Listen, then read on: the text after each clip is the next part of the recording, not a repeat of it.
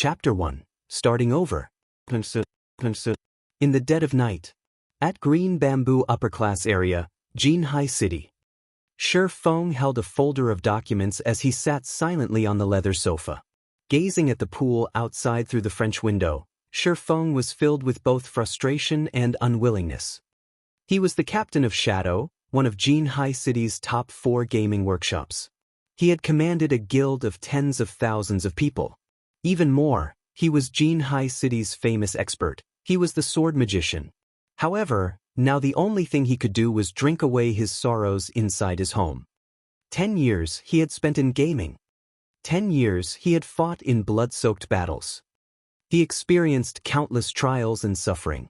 Under his leadership, Shadow had successfully established 10 city-states in. They were finally capable of rivaling the first-rate guilds. However, before he could enjoy any of that endless glory, a single document had turned everything into passing smoke. Once it was gone, it was never coming back. Shi Feng never thought his 10 years of effort would just go to waste. He sacrificed so much just for the game, and yet, all he did was pave the way for others to the very end. All of this culminated because he had opposed the decision for Shadow to join the Super Guild, World Dominators. It wasn't even the next day before Lanhua Financial Group gave him their reply. He had to delete his level 200 Sword King, the account he had spent 10 years of blood and sweat on, and to collect his settlement check from the financial department. All he received was 5 million credits and a single mansion. When compared to the established 10 city-states inside the money-generating virtual kingdom, it couldn't even be considered a drop in the ocean. Shi Feng thought about how much he had contributed to Shadow. He thought about how his efforts had turned Lanhua groups into a large financial group. Then he thought about how they still threw him away, as if he was no different from garbage. Shi Feng swore he would take revenge for their actions. I won't just let this go. At worst, I'll just start over. Shi Feng's eyes flashed with confidence and resolution. His hands tore the termination contract into little pieces. Grabbing the bottle of wine from the tabletop, he gulped down several mouthfuls. Even if he no longer had his Sword King account, even if he no longer had his team's support, the skills and knowledge he obtained from the game would not betray him. As long as his skills remained, he could still rise once more within God's domain. He could rebuild a virtual kingdom of his own. Early morning. The sun had just risen. The phone alarm continuously rang. Shi Feng woke up resentfully. He helplessly reached for his phone by the bedside. The effects from yesterday's drinking still loomed over him. Hey, what's up? Brother Feng, it's me, Blackie. You're still asking what's up? Didn't we agree to become professional gamers? Shadow Workshop is recruiting at our school today. Haven't you always wanted to become Shadow's core member? Shi Feng was slightly confused. Lanhua Financial Group just fired him, so why would he attend Shadow's examination? Brother Feng? Brother Feng? Can you hear me? They're testing at 10 o'clock. If you don't hurry up, you're not gonna make it. Blackie, stop joking around. I just got fired from Shadow. Fired? Brother Feng, how much did you drink yesterday? Even now, you're still not awake? How could you be fired if Shadow hasn't even recruited anybody until now? Alright, just come quickly. Blackie had cut the call before Shi Feng could respond. When Shi Feng looked at his phone in a daze, he discovered that this old and broken-down iPhone 6 was not his phone.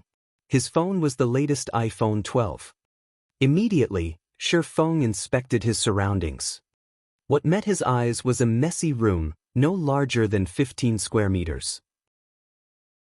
All around, there were books on gaming strategies. At a corner of the room, above the study table, there was an extremely outdated laptop. Within the wardrobe by the wall, there were clothes messily piled together. Inside the wardrobe, there was a mirror that currently showed a familiar face. Shi Feng jumped up in shock when he saw this extremely familiar face. How have I become young again? Shi Feng immediately walked towards the mirror. Only after looking at the mirror, at the reflection shown on it, over and over, did Shi Feng confirm that he had indeed become young again. He slept in his luxurious and spacious bedroom yesterday, but now he was in this broken-down place after waking up. Not only that, he also had become young again. Shi Feng could still recall some memories regarding this place. He had lived here 10 years ago. For over 6 months, Shi Feng rented this place in reluctance, all so that he could play God's domain while also attending university. Only after he had earned some money in God's domain had he rented a large condominium. Shi Feng thought back to those arduous years. His family circumstances at that time weren't in good shape. For Shi Feng to attend university, his parents had racked up some debts. Even so, Shi Feng's parents still made sure to send him sufficient living expenses every month, taking on the suffering themselves in return. Shi Feng wholeheartedly wanted to change his family circumstances. However, finding a well-paying job while the streets were filled with university graduates was tremendously hard, so he thought of the highly profitable virtual reality games. Setting professional gamer as his goal, he even bought a virtual gaming helmet, training arduously within the game to improve his skills. During that time, bread and instant noodles became his daily meals. To save money, he had also avoided participating in social gatherings held by his classmates, causing him to become an invisible existence in his class. The boys would look at him with disdain, while the girls would distance themselves from him. Every time Shi Feng went shopping for cup noodles, his wallet would have no more than 10 credits. He did not even dare buy a ham sausage that only cost a single credit. In pity, the female salesperson there had offered him the ham sausage at a discounted price. However, the feeling of his empty wallet made Shi Feng refuse with great reluctance. Is someone playing a prank on me? Shi Feng stared at his younger self through the mirror and at the familiar surroundings. Shi Feng couldn't help but shake his head, denying such a conclusion. Even America, as the world's most developed country, didn't have such rejuvenating technology. Besides, who would play such a joke with a poor old uncle like him? Shi Feng looked at the time on his phone. April 19, 2129. Don't tell me I have been reincarnated? Shi Feng's face revealed a bitter smile. He remembered today was the 5th of August in the year 2139. It couldn't possibly be April of 2129, the year he was still attending university. Shi Feng shook his head, trying to wake himself up. Yet, deep down, he still held onto a thread of hope, wishing that he could be reincarnated, returning to the time 10 years ago. He walked towards the desk, powering up the laptop. Even if the time on his phone could be faked, the information on the internet definitely couldn't. After surfing the web for several minutes, Shi Feng was utterly devastated. All the information he found on the internet showed that today was 19th of April 2129. Even the highly anticipated official release date of God's domain was clearly displayed on its official site, counting down to 6 days from now, the 25th of April. I really have been reincarnated. Did I really come back to 10 years ago? Shi Feng firmly stared at the news report of God's domain, emotional tears leaking from the corners of his eyes. Shi Feng's feelings were hard to describe at that moment. He felt both regret, sadness, and joy. It was as if everything before him was just a dream. Nonetheless, the chirping of insects and the cold wind blown from the air conditioner told him otherwise, that everything was real. Looking at his phone, at the family photo he took when he entered university, Shi Feng never realized that his parents had white hair. The corners of his mother's eyes even had wrinkles. They were no longer as lively as before, they were truly old now. A year and a half had already passed since God's domain's release when Shi Feng noticed how aged his parents were. The large amounts of debt, excessive laboring, and stress had caused both his parents to fall ill, gravely ill. Curing them required millions of credits, but, during that time, Shi Feng was merely a squad captain in shadow. The money he earned was far from enough to foot such expensive costs. Shi Feng tried everything to collect enough money, yet it was still not enough. Even with trying his all, Shi Feng's parents still left him a few months later. In his previous life, he failed to care for his parents properly. How could he have known of the pain and suffering? After Shi Feng earned millions of credits, this pain remained within Shi Feng's heart for forevermore. Never would he have thought fate would play such a joke on him. He unexpectedly returned to the starting point, starting back up from zero. Great. This is just too great. Since I have been reincarnated, I have to change everything. I will earn enough money to cure mom and dad, and I will let them live a life without worries. Shi Feng silently swore to himself as he wiped away the tears. Just when Shi Feng was planning for his future, Blackie's call came ringing again, continuously urging Shi Feng to go quickly to the university for the test. Yet Shi Feng did not rush. He dressed at a relaxed pace, tidying himself up before heading to Jinhai University. He could not be more familiar with Shadow. Shi Feng still remembered. It was while he was still attending university, Lan Hua Group's prized son, Lan Hailong, started up Shadow Workshop to enter God's domain. Lan Hailong also invested considerable funding into the recruitment of the student experts of Jinhai University. Shi Feng participated in Shadow's examination at the time, successfully becoming a core member of the workshop, whereas Blackie became an outer member. Shi Feng had been happy for quite some time after that incident. After 3 years of being under the leadership of Shi Feng, Shadow Workshop allowed Lan Hua Group to greatly profit from God's domain, quickly becoming a large financial group. However, Shi Feng would never have thought that Lan Hailong would be the one to fire him, personally. Since he had been reincarnated, he had an absolute advantage within God's domain that others did not. Naturally, he would not be joining Shadow to become a tool that profited others. He wanted to walk a different path, a path where he fought not for others, but for himself. He wanted to remove the need for his parents to send him living expenses. He wanted to pay back all the debt they had collected. To do that, he wanted to venture, to start his own workshop, to start his own company, and to build his own virtual kingdom, all to live a better life. As soon as Shi Feng arrived at Teaching Block 1, he caught sight of a thin and tall figure in front of the building. The tanned youth was pacing around the hallway in a panic. This person was Blackie. "Brother Feng, you finally decided to show up. Fortunately, registration hasn't closed yet, so let's hurry in and sign up," Blackie said anxiously after seeing Shi Feng. Shi Feng shook his head, seriously saying, "Blackie, I'm not joining Shadow. I'll be opening my own workshop. Will you join me?" Blackie was someone Shi Feng met in another virtual reality game, and the former had pretty good skills. The two of them had faced many challenges together, and they were no different than true brothers at this point. During their time together working in Shadow, Blackie showed great talent in administration, even though he lacked the talent for gaming. He managed the 100,000 guild members clearly and orderly. If Shi Feng had Blackie's help this time, his plans would be one step further. Yet, he would respect Blackie's decision regardless. It was because Shi Feng had nothing right now, and Blackie's family circumstances were not that well either.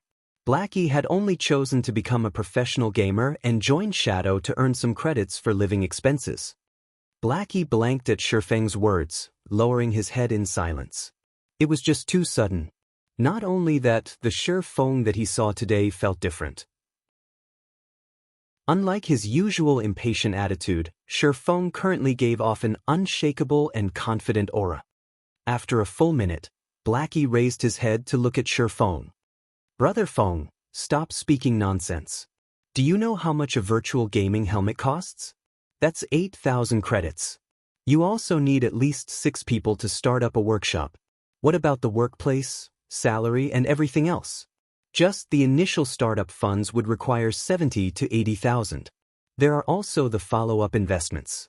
That's a lot of credits. Do you have that many credits right now?" Blackie was very aware of Shi Feng's circumstances. He knew Shi Feng's household wasn't well off, so he wanted to persuade Shi Feng away from this sort of crazy thinking. "You're right. Right now, I don't even have the credits for a God's Domain virtual gaming helmet." Shi Feng nodded his head in admittance. It was like Blackie said. Even just 70 to 80,000 was considered a small amount. Shi Feng recalled Lan Hailong had spent over 5 million credits for the 100-man workshop he had recruited. He had also spent more in the later stages to upgrade the workshop's quality and strength. Since this is so, rather than take the risk, wouldn't it be safer to join Shadow? At the very least, Shadow can provide us with virtual gaming helmets. Otherwise, forget becoming professional players, we wouldn't even be able to play the game. Seeing that Shifeng understood the core of the problem, Blackie sighed in relief as he pulled Shifeng into the teaching block. Shifeng shook away Blackie's hand, sternly staring at Blackie before saying in a grave tone, "I still plan on starting my own workshop. I don't want to be controlled by others. So, Blackie, will you join me?" Shifeng would not insist to Blackie since he did not have any guarantees. He also couldn't reveal the secret that he had been reincarnated. He could only hope that Blackie would believe in him. Seeing Shifeng's serious expression, Blackie felt Shifeng was acting weird today. This was madness. Everyone knew you couldn't earn money during the initial periods of virtual games. Did Shifeng have some way to make money in God's domain? Even if they did make money, it would be after a few months. They did not have that much time to waste. After hesitating for quite some time, Blackie reluctantly answered, "I get it. You're the boss. I'll start a workshop together with you, but what about the virtual gaming helmets? We can't play the game without them, right?" Shifeng's tightened brows immediately relaxed as he happily clapped Blackie's shoulders, saying, "Now this is my good brother. Don't worry about the gaming helmets. I recall that God's domain had a trial period available for university students. Every university has a distribution point, and as long as you show them your student identification, then for 10 days, you can obtain a gaming helmet for free. Let's go and take a look." "What do we do after 10 days? Blackie's tanned face turned ashen, suddenly feeling his future was pitch black. Why did he have to believe Shifeng? Could it be Shifeng's confidence and steadiness? There wouldn't be a problem venturing together with Shifeng, right? What could you do with 10 days in God's domain? They would definitely miss out on the recruitment period of workshops after 10 days. In the end, they still had to buy the gaming helmet, but where would the money come from? Not even a professional gamer with a group would be able to earn 16,000 credits within 10 days of God's domain's opening. "Leave the money problem to me." Shifeng revealed a confident smile as he clapped Blackie's shoulders. Earning 16,000 credits in 10 days was indeed a pure fantasy. However, he had his spirit as a reincarnated person. No matter what the challenges were, he would break through them all, and the release of God's domain was the starting point of his rise. Afterward, Shifeng brought Blackie to retrieve the virtual gaming helmets. He then used all his money to buy 2 large boxes of instant noodles, placing them under his desk in his rented house. They were enough to last him for over 10 days. After briefing Blackie on some things in God's domain, Shifeng quietly waited for God's domain's opening. 25th of April, 9 p.m. Within the dark and silent room, a few glimmers of light flickered alive. Shifeng laid on his bed, gently pushing the start button as he closed his eyes. God's domain, here I come.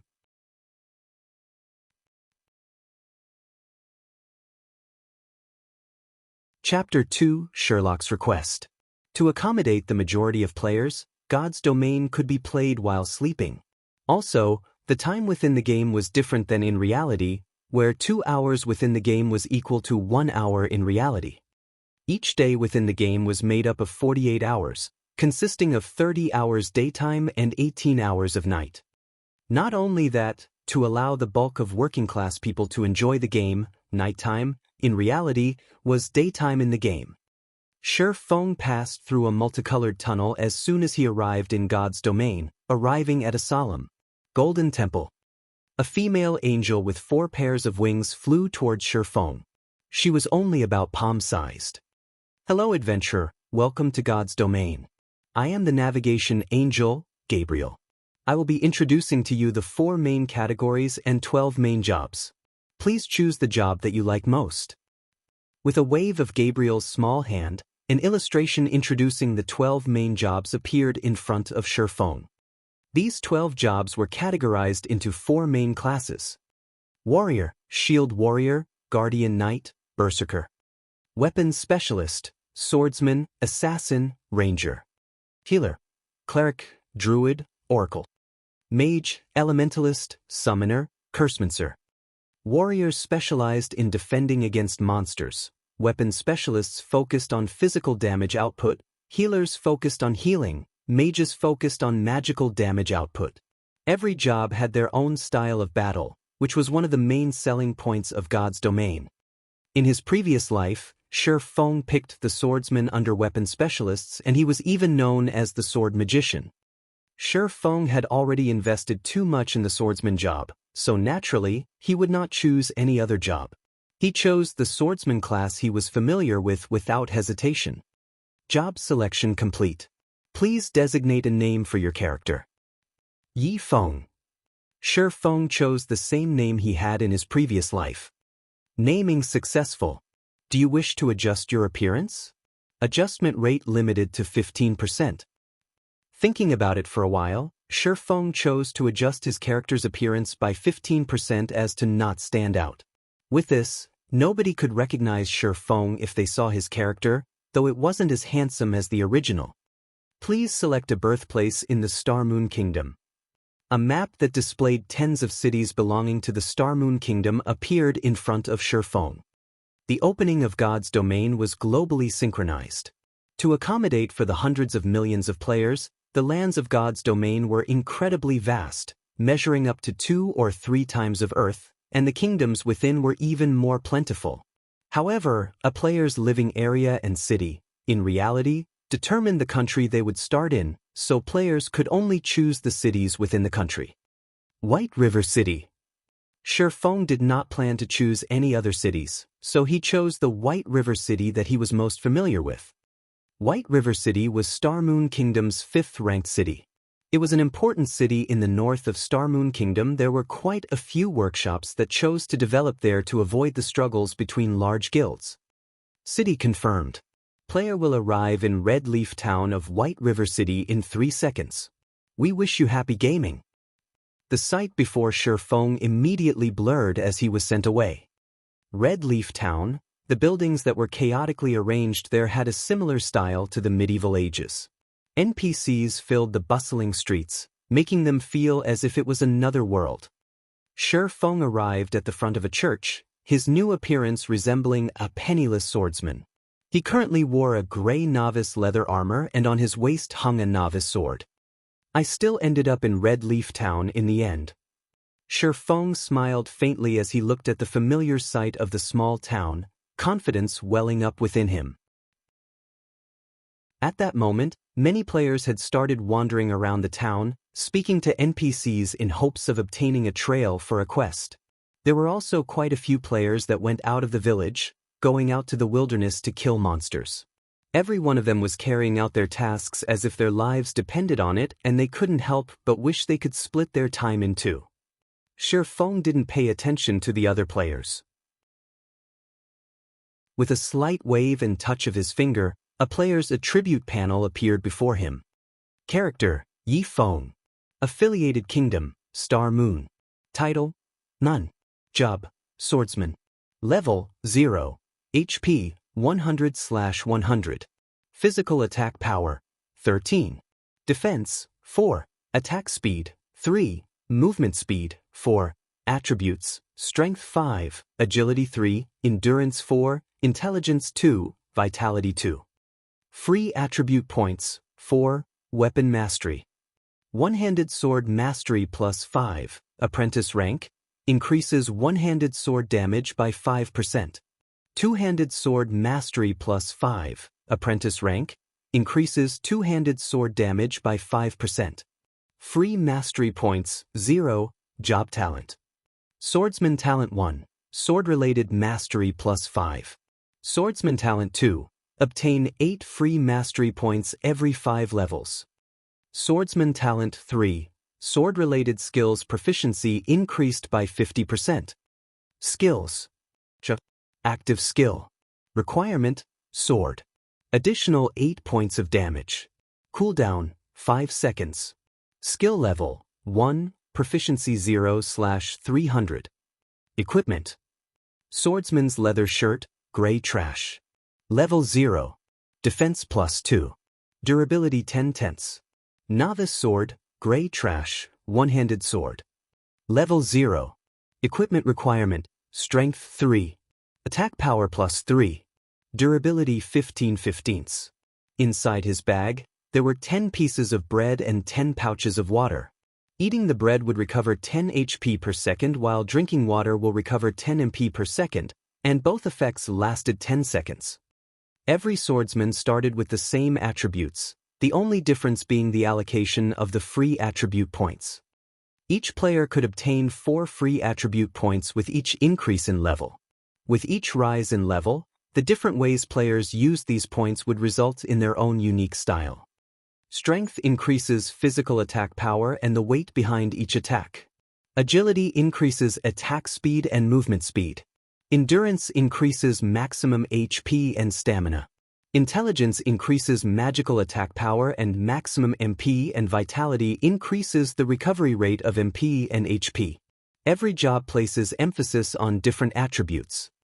As swordsmen belonged to the physical damage jobs, most people would prioritize strength. In his previous life, Shi Feng also made such a choice, adding 2 points to strength, 1 point to endurance, and 1 point to agility for every level. It was a very ordinary and commonplace choice. However, Shi Feng did not plan to do so in this life. Without hesitation, Shi Feng clicked on the plus sign, plus symbol, for agility, placing all 4 free attribute points into it. Shi Feng's agility increased to 7 points, his attack speed changing to 4 and movement speed to 4. This method of point allocation was something not even assassins, who were widely known for their high agility, would do. They would prioritize strength first, as more damage meant an easier time leveling up. Unfortunately, Shi Feng didn't think that way. For melee jobs, agility was the best choice at the early stages of God's domain. This was kept a secret, only being discovered several weeks after God's domain's opening. When it was finally made known, countless melee players couldn't help but hammer their chests in regret. After adding the attribute points, Shi Feng took a look at his surroundings. Only a while had passed before another large group of players were sent here. Green rhombus-like symbols belonging to players filled the air of the central plaza, blocking out the yellow symbols belonging to NPCs. Such a situation made looking for an NPC an even greater challenge. Shi Feng's voice communication rang, the caller's name showing Black Cloud. It was Blackie calling. Brother Feng, I chose Cursemancer and was sent to Falling Moon Town. Where are you? Now that he had entered God's domain, Blackie was extremely excited, itching to start his journey quickly. I'm in Red Leaf Town, not that far from Falling Moon Town. I'll help you level up, so come to Red Leaf Town. Shi Feng said. Brother Feng, you must be crazy. Do you know how far Falling Moon Town is from Red Leaf Village? The map says that it'll take me 7 hours to get there. I'll fall behind all the other players by a lot if I go there. We should just level up on our own and meet up at White River City after reaching level 10. Blackie nearly coughed out blood in anger. Earning 16,000 credits in 10 days was already madness. Instead of frantically leveling up after entering God's domain, he was asked to waste 7 hours? He wasn't going to do that, even if he was beaten to death. Don't worry. You should just come over. You'll get back the time you waste very quickly. Shi Feng said dully.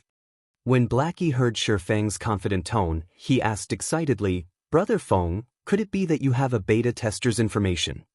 God's domain had invited quite a few people to test the game before it opened, and these people were called beta testers. These beta testers could get a hold of first-hand information for God's domain and, although changes would be made to the game, the beta testers would most definitely know more than regular players. What do you think? Just hurry over here. Shi Feng answered in a mysterious tone, laughing.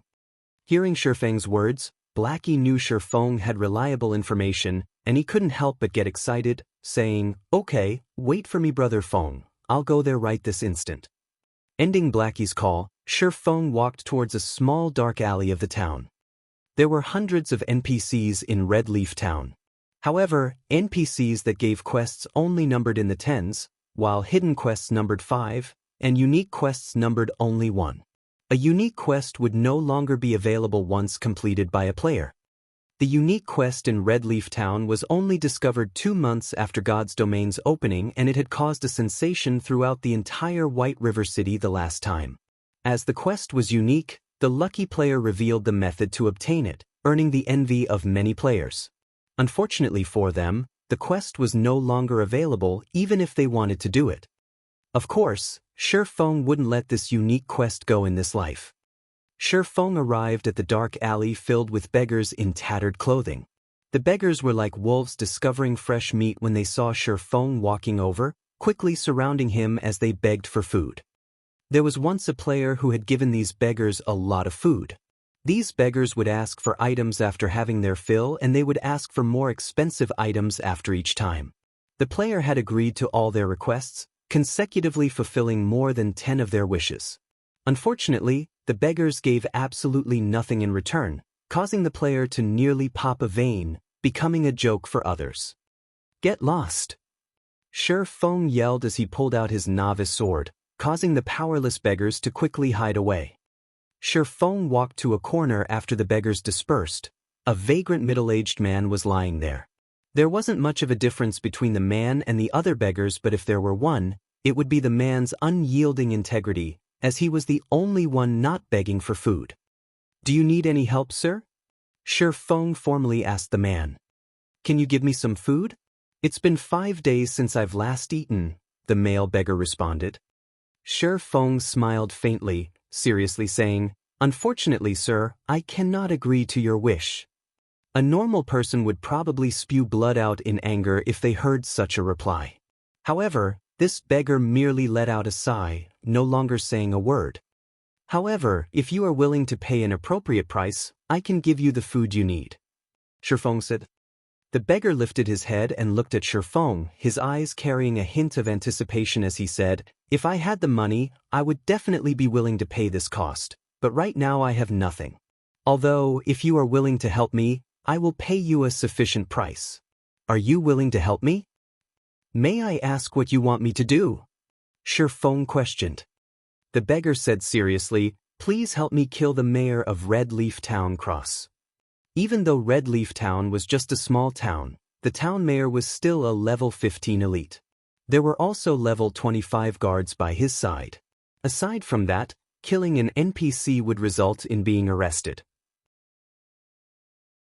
Killing the mayor was, without a doubt, a crazy action, and no player would believe this was a quest, as this was no different than telling players to commit suicide. Nobody would agree to such a damnable request.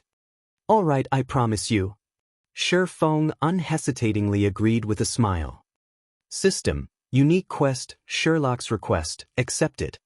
Quest details: kill Cross, the mayor of Red Leaf Town, and bring the mayor's insignia back to Sherlock.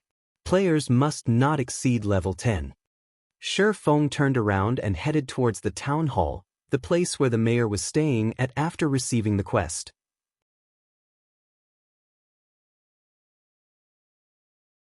Chapter 3: Lonely Snow.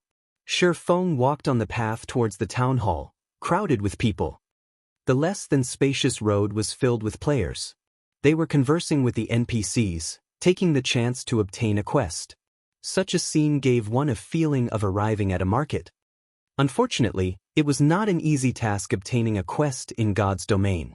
The main reason being, the NPCs had high intelligence, giving them the capability to hold one-to-one conversations. Also, players must watch what they say or risk being given the cold shoulder by the NPCs. And there was a tide of players as competition. Obtaining an easily found normal quest was truly difficult. After more than 10 minutes since God's domain started, there had yet to be a single player within Red Leaf Town to receive a normal quest. In comparison, Shifeng's advantage as a reincarnated person was truly great. Not only has he received a quest, but it was a unique quest, albeit a slightly damnable one. However, a unique quest's reward was incredibly generous. Even top-tier players who had played God's domain for a month would drool at the reward of this unique quest. As a person who had been reincarnated, Shifeng had the experience of leading thousands of people while he was in Shadow Workshop. They had even built 10 city-states. The amount of information on God's domain that was within his grasp far surpassed what the average player knew. It was especially true when it came to strategies on leveling up and earning money. These were the must-have essentials for a workshop with thousands of players to grow in strength. Now that he had been reincarnated and was playing God's domain again, Shi Feng wanted to use this information to accumulate a significant amount of advantages. It was all to build a better foundation for his future development. So naturally, he would not be imitating the average player, wasting hours on the streets just to fight over a single normal quest. Even more so, he would not be emulating those skilled players, using their refined techniques to kill monsters in the wild, because, at this moment, there were probably more players than monsters in the wild. What Shi Feng wanted to do was to avoid these piles of players, hence why he chose the unique quest which had an absurd difficulty. However, completing this quest required money, something Shi Feng did not have right now. Every player would receive 10 copper coins at the start of the game. Although it was not enough to buy a weapon or equipment, purchasing HP or MP replenishing refreshments was not a problem. When Shi Feng arrived at the front of the two-storied town hall, he was met with a scene of hundreds of people, queuing up into a long line. Regardless of which game it was, the village head or town mayor was unquestionably a target to receive quests from. Naturally, no player would let this chance go. "Hey newcomer, queue up if you don't want to cause a public outrage." From within the queue, a simple and honest-looking male warrior looked at Shi Feng.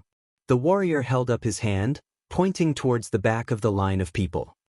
"I'm not here to receive a quest," Shi Feng said indifferently as he looked at the long line in front of the town hall. Compared to the other locations, this place had great order and efficiency. Although it would take more time to receive a quest, it was much better than some who could not receive one at all. The male warrior cautiously looked at Shi Feng. Everybody was frantically trying to receive a quest right now, but there was someone who actually said that he wasn't interested towards it? Not even a ghost would believe that. "I'm honestly not here to receive a quest," Shi Feng looked at the male warrior. Seeing the person's hostile eyes and how he thought Shi Feng had wanted to jump queue, Shi Feng said with a smile, "However, I advise you to receive a quest somewhere else. You'll just be pointlessly waiting here." Why would it be pointless? There were already a few people who came out after receiving a quest. After determining that Shi Feng had no intention to jump queue, the male warrior let out a sigh of relief. He had already been in the queue for over 10 minutes now and he definitely would not want someone to cut in line. However, hearing Shi Feng's firm tone made him curious as to why he would be waiting for nothing. Shi Feng smiled but did not elaborate. Instead, he changed the topic saying, "Seeing as you're not a bad person, I'll point you towards a brighter path. Kill mobs in the fields. You'll have a better future than remaining here." "I'm not going. There are too many monsters in the wild and I can't compete with those other people. This place is still better." The male warrior shook his head. He was not an idiot. At this moment, there were definitely tides of people out in the field area. With just his skills, he probably couldn't even snatch a monster, so he was better off just waiting here. "That's because you went to the wrong place. If you go somewhere with few monsters, naturally, there wouldn't be anybody to compete with you. Compared to the areas packed with both players and monsters, the leveling efficiency there is several times better. Not only that, the respawn rate of the monsters there is slow, so a single person could easily handle themselves," Shi Feng said with a smile. "Is there really such a place?" The male warrior was excited after listening to Shi Feng. He was extremely interested in such a location. He still needed to wait for more than an hour to receive a quest and the rewards he could obtain would only be EXP and some meager amount of money. If he could grind on monsters for an hour unhindered, the EXP he could obtain would far surpass that from the quest. "Of course there is. I'll give you a preferential price of 20 coppers if you want to go to such a treasured location. Don't mention EXP. After grinding for a day, the materials you could obtain would earn you more than 40 coppers. If you're lucky, you could make a ton more if a piece of equipment drops." Shi Feng walked closer to the male warrior, whispering into his ears. "You're not tricking me, right?" The male warrior looked at Shi Feng with hesitation in his eyes. If there was such a treasured location, he could definitely surpass the other players by a lot, but 20 coppers was not a small amount. The monsters in God's domain rarely drop money or equipment, so copper coins were incredibly precious. If you don't believe me, you can pay 10 coppers up front first.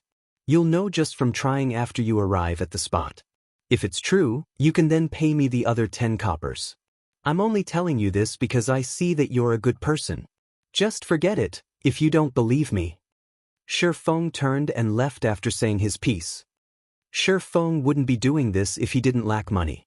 At worst, he'll just use some other method to earn money. Just after walking a few steps away, Shi Feng was stopped by the male warrior. Expert, hold on a moment. Let's talk about it, alright? Isn't it just a deposit of 10 coppers? I trust that an expert like you won't trick me. The male warrior revealed an honest smile, resolutely trading 10 coppers to Shi Feng. Seeing your performance, I'll give you a good location. Although this place is slightly far off, there is only a single mage-type level 0 green gnome. It has low defense and a quick respawn rate. Chances are also greater of money dropping. A berserker would be great at killing there. Shi Feng gave the warrior a good grinding location after happily receiving the 10 coppers. The male warrior was relieved when he noticed how familiar Shi Feng was with the wild monsters, even to the degree of knowing the amount of money dropped. He never imagined he would be so fortunate as to meet an expert of God's domain, and not just any expert. Shi Feng might even be a beta tester. The male warrior became even more excited as he thought of this possibility. Brother expert, do you know a location that drops skill books for berserkers? It's really hard to fight against mobs with only a single skill. The male warrior was more fond of Shi Feng now, even treating Shi Feng as his superior. It's fine if you want to know, but it'll cost you 2 silvers, Shi Feng smiled. Who would give out such valuable information after only a short conversation? Shi Feng would not unless there was money involved, of course. The male warrior paled when he heard the price. 2 silvers equaled 200 coppers. Not even the average guild would have that much money. Expert, let's add each other as friends. I'm Lonely Snow. I'll contact you again once I've saved up enough money. The male warrior sent Shi Feng a friend request. All right. Shi Feng accepted Lonely Snow's request. Then I'm off to fight mobs, brother expert. I'll mail you the 10 copper immediately after I've saved up enough. Lonely Snow happily parted with Shi Feng, leaving the long queue and dashing towards the grinding location. Now that Shi Feng had money, he walked towards the fruit stall by the town hall. Boss, how much for this tomato? Shi Feng asked as he held up a ripe, red tomato. Both fruits and vegetables could aid in recovering a player's HP and MP. Their tastes were also quite delicious. The only downside was the bad recovery rate. In normal circumstances, players wouldn't buy them at all, especially during such a period where money was a big problem. Spending money on fruits and vegetables was just wasteful behavior. 2 coppers each. Give me 10 of them. Shi Feng paid the 20 coppers. He walked into the town hall after receiving the 10 tomatoes. Hey newcomer, queue up. Can't you see others are queuing up as well? Swordsman over there, what do you think you're trying to do? Do you know how many people are queuing up behind? The players in the queue became enraged and started criticizing when they saw Shi Feng cutting the line, walking directly towards the town mayor. They would have long since murdered Shi Feng, were it not for the fact that they could be jailed for attacking another player inside the town. Sorry, but I'm really not here to receive a quest. I'm just here to take a look. Shi Feng smiled at the players. He turned to look at the fat town mayor, Cross. Cross, elite, friendly. Level 15. HP 2400/2400. MP 1500/1500. There was not a single player who could beat him at this stage. It was not possible, even with a team. Subsequently, Shi Feng took out a ripe and red tomato, taking a bite out of it. What is this person doing? Hell, he's actually eating a tomato. Each of those costs 2 coppers. Such luxury. The other players could not understand what Shi Feng was trying to do. By coming to the town hall to eat tomatoes, was he trying to show off how rich he was? Halfway through his tomato, Shi Feng suddenly threw it towards Town Mayor Cross' face. The tomato accurately landed on Cross' face, spreading bright red liquid all over. System: Cross favorability towards you has been decreased by 100 points. Unsatisfied, Feng took out another tomato from his bag, throwing it at Cross. Hypocrite! Fatty! Bloodsucker! You're not fit to be the town mayor. Feng kept cursing as he threw tomatoes, whereas Cross favorability kept decreasing.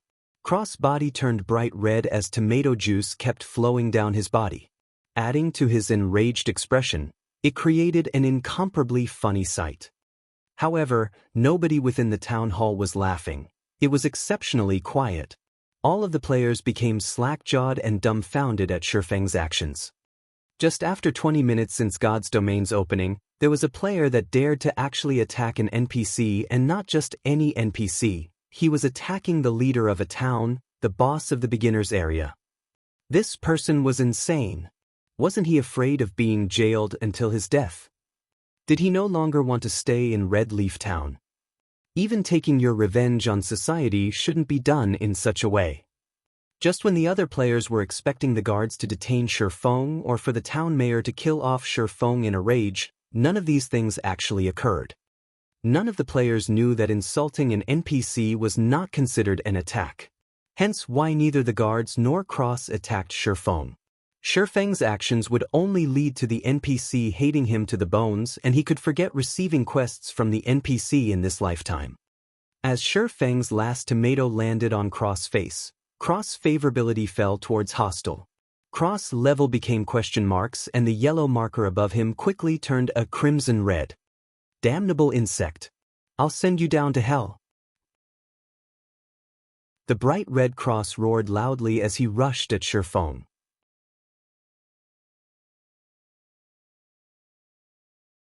Chapter 4: The Sensation Caused by Death. Town Mayor Cross' furious roar reverberated throughout the entire town hall. With a high speed, Cross instantly arrived in front of Feng, his fist stretching out toward Feng. The other players were currently reveling in Feng's misfortune, taking the chance to gauge Town Mayor Cross' strength. Cross was a level 15 elite, and a single slap from him was enough to swat the current players to death. However, Feng was foolish to the degree of actually angering the mayor.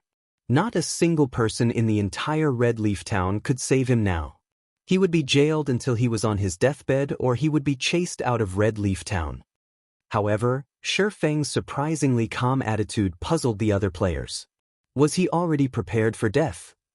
When Cross was about to hit Feng, the stationary Feng finally moved. Like a hunter waiting for his prey, Feng immediately unsheathed his novice sword. With swift motions, he used the sword to defend his body. Peng! Cross' fist landed on the novice sword, sending Feng's entire person flying. Just as Feng was about to fall, he flipped his body, landing steadily on the ground with the flexibility of a cat. However, his HP had instantly decreased by 84, and the novice sword in his grip trembled uncontrollably. The sword's durability had even reduced by 1 point. The weapon would become useless once its durability dropped to 0. See? All the players drew in a cold breath. Seeing Feng's troublemaking, they had initially thought of him as a mere rookie. However, after Feng's recent performance, anybody with a discerning eye could tell he was a very skillful person. Even if Cross had low physical damage as a mage, as a level 15 elite, he could still kill any of the current players in a single strike. Yet Feng was alive. He had used his weapon to block the attack, reducing the damage to a minimum. He's clearly a mage, and yet his strength and speed are truly shocking. Feng silently marveled as he looked the lamenting novice sword in his grip. Fortunately, he had added all his points to agility, increasing his attack speed to 4.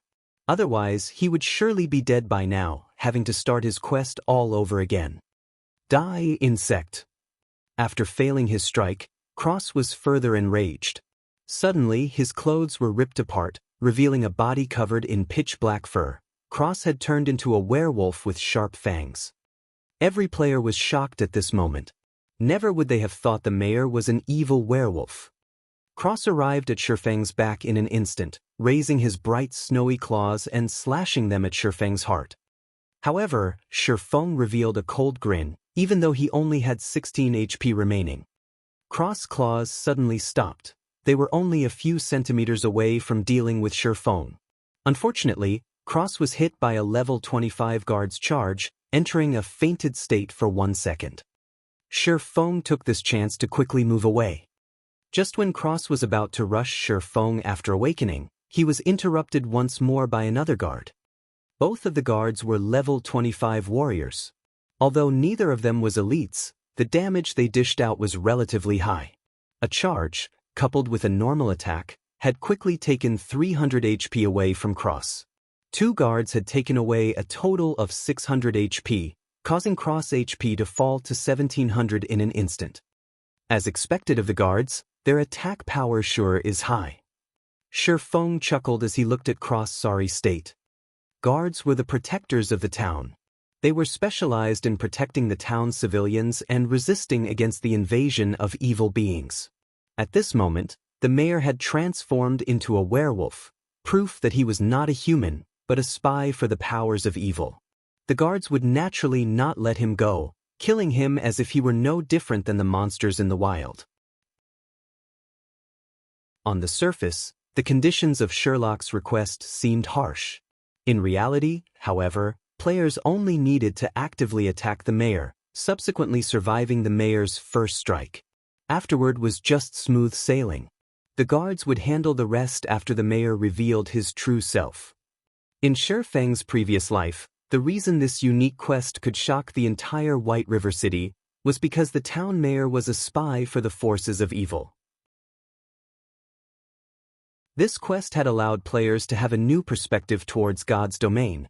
The NPCs were not entirely reliable, as they might be one of the forces of evil in disguise. Simultaneously, the player who completed the quest had shocked everyone with his method of baiting the town mayor. The player had racked his brain to complete the quest and, naturally, he wanted to show off his efforts by revealing his strategy. Now, though, it was being taken advantage of by Shifeng. As such, Cross was now being attacked by the 2 guards. Although the damage dealt by the guards was very high, Cross' target had never shifted away from Shifeng. He continuously aimed to kill Shifeng, but, unfortunately for him, the 2 guards stuck to him like glue. One of the guards used Bone Crusher, while the other used Thundering Strike, causing Cross' movement speed to plummet. Fortunately, Shifeng was able to escape death with his 5 points of movement speed. Just like that, Cross over 2000 HP was nearly depleted. When the other players saw Cross dying, many of them started becoming restless. They wanted to land the last strike on the mayor. They did not understand why the guards were attacking Cross instead of Shifeng but a town mayor who was also a level 15 elite. If he died, he would definitely drop some great items. Hiding someplace far away, Shifeng smiled in disdain in regards to their thoughts. Was the town mayor someone they could have ideas about? Although the mayor had become one of the forces of evil, this was only a part of the quest's plot. In the eyes of the other players, the mayor was still in a friendly state. It was not possible to attack the mayor at all. When Cross only had 100 HP remaining, all the other players started moving. All of them simultaneously rushed towards Town Mayor Cross. All of them wanted to give the final strike, snatching away the dropped items. Seeing that Cross was only a hit away from death's door, Shifeng, too, dashed out. Unfortunately, Cross still died under the guard's blade in the end. Not a single one of the players was able to strike at Cross. Although Shifeng could attack, he did not want to risk it. After the mayor's death, he immediately took away the mayor's insignia and disappeared into the crowd. NPCs within a city would not yield any EXP or loot if killed. Shifeng wouldn't even be able to obtain the mayor's insignia were it not for a quest. Crap. The system's bugged. Why can't I attack the mayor? I want to complain. Why didn't the mayor drop anything after death? Some of the rookie players resentfully complained. A level 15 elite had died before their eyes, yet they did not obtain a single advantage. They simply could not accept it. Mon, don't you know you have a friendly relationship with the NPC? Players can't attack an NPC with a friendly relationship. If you don't even know such common knowledge, why bother playing God's domain? After ridiculing the rookies, the competent players searched for traces of Shi Feng. A player who could kill the town mayor in such a way was definitely an expert, someone they should associate with. However, they could not spot Shi Feng, even after looking for a long time. They also did not know his name. They could not help but secretly feel pity. Meanwhile, news of town mayor Cross' death spread throughout Red Leaf Village, creating a sensation amongst all the players. At this phase of the game, where players were still worrying over grinding monsters for levels, the leader of a town was toyed to death so simply. This was just too mind-blowing. Not even 30 minutes since God's Domain's opening, a news thread appeared on the official site's forums. Mysterious swordsman kills off level 15 elite, Red Leaf town mayor. The leader of a town was actually a werewolf in disguise. Exactly what kind of game is God's Domain? This news thread instantly caused a sensation amongst the players. It only took a moment for the number of clicks to the page to go past 10 million. Everyone became interested with this mysterious swordsman. Unfortunately, they could not contact the person since nobody knew his name. By now, Shi Feng had already arrived at the dark alley. Mr. Sherlock, this is the mayor's insignia that you requested.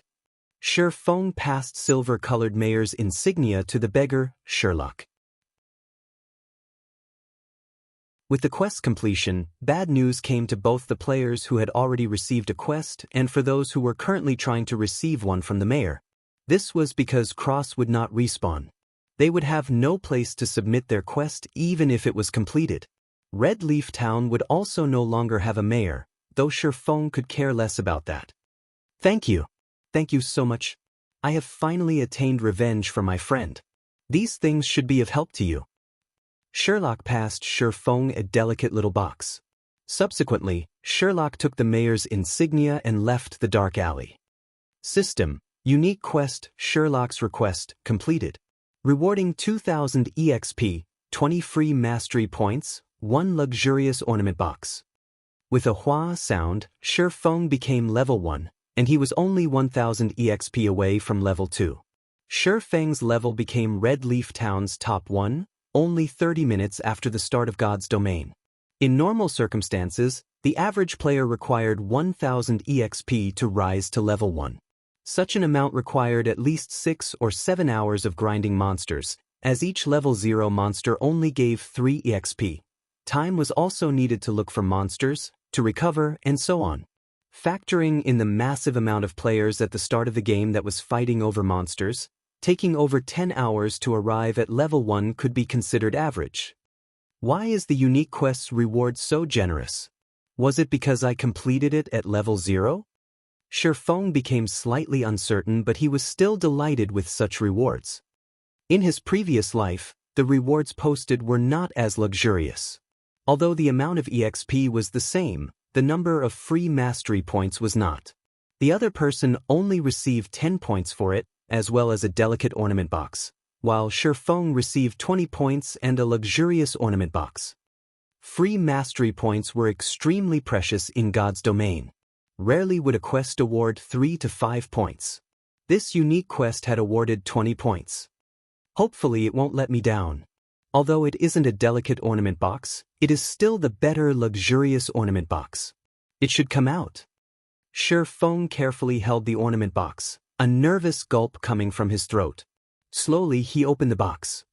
Though the EXP and free mastery points were great, what Shi Feng really wanted was the item inside the ornament box. It was an essential item he needed to complete his leveling and money-making plans. It was also a top-tier item that many experts drooled over. Shi Feng would cry to death if something went wrong.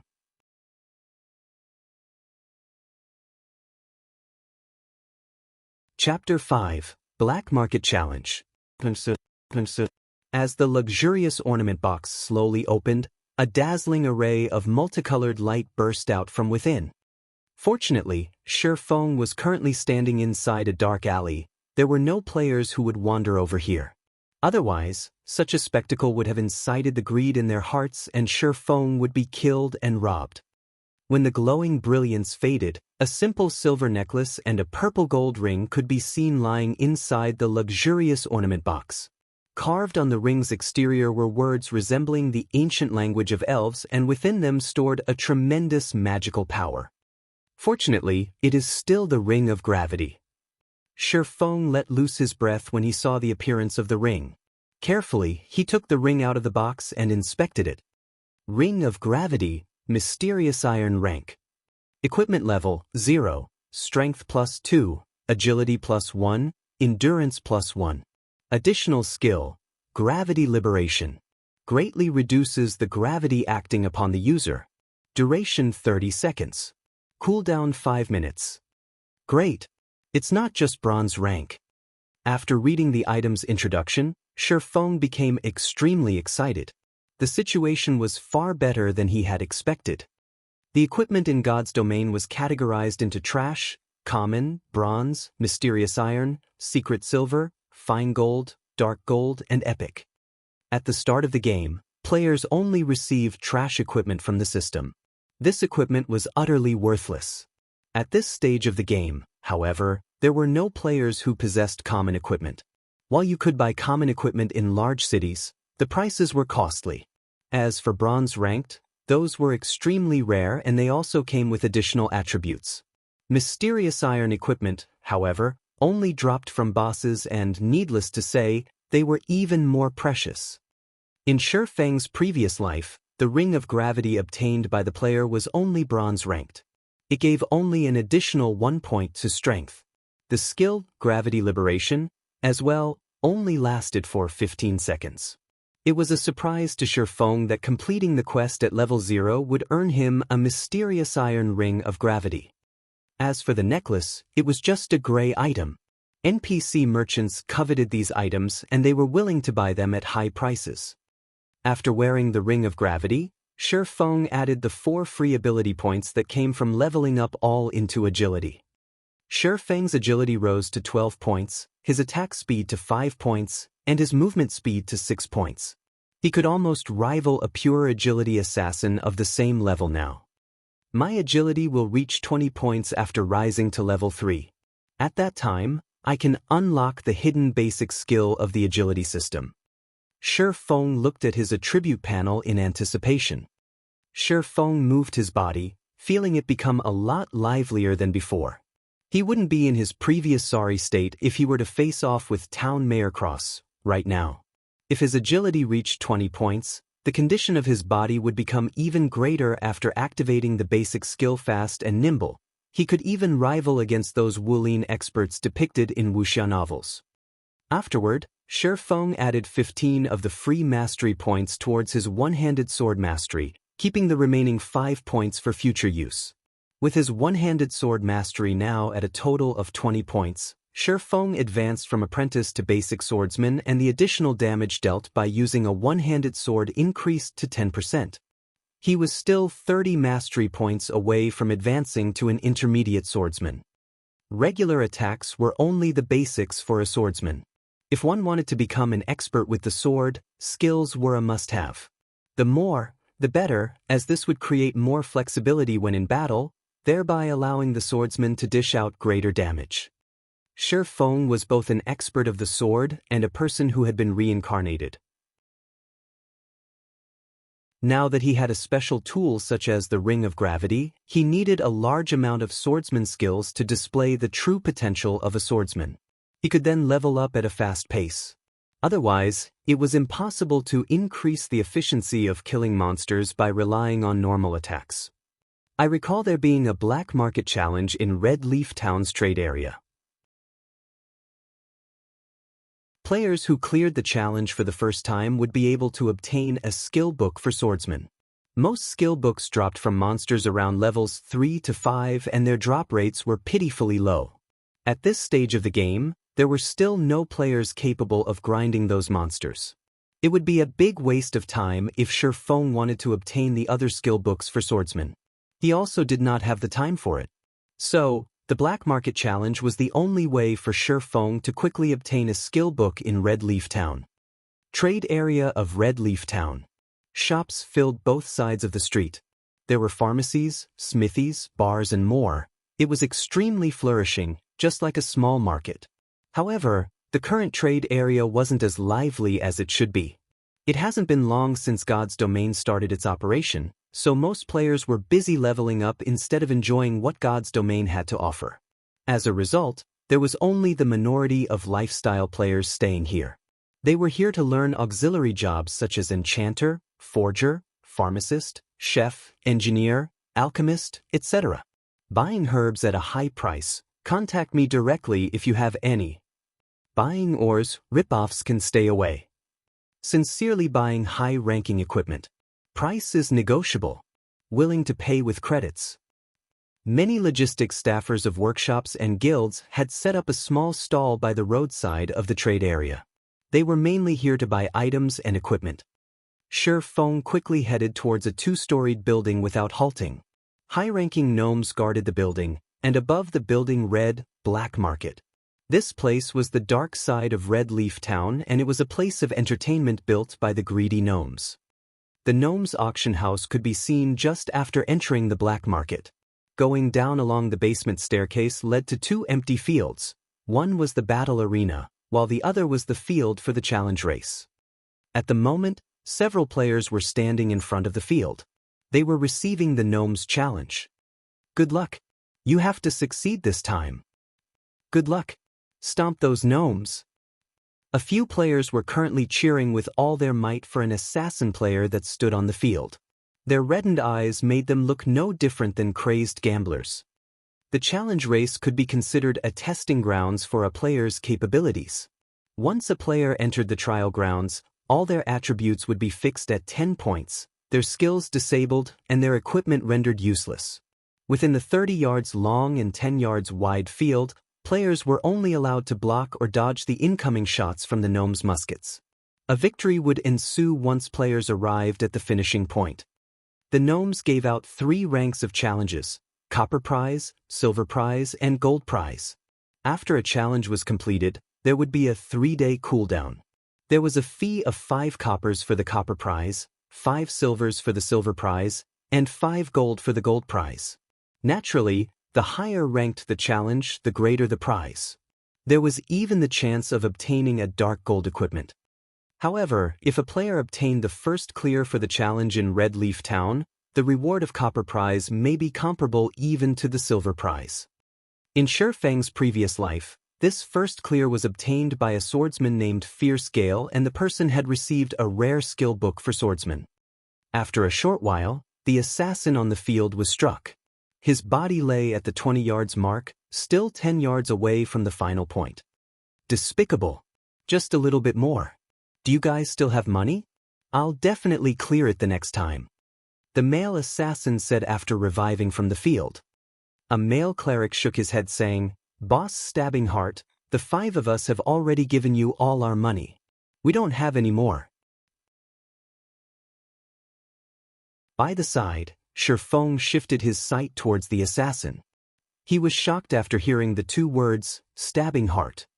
The person's body was covered in black clothing. He had a short and skinny stature, just like a monkey. Shi Feng could hardly believe that the monkey in front of him was Stabbing Heart, the assassin who ranked at number 10 on Star Moon Kingdom's assassin leaderboard. The assassin named Stabbing Heart shifted his gaze onto Shi Feng. After sizing Shi Feng up, his eyes revealed a gaze as if they had just found prey.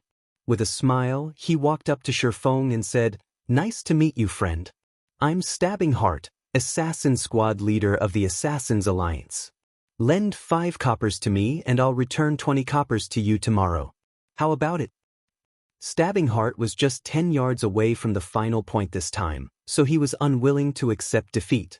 He had already figured out some of the challenge's patterns. He would be able to clear it if given another chance. Hence, he thought of using his guild's name to shock and awe Shi Feng into lending him 5 coppers. The Assassins Alliance was a large guild that was well known in the world of virtual gaming. Any veteran gamer would know this name. Someone capable of becoming the squad leader for assassins was definitely a great expert, a figure that was respected by many players. Instead of lending, the average player would definitely just give the 5 coppers to gain some favors. 5 coppers is it? After some thinking, Shi Feng answered, I can lend you the 5 coppers, but you have to pay back 50 coppers tomorrow. Stabbing Heart was surprised. He was Stabbing Heart, the Assassin's Alliance's famous assassin squad leader. However, Shifeng's uncourteous reaction was completely different than what he had imagined it would be. Could Shifeng be a rookie gamer? Seeing Stabbing Heart staying silent, Shifeng asked, "Still borrowing?" "I'll borrow." Stabbing Heart wanted to weep.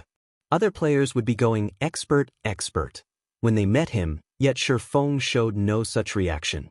However, when he thought about the bountiful reward awaiting him, even 50 coppers was worth it.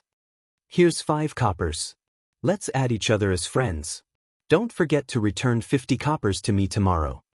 Shifeng took 5 coppers out of the 60 he obtained from selling the necklace, not forgetting to remind Stabbing Heart to return the 50 coppers.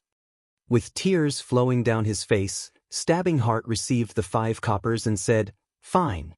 I won't forget." Not knowing what Stabbing Heart was thinking, Shifeng walked away after the trade was completed. He headed towards the green-skinned gnome who was the challenge race's administrator. "Sir, time is money. What business do you have?" The gnome administrator said so in a lofty tone. "I want to enter the copper prize challenge," Shifeng said as he handed over 5 coppers. After flipping the copper coins a few times, the gnome nodded his head in approval. He opened the wooden door to the challenge race, allowing Shifeng to enter. "Ladies and gentlemen, we have a new challenger on the field. Please let us welcome this brave swordsman," the gnome loudly announced. "Boss Stabbing Heart, the kid that lent you money is participating in the challenge race," the male cleric pointed out. The resting Stabbing Heart laughingly said, "That kid's just a rookie. Does he think the challenge race is so easy? Even though the distance is only 30 yards, the gnome's attack pattern will change after you get past 15 yards and their attack rates greatly increase. Not to mention, even I have difficulty facing them." "That's for sure. Even an expert such as Boss Stabbing Heart could only reach 20 yards. I'm guessing that kid will, at most, reach 5 yards before being done in." The male cleric nodded with a smile. Inside the field, the 3 gnomes standing at the finishing line readied their muskets, aiming them towards Shifeng. Above the challenge field, the timer started counting down. 3, 2, 1. Challenge start.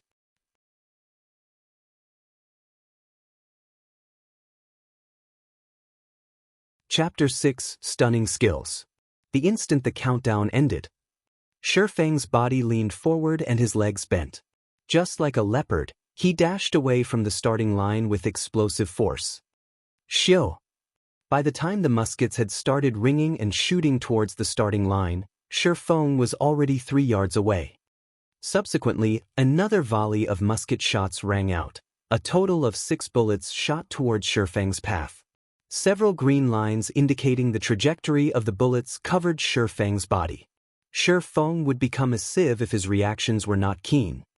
Just as the bullets were about to hit, Shifeng dodged to the right with a sidestep.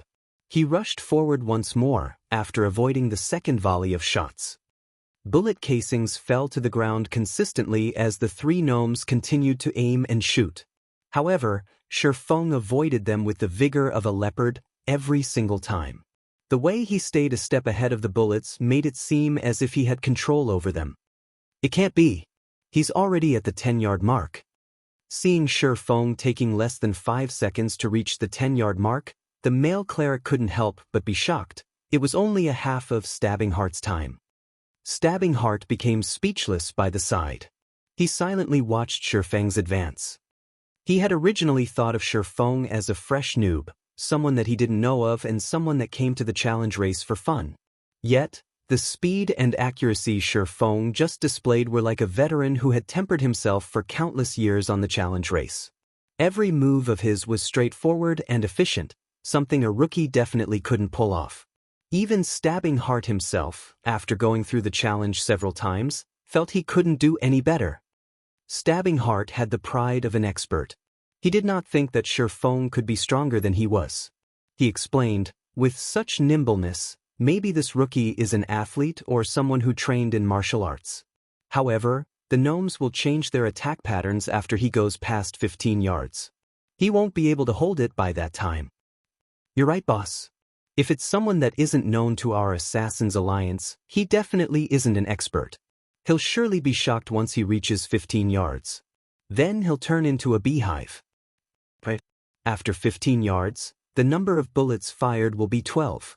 The target would also no longer be focused on the player himself. Instead, it'll cover a wide area. Dodging to either side won't be an option. The other members of Assassin's Alliance voiced their agreements. They, too, had already witnessed such a scene before, 7 to 8 times at that. Stabbing Heart passed 15 yards on his first challenge. In the subsequent challenges, however, his furthest distance was 20 yards. The difficulty after 15 yards was clear to behold. He went past 15 yards, an Assassin's Alliance member commented. Stabbing Heart and the others quickly focused their sights on Shifeng, wanting to see Shifeng's performance. On the field, the 3 gnomes became enraged once Shifeng stepped past the 15-yard line. They no longer aimed as they fired their muskets with wild abandon. Suddenly, the bullet trajectory indicators within Shifeng's sight covered a large area. There were only 3 bullets that would hit Shifeng. However, it was game over if even a single bullet hit its mark. Finally, showing your shameless behavior, Shifeng revealed an indifferent smile. Unsheathing his novice sword, Shifeng used it to greet the bullets. In his previous life, Shifeng was always busy with work and leveling up as the captain of Shadow. He had no time to play the challenge race. However, he had seen it quite a few times, so he still had a clear understanding of the challenge race. He knew the gnomes would change their attack patterns after the 15-yard line.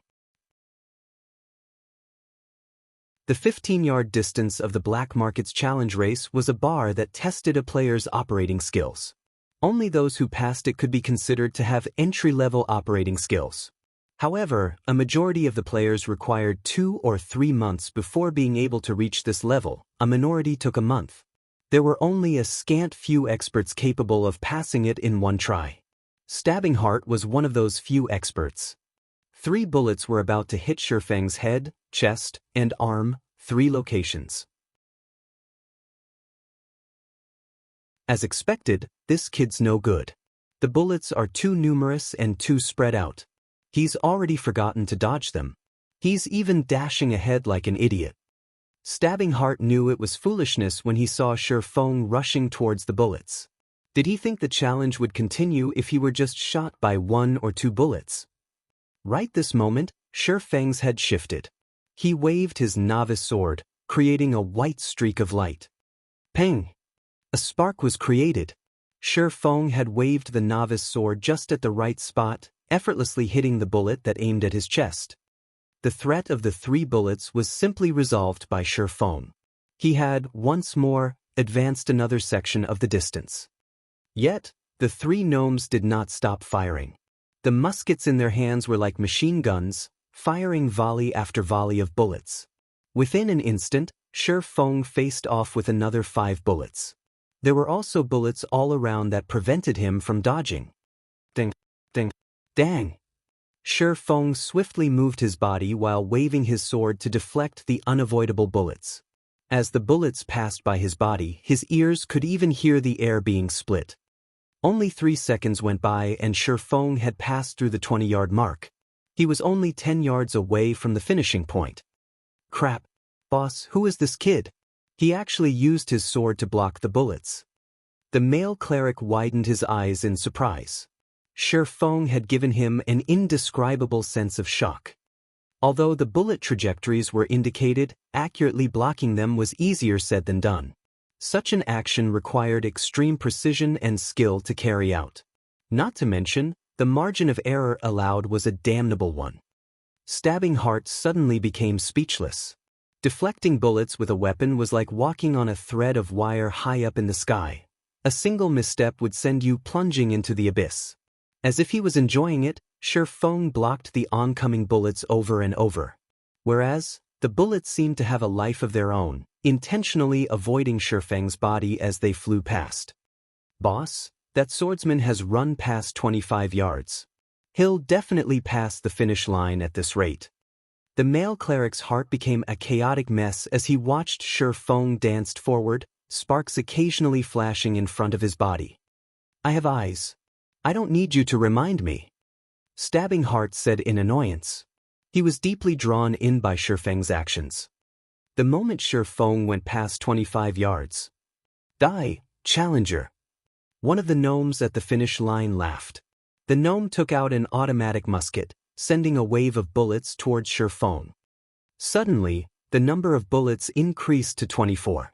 Not only that, their distance from Shi Feng was a mere 5 yards. It was an unavoidable distance for players. Hell, this is cheating! Stabbing Heart unwillingly shouted. The other players became extremely nervous when they saw the scene, and they couldn't help but curse at the shamelessness of the gnomes. Facing the hail of bullets, Shi Feng quickly turned grave. Although he had known about the second change at the 25-yard mark, even he would panic in the face of so many bullets. Shi Feng bent his knees, leaping forward like a leopard. He darted headfirst towards the area with the least amount of bullets, reducing the surface area of his body that would come into contact with the bullets. Following which, he madly waved the novice sword, simultaneously creating 4 streaks of white light. Ping! After a series of sparks, Shi Feng's body passed through the storm of bullets. The moment his body was about to make contact with the ground, his free arm pressed downwards. Shi Feng quickly stood up with all his might, rushing past the finish line like a bolt of lightning. Total time spent, 14 seconds. Estimated record time of 18 seconds for copper prize broken. I'm really not used to this soft and weak body, Shi Feng slightly lamented after passing through the finish line. If he was over level 100 with his body's constitution, he could easily carry out the 4 simultaneous sword slashes with great ease. Ladies and gentlemen, a round of applause. This swordsman has passed the challenge. The gnome administrator announced loudly. System, player was the first to pass the copper challenge and break the record. Rewarding player with 1 silver coin and swordsman's skill thundering flash. It can't be. It actually gave out the super rare skill, thundering flash. This is a skill that even a swordsman over level 100 can't get. Shi Feng thought he was hallucinating. However, he was shocked when he saw the thundering flash skill book inside his bag. Requires, sword. Rapidly send out 3 sword lights to 10x 2 yards forward. Each hit will cause 130% damage and also give a damage amplification effect, amplifying the damage of your following attacks by 20% for 15 seconds. Cooldown, 30 seconds. Without a second thought, Shi Feng clicked and learned the skill. Swordsman was a job that mainly focused on dealing damage to single targets. It didn't have many powerful AoE skills. Thundering Flash was one of the few powerful AoE skills a swordsman possessed. If it were learned during the early periods, it would definitely create a huge gap from the other swordsmen. After learning Thundering Flash, Shi Feng started to feel himself gaining the makings of a swordsman. You guys continue playing, I'll be leaving first. Don't forget my 50 coppers. Shi Feng looked towards the dumbfounded Stabbing Heart, leaving the black market after calling out to them. Stabbing Heart indifferently nodded his head. Boss, he's gone. He took away the prize as well. Should we chase after him?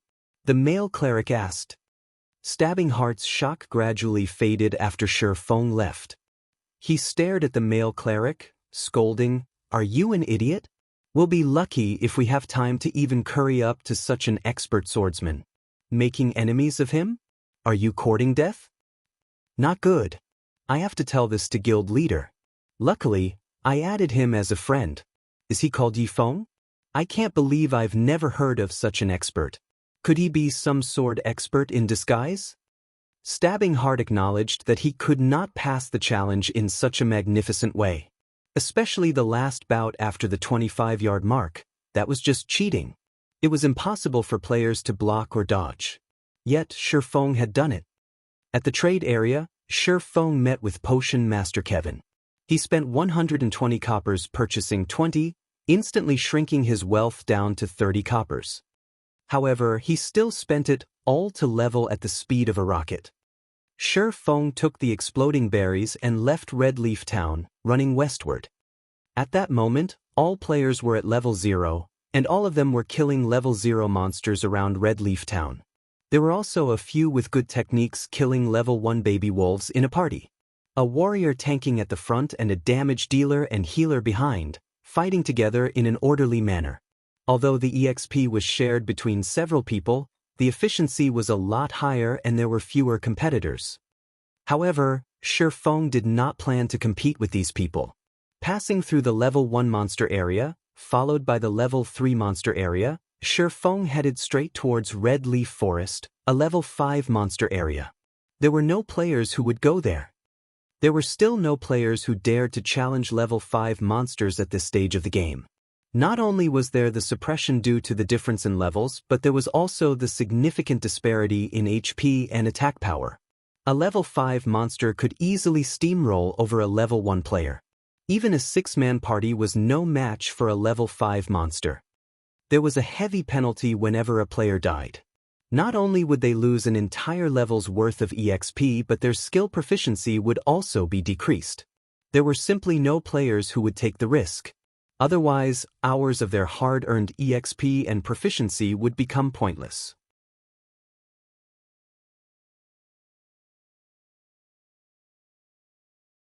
Chapter 7, Leveling with Ease. Red Leaf Forest was made up of beautiful maple trees. Level 5 monsters roamed around the woods. To a player below level 3, this was a restricted area. Shi Feng, as well, was no match for these level 5 monsters, even though he had reached level 1. However, Shi Feng ran into the Red Leaf Forest without hesitation. Cautiously, he advanced towards the inner reaches of the forest. Level 5 forest wolves could be seen patrolling around the woods from time to time. Shi Feng was currently just level 1. If he did not stay a sufficient distance away from them, the forest wolf's sensitive nose would smell him out. A level 5 forest wolf had 400 HP. It also had high attack power. It would only take 2 bites from the wolf for Shi Feng's 120 HP to meet its end. Shi Feng's only option was to stealthily avoid the forest wolves, taking a big detour around them. Aside from the forest wolves, Shi Feng also met with adorable bear cubs. The little cubs fumbled and tumbled around on the grassy plains, giving an innocent and cute look. However, they were still level 5 monsters, and they were hated by melee players. This was because of their high HP and defense, making a fight with the cubs very exhausting. As Shi Feng used a tree to route past a bear cub, he heard a wolf's howl coming from behind him. Damn, a wolf den. As calm as Shi Feng was, he still couldn't help but call out. In his previous life, many players came in parties to the Red Leaf Forest. Most of them were level 4 or 5. Aside from grinding a large number of monsters, the main reason players came here was because of the bountiful loot. Skill books, leatherworking materials, and equipment were such examples. There were also a large amount of herbs and/or that were attainable in the forest. However, a single mishap could still cause a party wipe in the Red Leaf Forest. One of the dangers that caused such situations were wolf dens. A wolf den was hidden and hard to notice. If players did not pay close attention, a pack of forest wolves would pounce forth once the players entered the wolf den's area of alertness. If less, there would be 3 to 5 wolves. If more, 6 to 8. It was a party wipe trap. Shi Feng's luck was bad. All at once, 7 forest wolves rushed out of the den. The meat on Shi Feng's body wasn't enough for them to share. The speed of the forest wolves was fast, but Shi Feng wasn't slow either. With his attribute points all going into agility, his movement speed was at 6 points. He was still a level 1 swordsman, in the end. Even if he was a pure agility 1, his speed was still a notch slower than the forest wolves. Seeing the wolves catching up, Shi Feng stopped caring as he activated the life-saving skill, Gravity Liberation. Shi Feng suddenly felt his body becoming as light as a feather. His speed increased by a massive leap, easily shaking off the forest wolves behind him. In the end, a common monster was still a common one. They gave up after chasing past a set area, allowing Shi Feng to keep his life. After running for over 10 minutes, Shi Feng arrived at a range of mountains and hills. Several mountains stood over 100 meters, located in the central region of Red Leaf Forest. The top of the mountains was surrounded by clouds and mist, creating a scene of immortal lands. Finally arrived. Shi Feng looked towards the towering mountain and its surroundings. Discovering a waterfall, he walked towards it. In his previous life, players were mostly over level 20, so their attributes were naturally high. They could do much more than they could while they were low-leveled. Many loved exploring the myriad of places in God's domain. The central region of Red Leaf Forest was one of the famous places, so Shadow Workshop had sent a small party of assassins to investigate. Never would they have thought to find a treasure mountain there. On one of the mountains, they discovered many items, rare or herbs, and even treasure chests. At the peak of the mountain, there was a secret silver treasure chest. There were many secretive places in the wild of God's domain. Most of these places housed treasure chests, awaiting to be discovered by players. The items within treasure chests varied considerably, ranging from copper coins to dark gold equipment. The quality of treasure chests could be categorized into common, bronze, mysterious iron, secret silver, fine gold, and dark gold. However, even the loot from a common treasure chest could rival the drops of elite monsters. Not to even mention how good the loot from a secret silver treasure chest could be. This secret silver treasure box quickly allowed Shadow to become a well-known workshop in White River City. This allowed Shadow to amass quite a fortune during the initial periods of the game. More than just equipment, the secret silver treasure chest had a secret recipe for pharmaceutics and a forging design. In God's domain, the drop rate of pharmaceutical recipes was not even 10,000 to 1, it was even lower for a forging design. You could create bronze-ranked equipment using forging designs, something sorely needed by players. With it, making money would become a simple task. Shi Feng's plan to earn 16,000 credits within 10 days all depended on the design. So naturally, he wouldn't be leaving it for Shadow Workshop. However, low-leveled players without 40 agility were unable to activate the hidden basic ability flying steps. Without it, they had no way of climbing the rocky mountain. There were also no paths that led up the mountain, leaving rock climbing as the only option. Although Shi Feng did not have 40 points in agility, he had the Ring of Gravity. He could still climb the mountain after activating it. Shi Feng easily scaled up the mountain after activating Gravity Liberation. He was already 5 meters up after a few moments. When Gravity Liberation had 5 seconds remaining, Shi Feng found an empty spot of land to rest while waiting for Gravity Liberation's cooldown. Not long after Shi Feng sat down, the rock wall suddenly shook. A rock giant appeared with bursts of roaring. Rock Giant, Common Monster. Level 5. HP 550. That was quick. Shi Feng had long since been ready when he saw the rock giant walking over. He took out an explosive berry from his bag and threw it towards the rock giant's feet. Sticky orange-colored juice erupted all over the ground. As a level 5 monster, the rock giant had extremely high attack power, HP, and defense. However, it had low attack speed and reaction time. Its body's turn rate was even slower. A player only needed 20 points in agility to easily toy with the rock giant. There were plenty of assassins who loved dealing with such dumb monsters.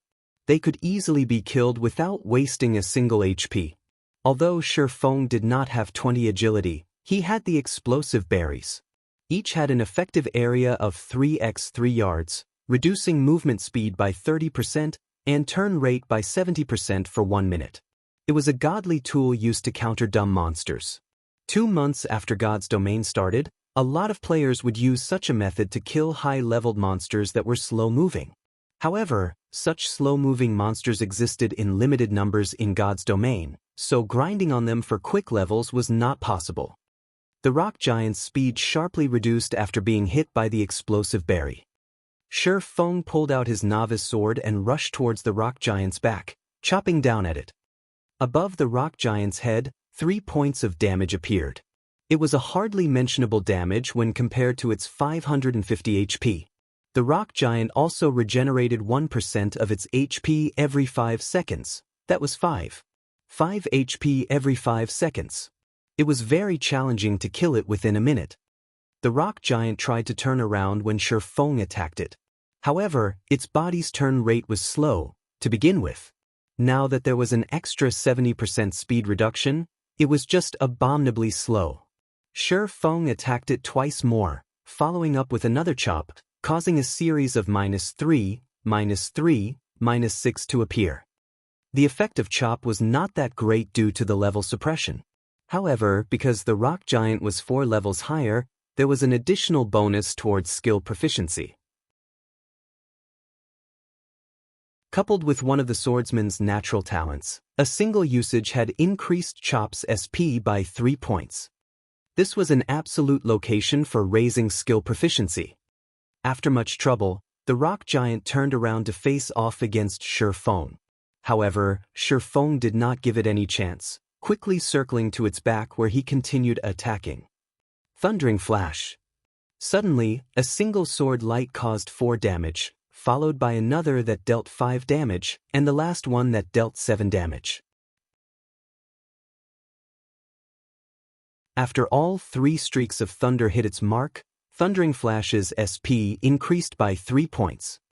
Another few slashes followed. A series of -4, -4, -4 damage was dealt. Though each strike only had an increase of 1 damage, the totaled up damage would still be great. Although the effect of Thundering Flash lasted only for 15 seconds, it had greatly increased the speed of killing the rock giant. The battle could be ended within a single minute now, saving up a precious explosive berry. Even if the rock giant had high HP and attack, it was no different than a practice dummy if it couldn't land a hit on Shi Feng. It was just giving Shi Feng EXP and SP. Skill proficiency could not be increased just by using the skill. When using it on a monster of the same level, there was a 20% chance to increase it by 1 point. For monsters of a higher level, there was a 40% chance if it was 1 level higher, 70% for 2 levels, 100% for 3 levels, 150% for 4 levels, and 200% for 5 levels. The maximum limit was 200%. Now that Shi Feng was killing a level 5 rock giant, his SP increased several times the rate of others. Not even a full minute had gone by before the rock giant finally fell. System: level 5 rock giant killed. Level difference of 4. EXP obtained increased by 400%. Obtained 120 EXP. Shi Feng's EXP bar increased by a chunk. He was now 880 EXP away from level 2. That meant he needed to kill another 8 rock giants to reach level 2. These mountains in the central region were a great place for leveling up and looking for treasure. Unfortunately, 2 months had passed before people discovered them. Shi Feng searched the rock giant's body after killing it, obtaining a bronze oregon. It was a material used to make bronze equipment. He also acquired a piece of hard stone. Subsequently, Shi Feng searched around the empty land. A few moments later, he found a rare herb called 100 Souls Flower. It was one of the core materials used to make. Just as he got close to it, another rock giant spawned. Shi Feng threw out another explosive berry. Thundering Flash. Chop. In just a short moment, Shi Feng obtained another hard stone, 120 EXP and a large amount of SP. Shi Feng continued climbing up when the cooldown finished on the Ring of Gravity. On his way up, he searched for rare herbs while killing rock giants. Following the fall of the 8th rock giant, Shi Feng became level 2. He added all his points into agility, letting it reach 16 points. He was just 4 points away from unlocking fast and nimble. The SP for Chop has also reached 300 points, raising the skill to level 2. The next level required 600 SP. The skill now increased damage by 12 points, and its cooldown was reduced by 1 second. The other players would go crazy if they found out about Shi Feng's leveling speed. Just going from level 0 to level 1 required more than a handful of hours. As for going from level 1 to 2, at the very least, doing so would require 7 or 8 hours. Shi Feng spent less than 20 minutes to reach level 2. His leveling speed was like a rocket launching. Shi Feng walked towards a dead rock giant and searched it. Seems like my luck isn't bad at all. It even dropped equipment. Shi Feng discovered a piece of cloth armor, though he was somewhat disappointed. Level 4. Defense plus 3. Mana plus 10. Durability 20/20ths. God's domain had just started operating. The drop rate of equipment was extremely low. Common equipment was extremely rare, especially a level 4 common equipment. There was definitely someone who would buy it at a high price. Shi Feng placed the equipment into his bag. Just as he was about to continue upwards, he suddenly noticed a cave not far ahead. When he walked over to check, Shi Feng's heart rate quickened. Shi Feng spotted a huge rock giant sleeping within the cave. Its entire body was made up of silvery rocks, different from the normal gray-colored ones. Level 6. HP 900. Special elites were a lot stronger than normal elites. A regular elite monster could decimate a 6-man party of the same level. However, a special elite required 12 players of the same level to deal with, maybe even 15 players. That meant shrews required 15 level 6 players working together to kill. However, Shi Feng rushed ahead without hesitation. He used Thundering Flash immediately, causing ray after ray of thunder to cut across Shrew's huge body. Damages of -1, -2, -3 appeared above Shrew's head.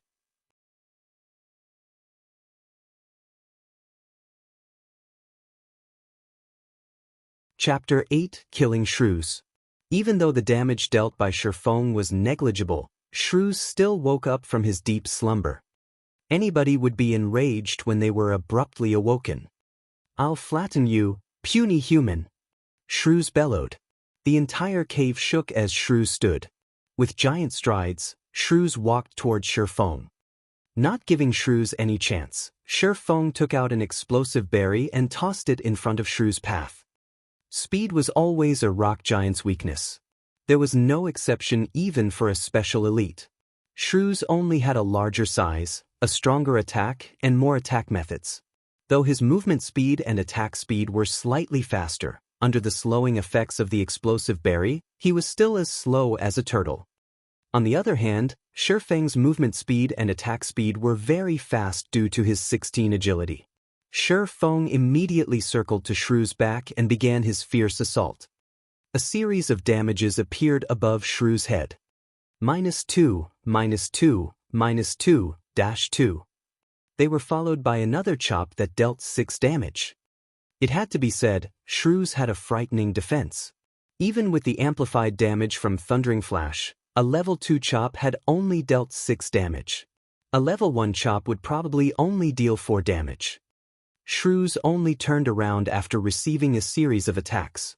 It lifted its mountain-sized foot and stomped down toward Shi Feng. As a reincarnated person, Shi Feng had experienced countless battles in God's domain. He did not have a thread of panic in him when facing against Shrews. With a step, Shi Feng nimbly evaded towards Shrew's back, avoiding Shrew's sluggish attack. Shi Feng then followed up with a series of mad cuts. When 5 seconds passed, Shrews regenerated 18 HP, leaving him with a remainder of 886 HP. Half of Shi Feng's efforts had gone to waste within an instant. Compared to common ones, elite monsters or above would regenerate 2% of their HP every 5 seconds during battle. Shrews had 900 HP, so it was 18 HP every 5 seconds. This regeneration had exceeded the damage Shi Feng could deal using normal attacks. Even so, Shi Feng still calmly waved his sword, continuously reaping away Shrew's HP. An average player would have already given up when seeing such high HP and regeneration. Shi Feng would not. 16 points of agility allowed Shi Feng to avoid and attack with ease. His high attack speed also allowed the damage he dealt to mitigate Shrew's regeneration completely. However, killing Shrews required a lot of time. It was very dull, just avoiding and madly attacking. Dealing out strong attacks was very tiring, both physically and mentally.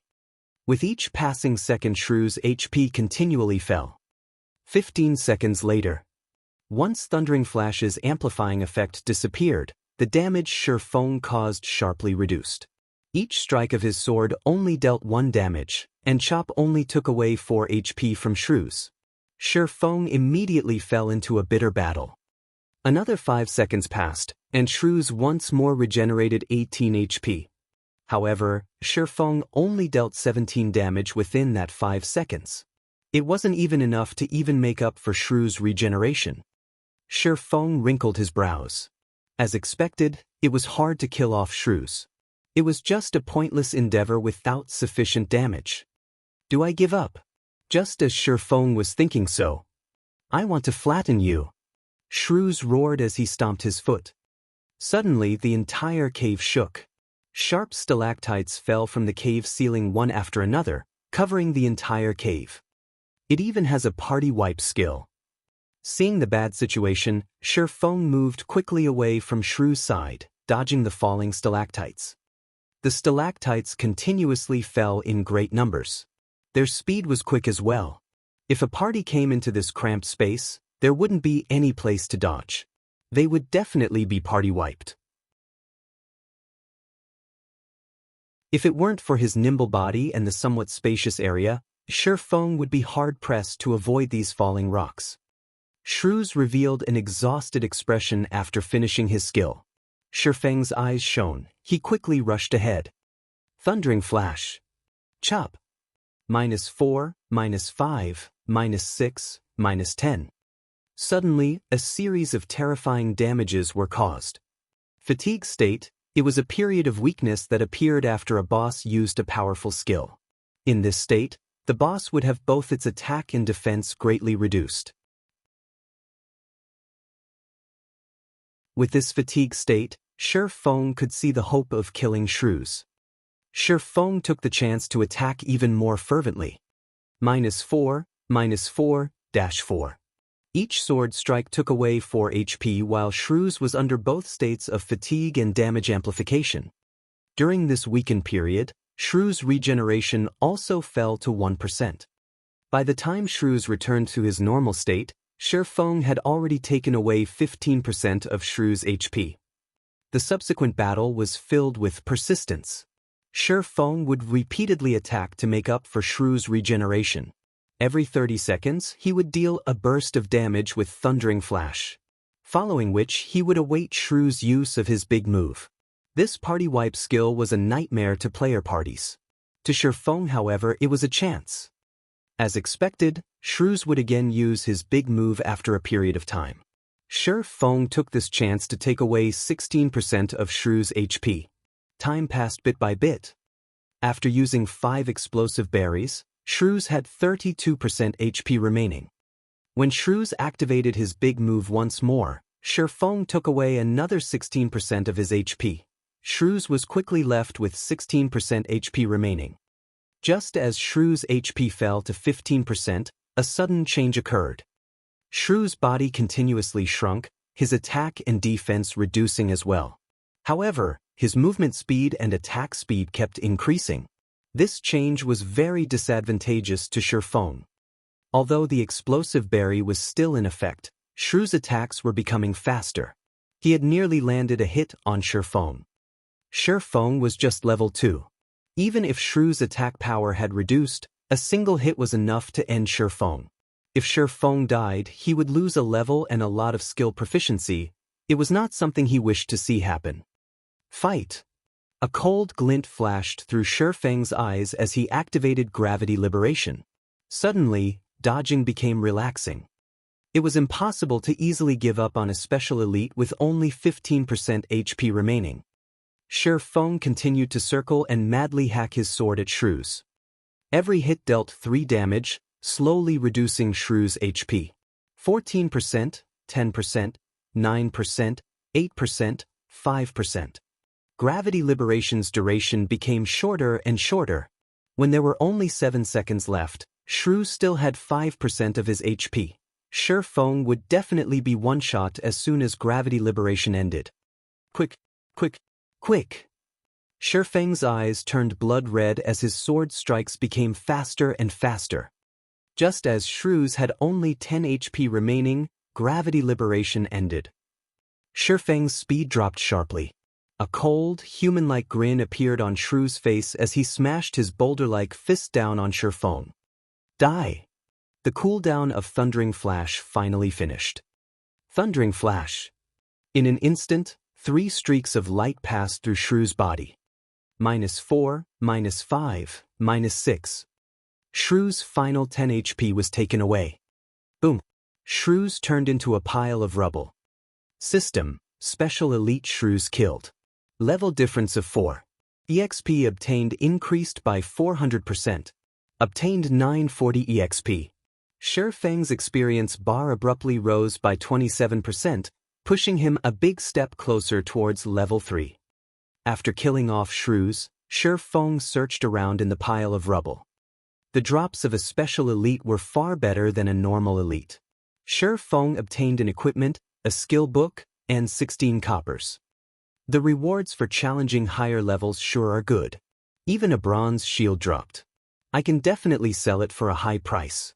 It would be great if I could grind it a few more times. Shifeng looked at the blue cross-shaped shield in his hands. He could already imagine how the guilds would be willing to pay a high price for the shield. Rock Iron Shield, Bronze Rank. Equipment Requirement, Strength 8. Equipment Level, 5. Defense plus 21. Defense Rate 23%. Strength plus 2, Endurance plus 4. HP plus 30. The shield could be considered high quality with such attributes. When equipped, the shield would greatly increase defense. HP would also be increased by 110 points. This was equivalent to 1/3 of a level 5 warrior class HP. Using it to dive into level 5 dungeons was more than enough. It could even be used to dive into level 8 dungeons. The skill book was a good one as well. It was a skill that could be used by all melee jobs, parry. It required a melee weapon to be used. It could block a single attack that came from the front, and it had a cooldown of 30 seconds. Parry was a popular skill among all melee jobs. It was a must-learn skill for warrior classes. The skill had a low drop rate, and it was almost never seen being sold on the market, as it was a life-saving skill. You could activate it at a crucial moment, and it might even help you through a crisis. It was especially true when battling against a boss. If the healers could not keep up, then you could use parry to block an attack, giving the healers more time to heal you. Taking a look at skill, Shifeng decided to learn it. Although he could get a better price if he sold the skill book together with the shield, the action was no different than killing the chicken to get the egg. It was something Shifeng wouldn't do. Shifeng continued climbing upwards after killing Shu's. The bronze shield was worth only a meager amount of money. The real fortune was the secret silver treasure chest. Shifeng only had 4 explosive berries remaining. However, he was not even a third of the distance to the peak. It was also very easy to meet up with a monster at the resting points. This caused Shifeng to choose his path more carefully. Half an hour later, after cautiously advancing the entire way up, Shifeng was finally at the peak of the mountain. The visibility at the top was very poor with all the white clouds and mist. Shifeng could only see 20 yards in front of him. On his way up, Shifeng had used all 4 of the remaining explosive berries on rock giants. If another monster appeared, Shifeng could only give up and start all over again. Just as Shifeng walked ahead a few steps, a few blurry shadows could be seen up ahead. At this moment, an emergency notification came from the system. System, player has discovered the Lost Lands. Activated hidden quest, Past Glory. Temporarily disabled players' communications to the outside world. Unable to leave the map until quest is completed. Crap, those assassins lied. Shifeng silently cursed. Those assassins had undoubtedly kept hidden some information. The situation at the mountain peak was entirely different from what the assassins reported.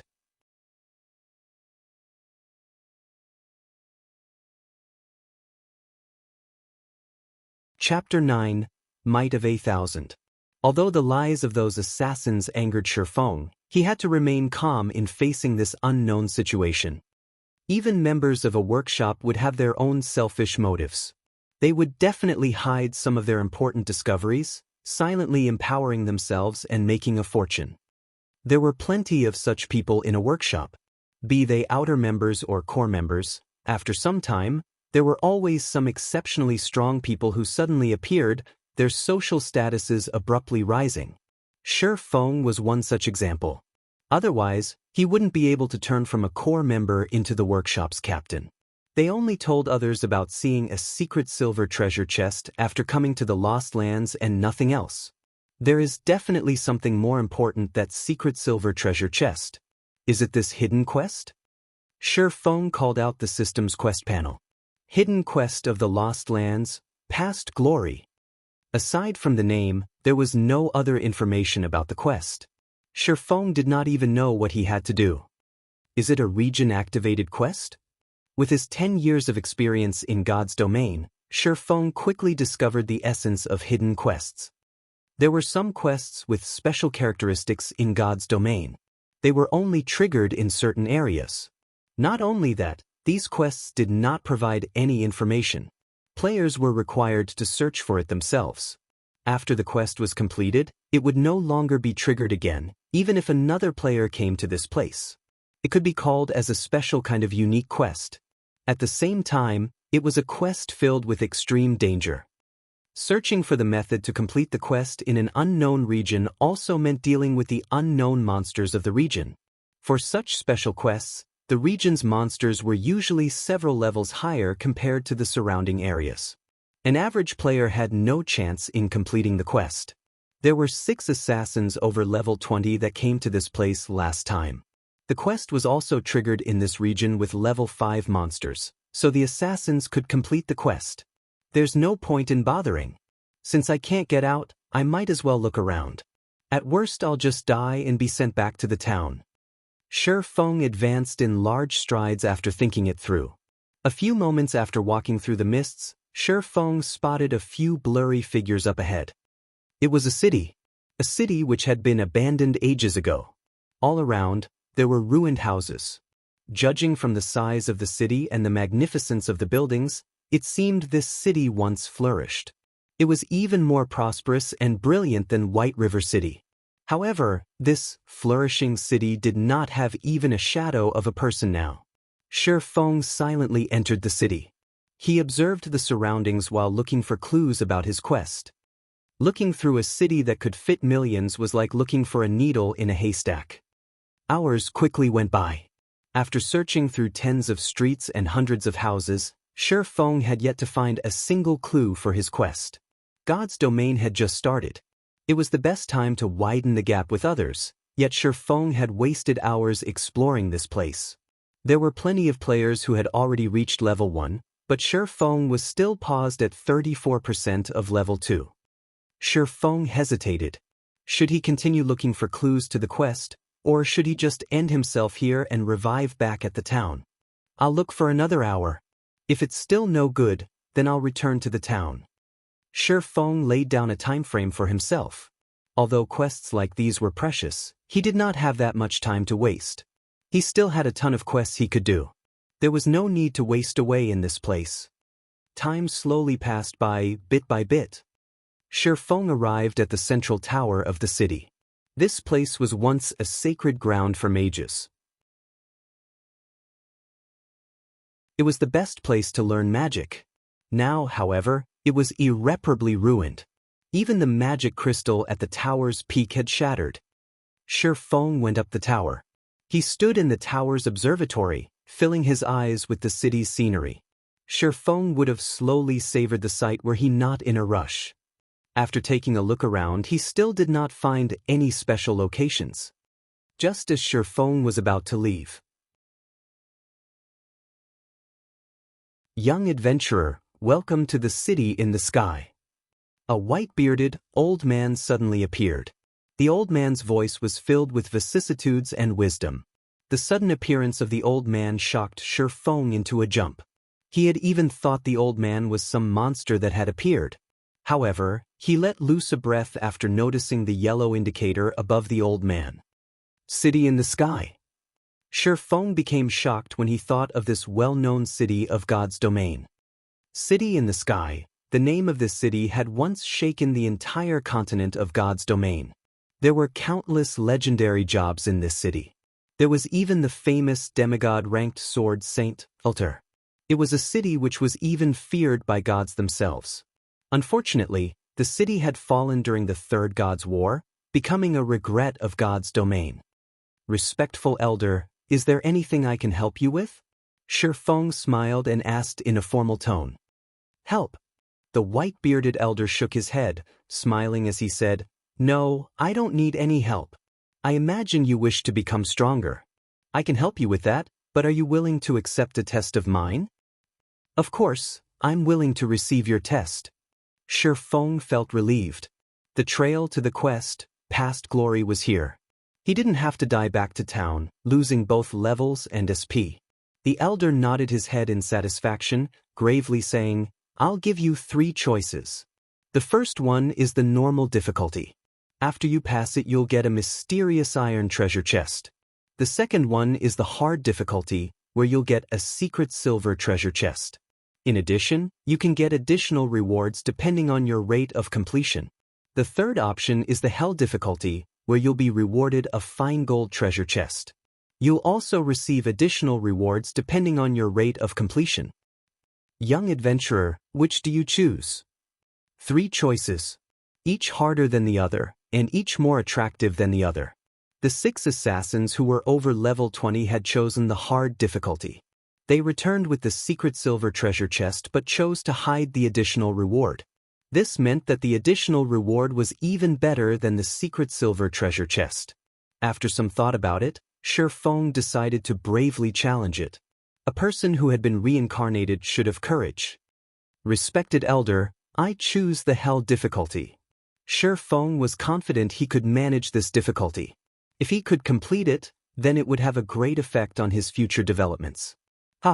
Young people sure are full of energy. I truly admire you, but be sure not to regret your choice. The elder disappeared after his hearty laughter. System, quest, past glory, accepted. Face off against 1,000 monsters of the same level. Considered passed after killing 500 monsters. Time limit of 4 hours. Quest failure penalty, all attributes permanently reduced by 10 points. Attributes are the essence of a job. If Shi Feng's attributes were all reduced by 10 points, then he was as good as crippled. This penalty sure is ruthless. Shi Feng's scalp started itching as he looked at the countless specter warriors appearing below the tower. The countdown started. There were 5 seconds remaining before the monsters attacked. Specter warrior, common monster. Level 2. HP 230. Fighting against one of them would be easy. Against an ocean of them, however, even Shi Feng would start to panic. Rushing in was just plain suicide. Shi Feng would quickly become surrounded and killed. The only choice was to fight the monsters one by one. Shi Feng had a wealth of experience in battling. He quickly ran down the tower and stood at the staircase. The stairs only allowed 2 monsters to pass through at a time, so it was the best place to attack from. Shi Feng would be able to clear this quest so long as he guarded the staircase. Once the 5 seconds were up, every single specter warrior rushed the tower with wild abandon. However, the staircase was too narrow. As a result, they were blocking each other. Shi Feng only had to face 2 specter warriors at a time. With regards to the warriors' attacks, Shi Feng could dodge them with relative ease. Thundering flash. Chop. 3 streaks of light flashed across, instantly causing a high damage of 60 to all specter warriors within a 2 by 10 yard area. The chop that followed dealt 33 damage. Within an instant, the first specter warrior had only half of its HP remaining, whereas the tens of others behind had lost a quarter of their HP. Previously, Shi Feng faced off against high-leveled monsters with very high defense. The effects of Thundering Flash and Chop were both greatly reduced. Now that Shi Feng was facing monsters of the same level, Thundering Flash could vividly display its prowess as a powerful AoE damaging skill. With Thundering Flash's damage amplification effect, Shi Feng only needed 5 strikes from his sword to finish off the first Spectre Warrior. In order to increase his killing speed, Shi Feng activated Gravity Liberation to increase his attack speed. Coupled with the damage amplification, each warrior only needed 3 seconds to be dealt with. Unfortunately, the Spectre Warriors did not give any experience. Instead, skill proficiency had a 100% chance to increase by 1 point. With every death of a Spectre Warrior, Shi Feng's SP continuously increased. Shi Feng became very happy after seeing such a sight. The elderly NPC probably had not imagined that a level 2 swordsman would possess such a powerful AoE skill. With such a skill, Shi Feng feared crowd tactics the least. Shi Feng could also easily dodge attacks in a 1 versus 2 scenario. Other players would have most likely failed the quest, yet Shi Feng was able to complete it with perfection. After 2 hours had gone by, Thundering Flash had reached level 2 after its SP increased to 300 points. The skill's damage increased from 130% to 135%, and its cooldown reduced from 30 seconds to 28 seconds. Chop's SP had also increased to 426/600. It would reach level 3 with just a little more. Shi Feng's monster grinding speed increased once more after Thundering Flash reached level 2. The Spectre Warriors fell in batches. When there were only 20 warriors remaining, there was still an hour and a half remaining for the quest. With another use of Thundering Flash, the last remaining 20 Spectre Warriors fell as well. Not bad. Here's your reward, youngster. The elder appeared once more with a chuckle. Looking at Shi Feng, the elder took out a fine gold treasure chest and a pitch-black longsword. System: Quest, Past Glory, completed. Rewarding 1 fine gold treasure chest, 1 magic weapon, job-related. Obtained title, Might of 8,000. Might of 8,000, title. When this title is in use, allies in a 30-yard radius will receive an attribute increase of 10%. Simultaneously, title user will obtain an additional effect of Strength +5 and Endurance +5. I've given you your reward. You can go now. The old man waved his hand after finishing his piece. Shi Feng's vision blurred. When he opened his eyes once more, he was back in the plaza of Red Leaf Town. D. Shi Feng's system communication continuously rang. Blackie was contacting him. Brother Feng, you finally picked up. How come I couldn't contact you before? What should I do now? I'm already behind others by a level. Blackie was extremely panicked. However, he still patiently asked because he believed in Shi Feng. He had wasted 7 hours just to run to Red Leaf Town. While he was still at level 0, the players that filled the streets were already level 1. How was he to make up for this gap? Nobody would want him in a party now. Their minimum requirement was level 1. A level 0 noob like him would just be pushed aside. My bad, I was doing a quest. Come to the Central Plaza, I'll take you with me to level. Shi Feng apologized. It had already been over 8 hours since God's domain started, and Shi Feng had spent over 5 hours doing his quest. At this stage of the game, most players had already risen to level 1, while some professional players were already close to level 2. As a person who had been reincarnated, helping Blackie level up was an easy task. It wouldn't take long before Blackie would catch up to the professional players.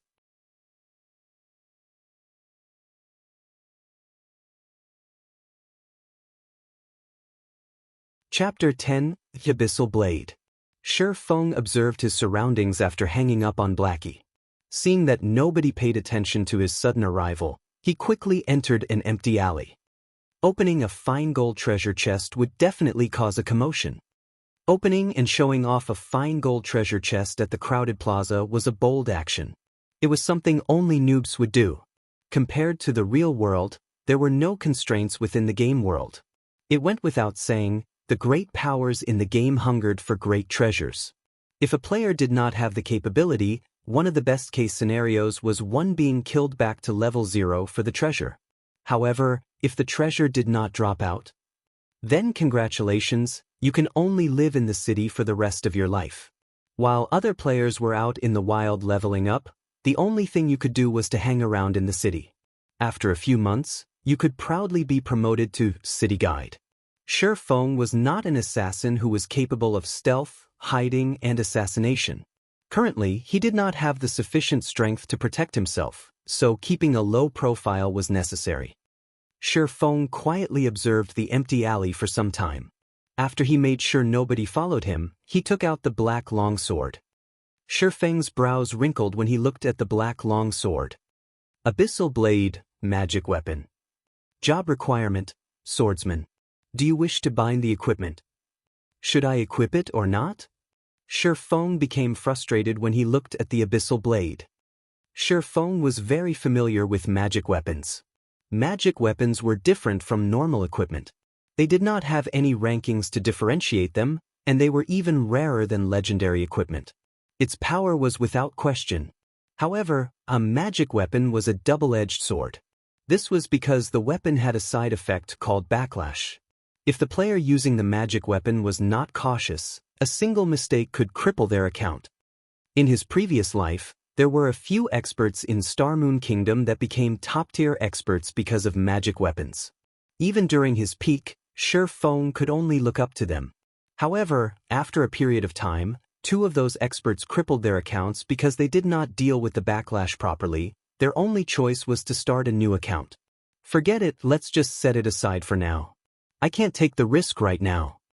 Shi Feng shook his head as he kept the abyssal blade. He had to earn 16,000 credits in 10 days. The pressure on him was huge. If any mistakes were to happen, then all his efforts before would become wasted. Shi Feng took out the fine gold treasure chest. Shi Feng looked at the gold-plated treasure chest, unable to suppress the excitement in his heart. The secret silver treasure chest they brought out the last time already contained a pharmaceutical recipe and blacksmithing design. I wonder what a fine gold treasure chest would give?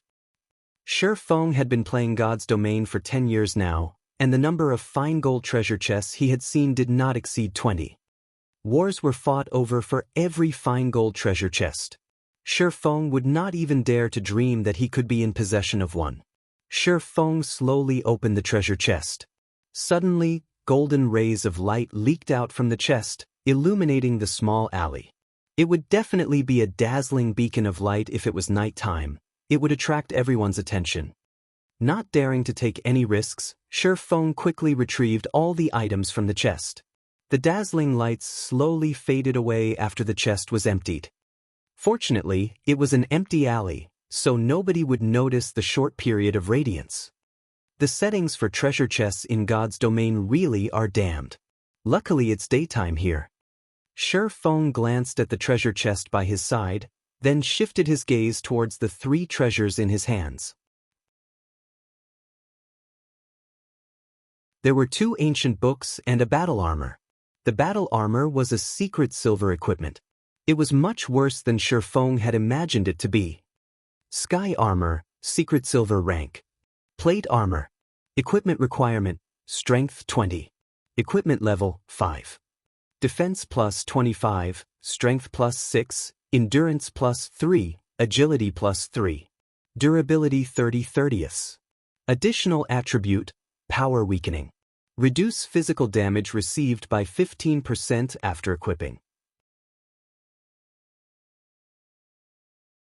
Shi Feng became shocked after looking at the battle armor's attributes. Although the level of the equipment was a lot lower than the one in his previous life, its attributes were top tier. If it was worn by a warrior class, the high defense coupled with power weakening would make tanking physical bosses no longer a problem. If this armor was sold now, its price would definitely be astronomical. This is too great. Now I have armor for level 5. Shi Feng happily stored the sky armor. Swordsman wore plate armor as well. When Shi Feng wore it at level 5, he could definitely become a shield warrior. Shi Feng shifted his gaze to the 2 ancient books, becoming shocked once more when he saw their names. Book of Forging and Records of Potions. These 2 were both extremely rare treasured books. Everyone knew that forging and potion making were extremely hard to learn. Every forging master and potion master were the symbols of strength of a guild. Even Shadow, a guild that possessed 10 city-states, only had 2 forging masters and 5 potion masters. Every one of them was treated like princes. With these 2 books, Shi Feng could create a forging master and a potion master. I remember there being a hidden quest in Dark Moon Valley. Not only would it teach forging for free, it would also reward a forging talent. If I have both the forging talent and book of forging, I could quickly become an advanced forging apprentice. Then I could make bronze equipment and earn a lot of money.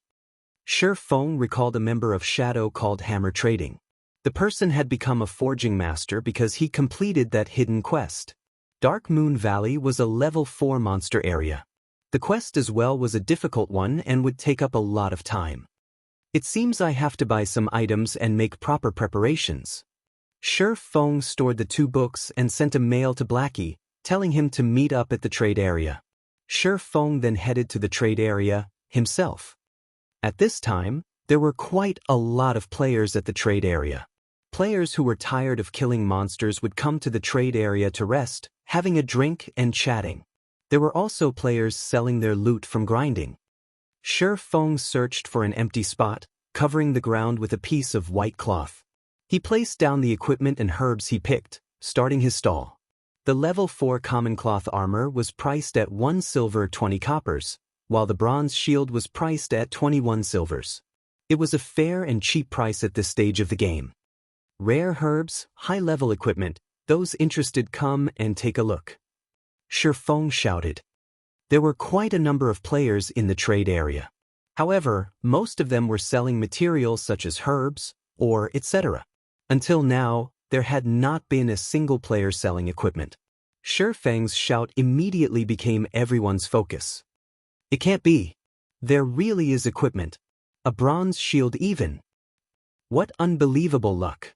I don't even have common equipment yet he's already got a piece of bronze equipment? This is level 5 equipment. Is this a joke? I'm not seeing things, right? What's so great about it? Don't forget, there was an expert that killed the town mayor. That was a level 15 elite. Now nobody can receive a quest from the town mayor. Some players that receive the town mayor's quest are also fuming with rage. All of them want to eat that expert alive. 21 silvers. This price is too high. I don't even have 1% of that money. The surrounding players were all in shock. God's domain hadn't been open for 10 hours till now, yet someone could obtain such top-tier equipment. The most unbelievable part was that it was even being sold.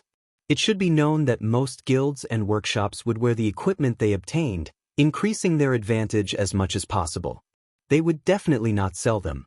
Right now, players were, on average, level 1. Level 5 equipment was something impossible to imagine, not to mention a level 5 bronze shield. However, 21 silvers was too high of a price. The income of the average player did not exceed 20 coppers, and 21 silvers equaled 2,100 coppers. It was an impossible price for them to shoulder. Shi Feng silently smiled as he looked at the increasing number of spectating players. He never hoped for these average players to buy it. What he wanted was the advertising effect. It was only a moment before a party of players rushed over. Leading them was a shield warrior. Give way, give way. Now that we, Shadow, are here, we are buying everything on the stall. Everybody else can just leave. The party members of Shadow created a path for the shield warrior to walk through. Shi Feng sent them a glance, discovering that the shield warrior was someone he knew. The man was called Flaming Tiger. He was the team leader for Shadow in Red Leaf Town.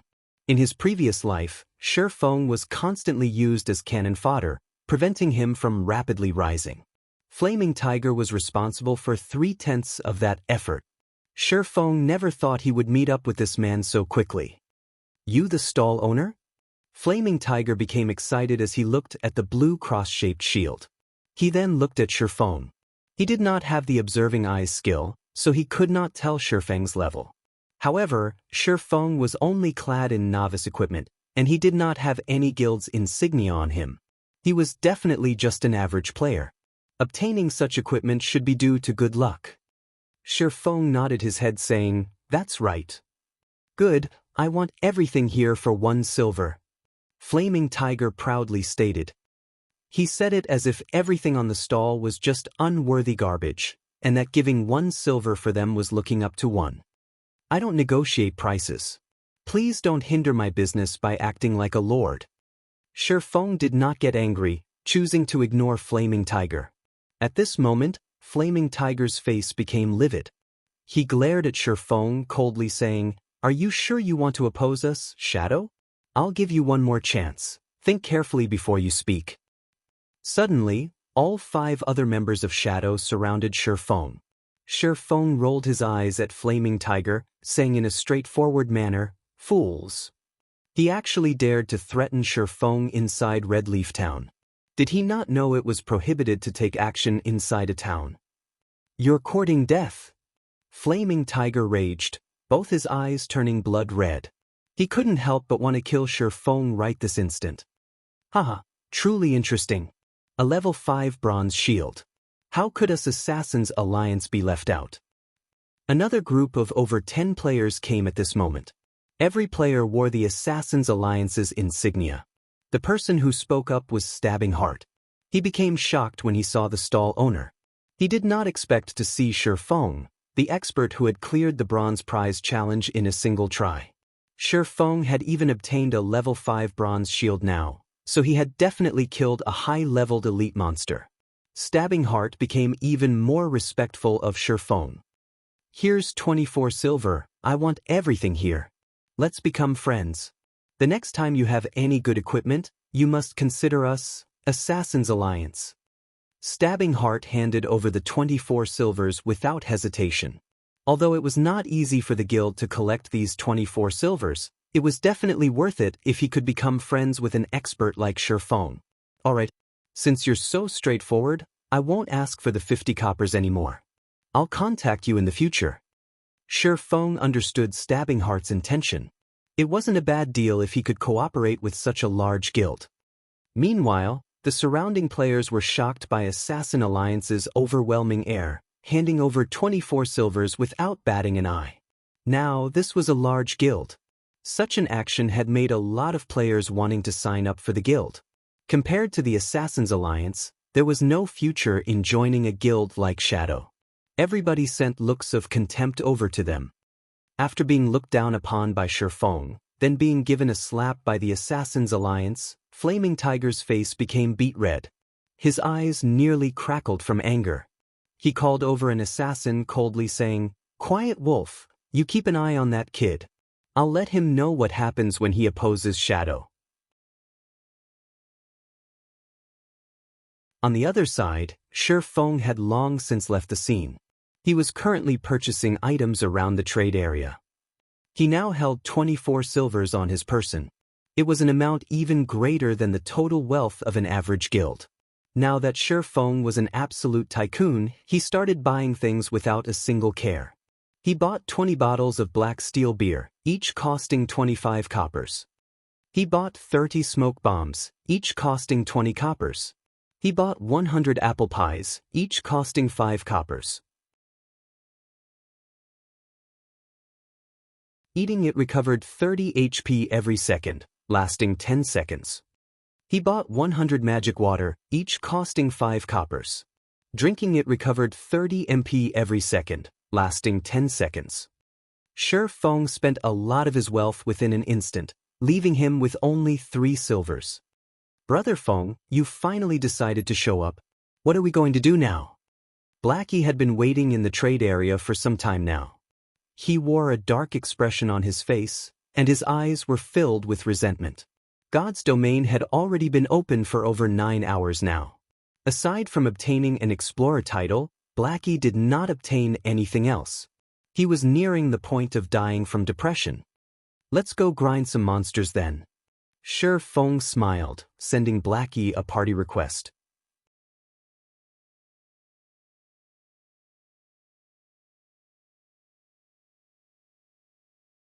Chapter 11, Black Steel Beer. After leaving Red Leaf Town, Shifeng brought Blackie along as they headed straight towards Dark Moon Valley. "Brother Feng, we're on the path towards Dark Moon Valley. That's a level 4 monster area. Can't we choose a safer place? Seeing that Shifeng's target was level 4 monsters, Blackie couldn't help but ask nervously. Challenging higher levels in God's domain was extremely difficult. Usually, players would just challenge monsters that are 1 level higher than themselves. Challenging monsters 2 levels higher required at least a 6-man party for it to be possible. However, even 6-man parties wouldn't carry out such an action. Compared to exhausting themselves just to kill a single level 3 monster, it was much more efficient to just kill a level 2 monster. Shifeng and Blackie were only 2 people. Ignoring Shifeng, who was a level 2 swordsman, Blackie himself was still a level 0 cursemancer. He was just free food to a level 4 monster. Going against level 4 monsters just with the 2 of them was utterly suicide. Shifeng only smiled regarding Blackie's worries. He securely said, "Relax, can't you see that I'm already level 2? That friend of mine is an expert beta tester. If it weren't for our good relation, he wouldn't even tell me such a secret. You can just wait to get on the leveling rocket." Shifeng pushed all the problems that came with him being a reincarnated person onto his good friend. Now all his actions in God's domain could be easily answered too. He also didn't have to explain much since Blackie would easily believe him. This was because a beta tester was the best explanation. As expected of Brother Feng, you're still the greatest. No wonder you didn't join Shadow Workshop to earn money. With an expert beta tester giving you pointers, you could definitely earn a lot of money in God's domain. The happiness of my body's lower half will depend on you now. Blackie laughingly said as he became relieved. When joined the party before, he was very surprised to see Shifeng already at level 2. Currently, there had yet to be any news of a level 2 player in Red Leaf Town. Even elites of a workshop were no exception. However, Shifeng had reached it. His leveling speed was absolutely terrifying. Blackie knew about Shifeng's standards. Although his skills weren't bad, he definitely wasn't that good. Before, Blackie still had some suspicions about the news of the beta tester. However, all his worries disappeared after seeing Shifeng's level, because only a beta tester could make something like this happen. Blackie had also started believing the possibility of Shifeng earning 16,000 credits in 10 days. Scram! This brother's straight. Shifeng rolled his eyes at Blackie, slightly widening the distance between them. However, Blackie's gaze still carried some impurities, causing Shifeng to panic slightly. "What are you thinking, Brother Feng? My dream lover is the snow goddess, Gentle Snow." Blackie hurriedly explained. The snow goddess. Shifeng had a very deep impression of this woman. She had performed extremely outstanding in other virtual games. Not only did she possess an absolutely beautiful face and devilish body, but she also had a proud attitude which was backed up by her excellent battle techniques. Because of these traits, she became even better received by the public. After 3 years since God's domain's opening, she had become a top-tier expert within the whole country. She was also the top 10 berserker within the country. She was dubbed as the Battle Goddess. She had starred in plenty of commercials. Her personal net worth at that time had exceeded tens of billions of credits. Not only that, but she was also the vice guild leader of Ouroboros. Millions of players would move with her single command. During those times, Shifeng was only a minor character within God's domain. He could only look up to Gentle Snow's shadow. Unfortunately, sometime later, Gentle Snow suddenly vanished from God's domain. Her disappearance became a hot topic within God's domain for some time. Brother Feng, that's an elite monster. Blackie pointed towards a snow-white fox in the distant paddy field as he shouted. Shifeng looked over to the golden fields, discovering a white-colored fox. There was even a little rabbit in the fox's mouth right now.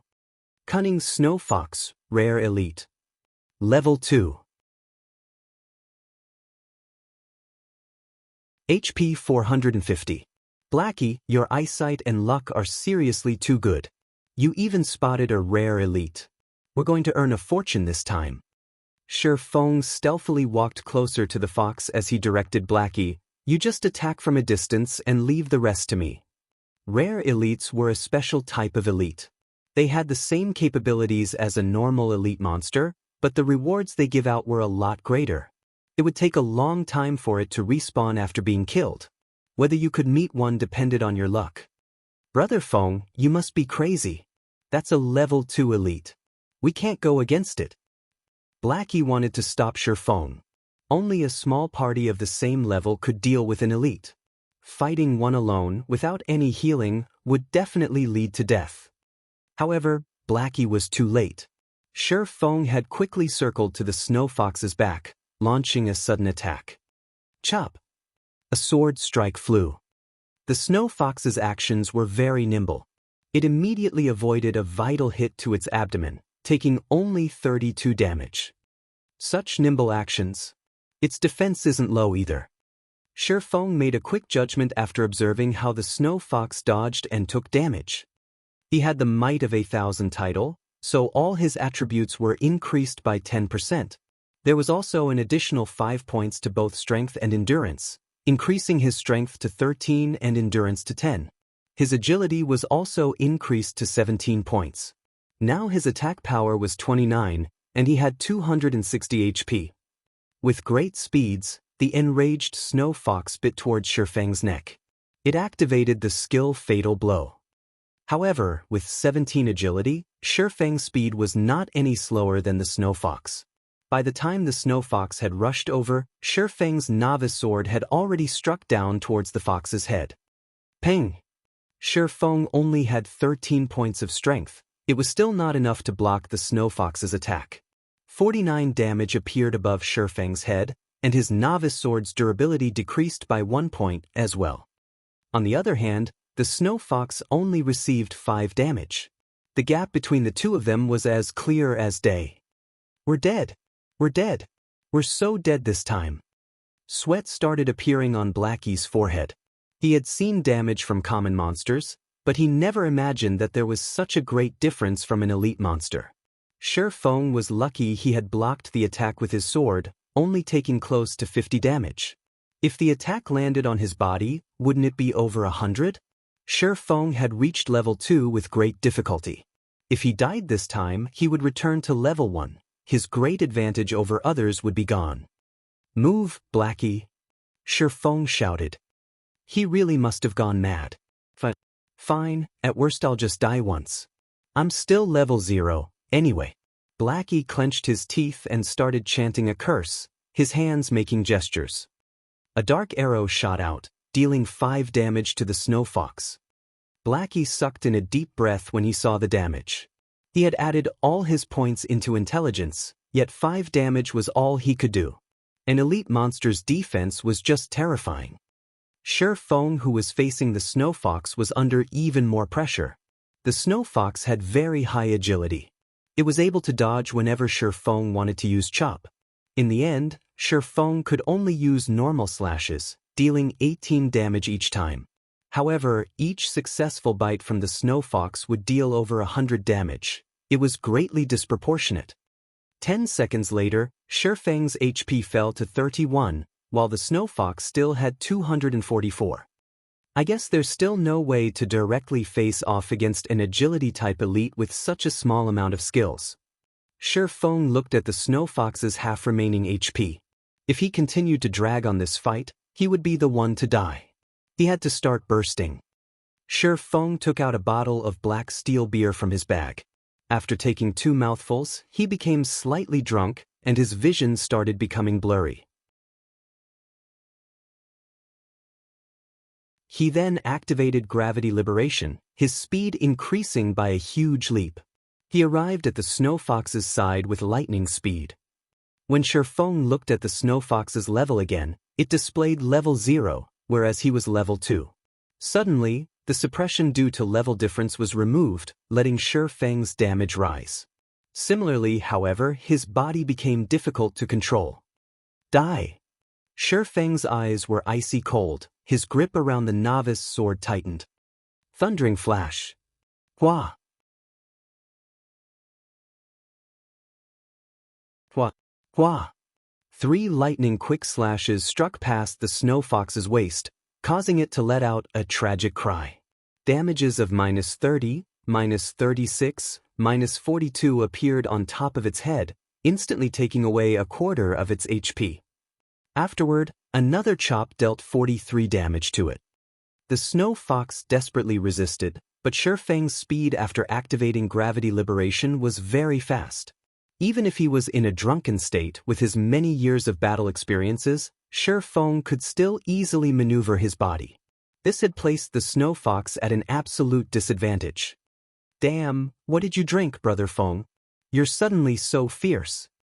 Blackie's eyes nearly popped out of their sockets as he saw Shifeng's cheat-like performance. At this moment, the fierce snow fox had become Shifeng's plaything. It had zero chance at resisting. When the snow fox had 42 HP remaining, Shifeng was about to give the last strike. Suddenly, Shifeng felt a shiver going down the back of his neck. It was as if he had a dagger pointed at his neck. It was a terrible feeling. Shifeng instinctively leaped forward.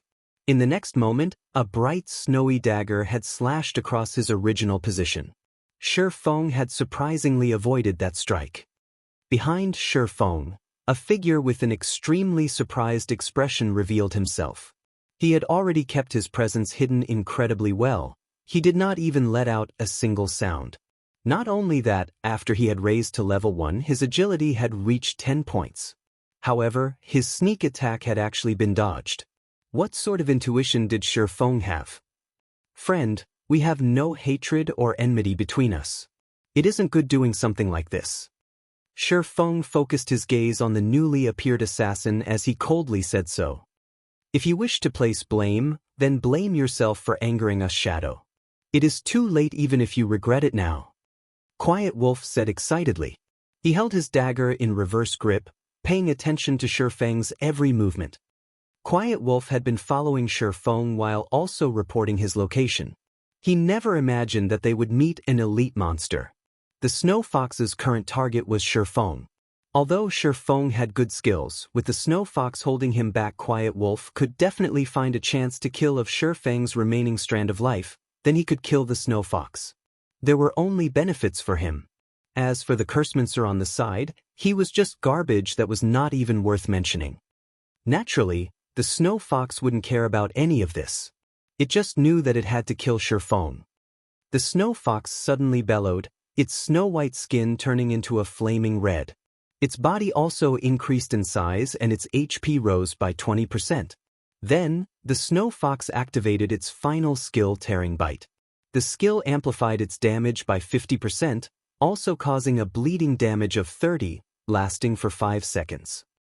"You can go and regret now.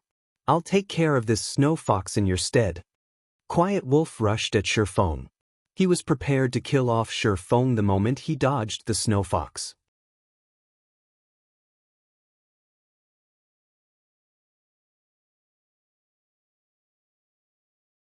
Chapter 12: A Timeful Parry. System: Player Quiet Wolf has attacked you and entered a yellow name state. Duration of 1 hour. Any players who attack yellow name players will not receive any penalty. Shifeng only had 31 HP remaining. Being attacked from both sides by the snow fox and Quiet Wolf put Shifeng in a very dangerous position. Despicable! Standing at a distance, Blackie scolded Quiet Wolf for sneaking an attack at such a moment. However, he couldn't change a thing about it. The two of them were too far apart. It was too hard for him to land a hit on Quiet Wolf. He could only aim his attack on the snow fox, hoping to kill it off a second earlier and not letting Quiet Wolf profit off of them. Although mages had high output, compared to hitting monsters, it was far harder to land a hit on players unless they stood still without moving. This was because the moment the dark arrow shot out, there would be a prediction line appearing. In a situation where the distance was great, players with good standards could usually dodge it. If it was an expert, then dodging it would be a piece of cake. Just as the snow fox and Quiet Wolf were about to rush up, the corners of Shifeng's mouth revealed a cold smile. He had been interacting with Quiet Wolf in shadow for years now, so he was extremely familiar with Quiet Wolf's strengths and habits. Shifeng took 2 steps back, forming a perfect triangle between the snow fox and Quiet Wolf. Shifeng gripped the novice sword tightly in front of his chest. He stood there without moving as he awaited the arrival of their attacks. Did he give up? Quiet Wolf started looking down on Shifeng when he saw Shifeng preparing to block with his sword. Although players could reduce the damage received by defending the attack, the Snow Fox was an elite. Even if Shifeng could defend it, the attack would still cause around 50 damage. With just 31 HP remaining, Shifeng couldn't even take a hit. The Snow Fox was a step ahead, biting towards Shifeng.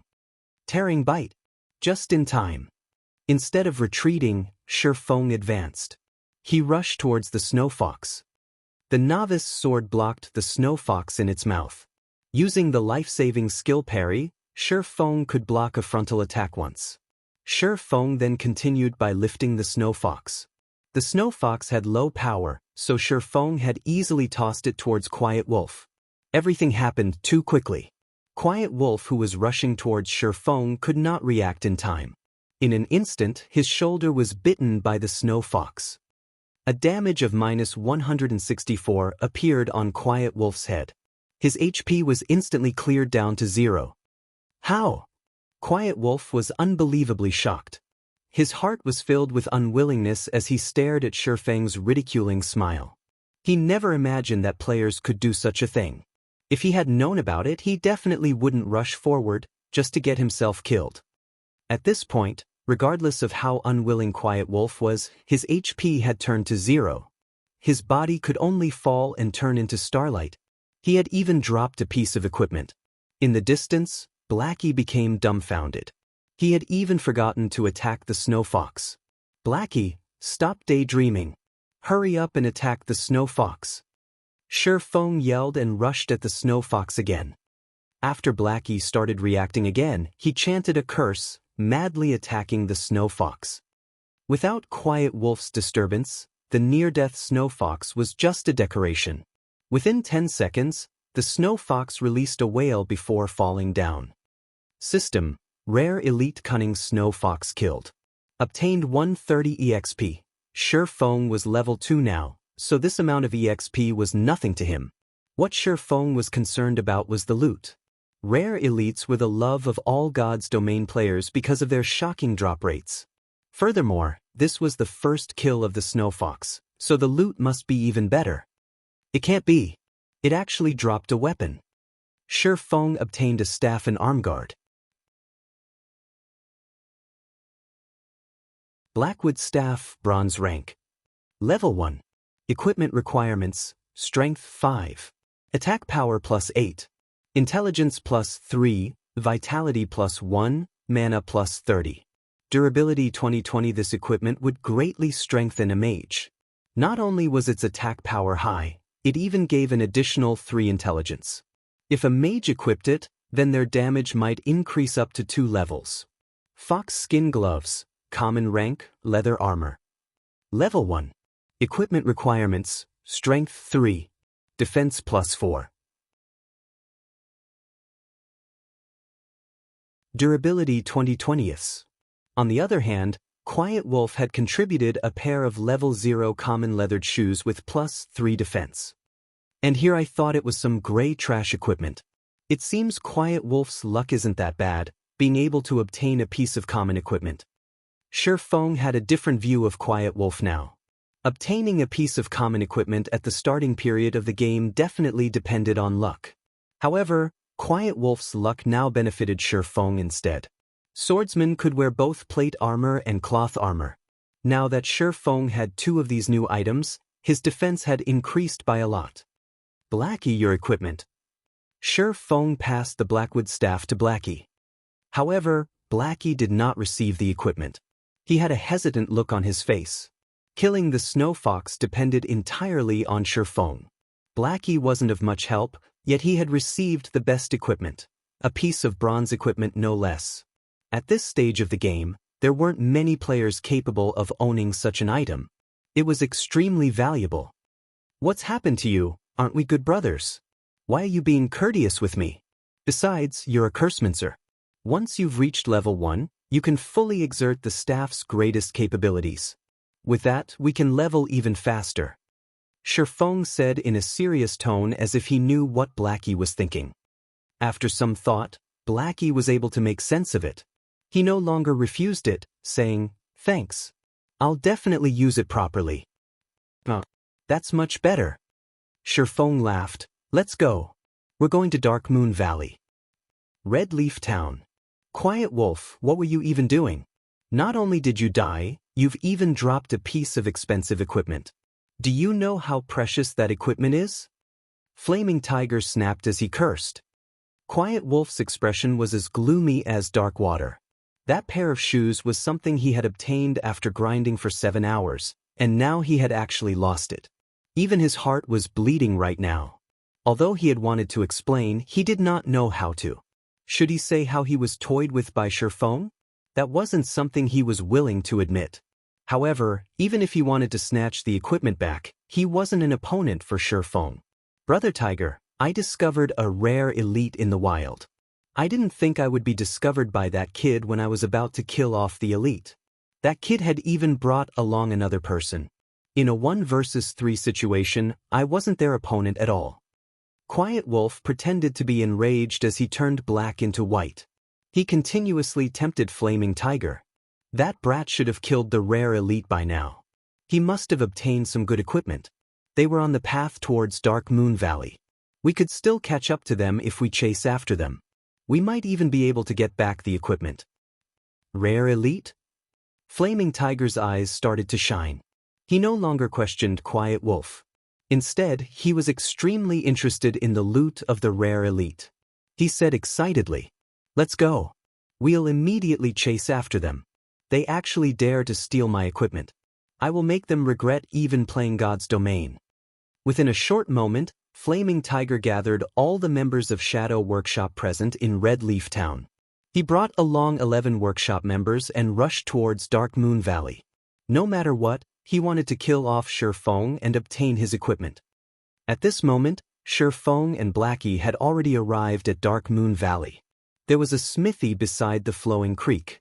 Shifeng and Blackie quietly stood in front of it. They were looking at a bare-chested, middle-aged uncle. In his hand, the man wielded a steel hammer. Ding, ding. He kept hammering on the crimson-red ore. Time slowly flowed by bit. "Brother Feng, are we still going to wait? It's already been half an hour now." Blackie said, "We have to wait.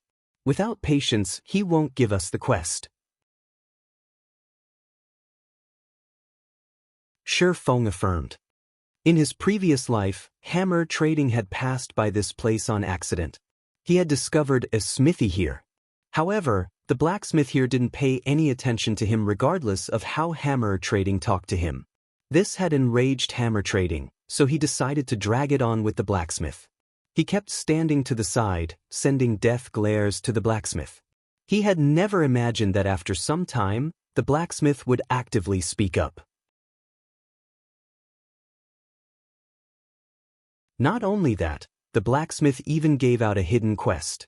This had allowed hammer trading to learn the forging talent, becoming the forging master of the era. When Shifeng thought about obtaining the forging talent, coupling it with the book of forging, advancing into an advanced forging apprentice became a very easy task. When that time came, gold coins would rain into his pockets.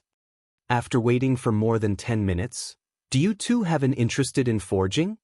the middle-aged blacksmith suddenly asked. "Yes, sir. We've loved forging since we were young," Shifeng immediately said. The middle-aged blacksmith nodded his head, saying in a satisfied tone, "Then since you love forging, I can teach it to you. But first, could you help me retrieve 100 pieces of meteorite ore? They can be found on the west side of Crimson Star Mine." "Of course, we would gladly be at your service," Shifeng respectfully answered. System: Hidden Quest Road of Forging accepted. Player is requested by Forging Master Jack to obtain 100 pieces of meteorite ore from Crimson Star Mine. Crimson Star Mine was the nest of level 4 kobolds. These monsters loved ore the most. They would spend every day mining within the mines. As such, kobolds were born with great strength. However, they had short limbs.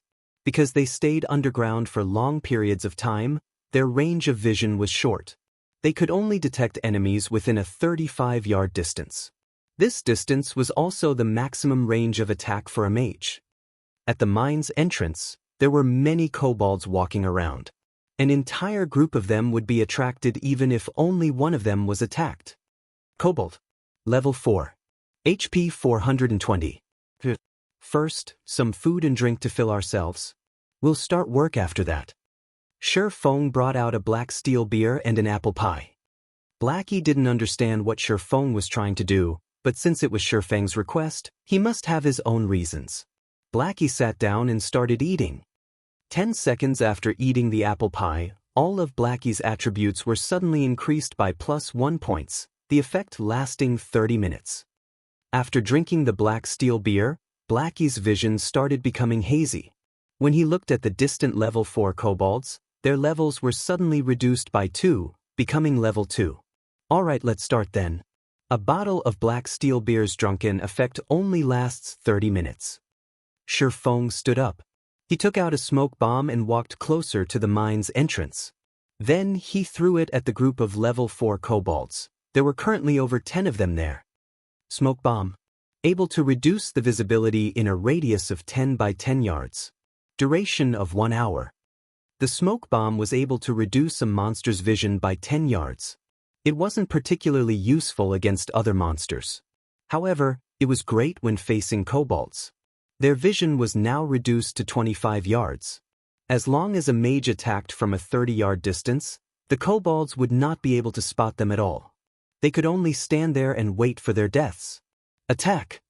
Shi Feng pointed to the kobolds within the smoke.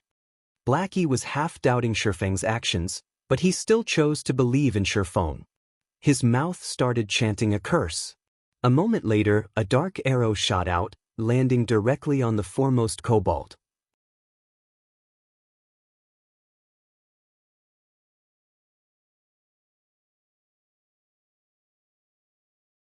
Chapter 13, Blackie's Good Luck.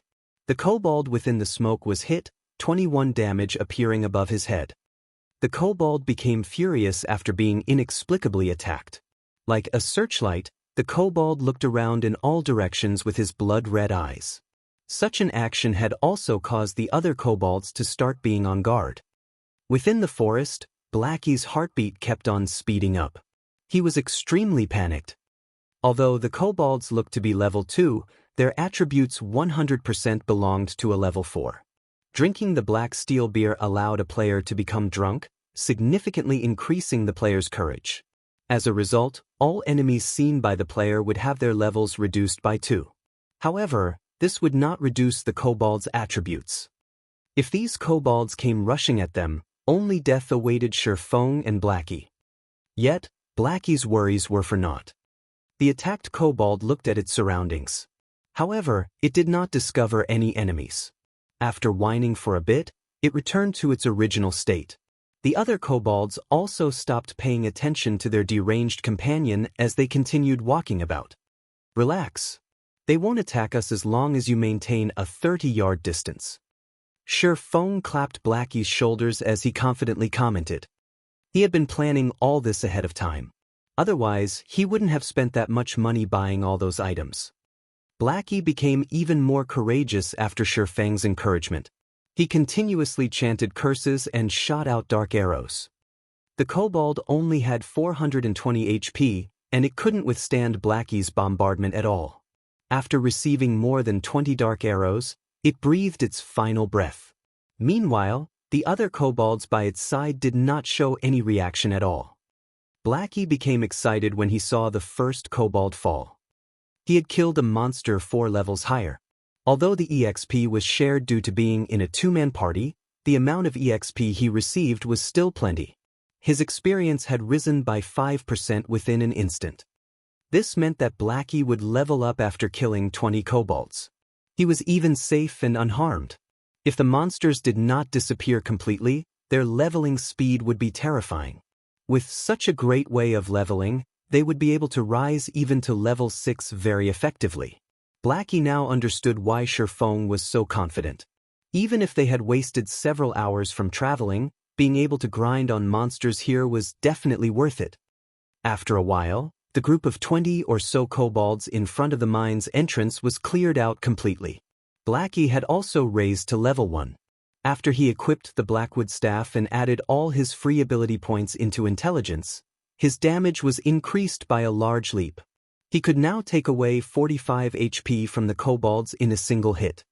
Meanwhile, the group of kobolds had dropped 12 copper coins and a level 3 common cloth armor. There were also 5 pieces of meteorite Oregon. Blackie's luck was quite good. According to what Shifeng had known, the drop rate of meteorite ore from the kobolds was not high. Only one would drop out of 10 of them. Nearly 1,000 kobolds needed to be killed to obtain 100 pieces of meteorite Oregon. Now, however, just a group kobolds had given them 5 pieces of meteorite Oregon. After storing the drops, Shifeng went on to lure more monsters. With the advantage of his 16 agility, Shifeng's speed was faster than the kobolds. Within moments, he had lured over 30 kobolds. He also maintained the distance of around 20 yards, but not exceeding 25 yards. When he had lured all the kobolds into the smoke cloud, Shifeng increased his speed abruptly. He quickly distanced himself over 25 yards from the kobolds, causing them to lose their target. After losing their target, the kobolds stood on the spot in a daze. Blackie, who stood over 30 yards away, took the chance to attack. The group of over 30 kobolds took less than 10 minutes to be cleared. They dropped another 21 coppers and 6 pieces of meteorite Oregon. Shifeng and Blackie's experience also greatly increased. In such a way, Shifeng continued luring monsters while Blackie continued dealing damage. Although the process felt mechanical and boring, Blackie was not complaining one tiny bit. On the contrary, he became even more vigorous with each kill. He wished he could just kill all day without resting. After an hour, Blackie's level had also risen to level 2. His dark arrow rose to level 3, and his damage went from more than 40 to more than 60. Such a rocket-like leveling speed made him speechlessly happy, giving him even more motivation to aim for level 3. Their kobold killing efficiency also increased by quite a bit with Blackie's greatly improved damage. The only downside was the increase in MP consumption following the dark arrow's level up. Fortunately, there was the magic water that Shifeng had bought. With it, Blackie could fully regenerate his MP before Shifeng had lured a new group of monsters, allowing him to deal damage without pause. Meanwhile, Shifeng was observing Blackie's condition while he lured a suitable number of kobolds. Other than that, he was just picking up the loot. The number of copper coins and meteorite ore were steadily increasing. After another hour of Blackie's effort, they had managed to collect 73 pieces of meteorite ore, 6 pieces of common equipment, and 264 coppers. They would be able to gather the remaining meteorite ore if they grinded for another hour. The system notification rang out just at this moment. System, player Lonely Snow has sent you 10 coppers. Subsequently, Shifeng received a communication request. The person contacting him was Lonely Snow. You are. Shifeng had just finished luring a group of monsters. Since he had nothing to do, he accepted the call request. Hello, brother expert. I'm Lonely Snow. We met before at the town hall, and you've even pointed me to a grinding spot. That place was just too great. There wasn't anybody stealing mobs from me, and I could also easily handle them. I'm already level 2 now. I've also looted a lot of materials and copper coins. I've already mailed you the 10 coppers. I wonder if you've received it. Lonely Snow was extremely excited. Previously, he was worried that this expert would not bother with him any longer. This was because experts were usually very proud. They wouldn't even look at minor characters like him. Lonely Snow had earned over 60 coppers from that treasured location he purchased. His level had even risen to level 2, leading the other players by quite a lot. Spending 20 coppers for this were definitely worth it. So it was you. I've received the 10 coppers. Shifeng only remembered about it after being reminded. Indeed, there was such a matter. However, that was when he needed the money to kill the town mayor a little earlier, so he had just casually given out some pointers. He didn't really mind regarding the remaining 10 coppers. Brother Expert, the level 2 dungeon Deathly Forest has already been opened, so I wanted to invite you to dive into the dungeon. My friends are all veterans and they're all level 2 now. They will definitely not drag you down. Of course, all swordsman equipment obtained from the dungeon will belong to you. Do you perhaps have the time? Lonely Snow was slightly nervous. Experts usually disdained bringing along other people, especially rookie newbies. It was the reason why Lonely Snow mentioned that there were level 2 veterans in the party. He was afraid Shi Feng would just outright reject him. Deathly Forest. Shi Feng had a deep impression of this dungeon. As long as the number of level 2 players in Red Leaf Town reaches a certain amount, the first level 2 dungeon in Red Leaf Town, Deathly Forest, would be opened. Along with the Deathly Forest's opening, players of God's Domain were made known to the difficulty of dungeons. Deathly Forest was only conquered after many players had reached level 4 or 5. Meanwhile, Deathly Forest's true purpose was to increase the number of skills a player could possess. The monsters within the dungeon mainly dropped the basic skill books for every job. However, the most precious item within the dungeon was the forging design. Only the final boss, Werewolf Fellet, dropped it with a very low probability.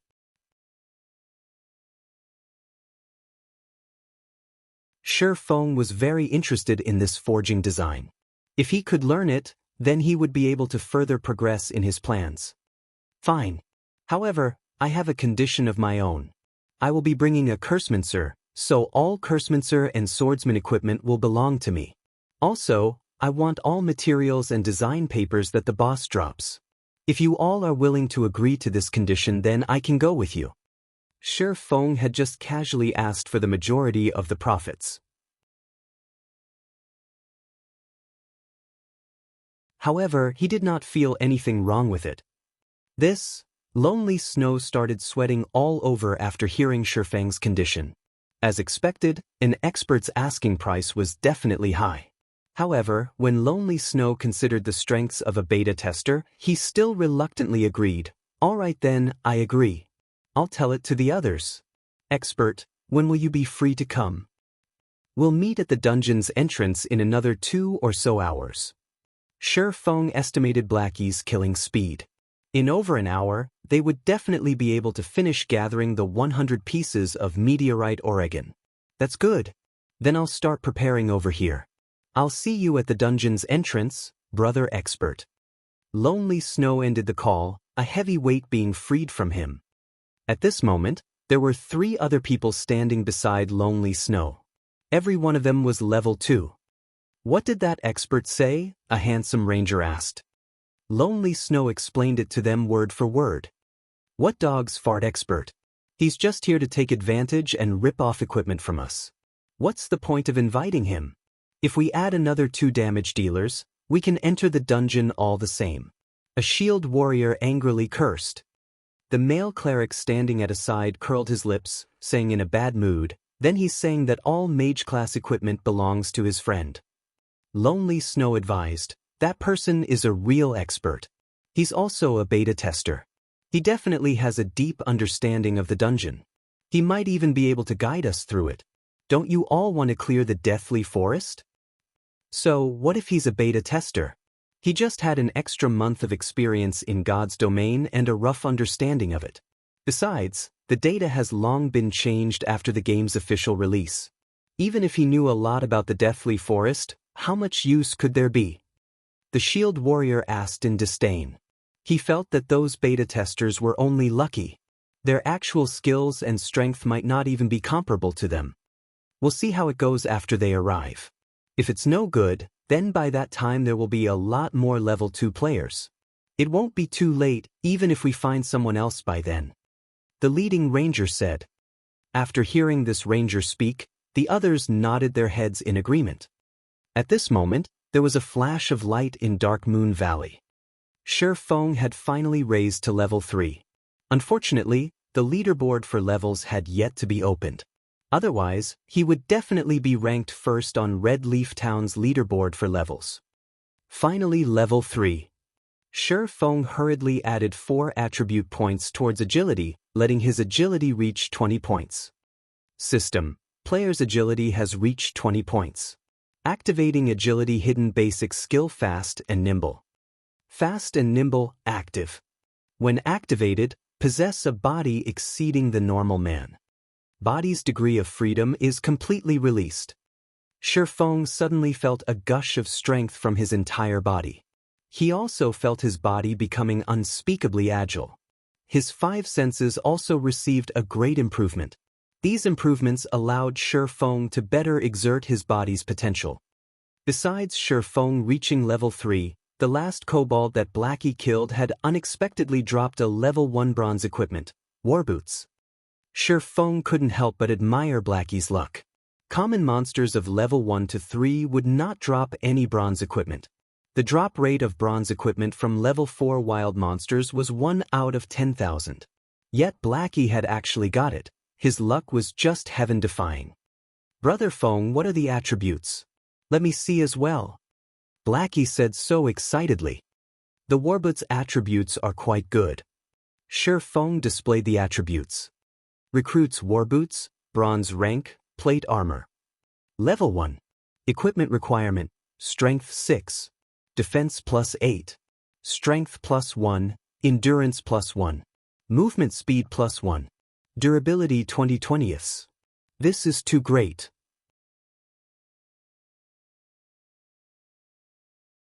With this equipment, Brother Feng's speed would become even faster, Blackie happily said. Before, it was only him who obtained a bronze equipment. It had troubled him to no end. Now that Shifeng had one as well, his heart became relieved as he said, Brother Feng, how many meteorite ore are we still missing? Not many. Just 4 more pieces. We'll be okay after another wave. Shifeng looked into his bag. Unknowingly, there were already 96 pieces of meteorite ores in his bag. If someone else had come here to grind, they might have needed 5 to 6 hours to obtain this many. Luckily, there was Blackie. They had gathered most of it after just killing a few hundred kobolds. Just when Shifeng was about to lure more monsters, his keen senses detected 3 blurry figures were closing in from behind Blackie. Blackie dodged quickly. Shifeng yelled as he pulled out his novice sword. With lightning speed, Shifeng rushed over. Blackie remained ignorant of the situation. He was still stuck being happy, unaware of the things approaching him. Only finding out now? You're too late. He'll be the first one. 3 figures suddenly appeared. They were 3 assassin players, and one of them was Quiet Wolf, the person who was killed before. A mage being simultaneously ambushed by 3 assassins would die, without question. There would be no suspense to it, even if Blackie was 1 level higher than them.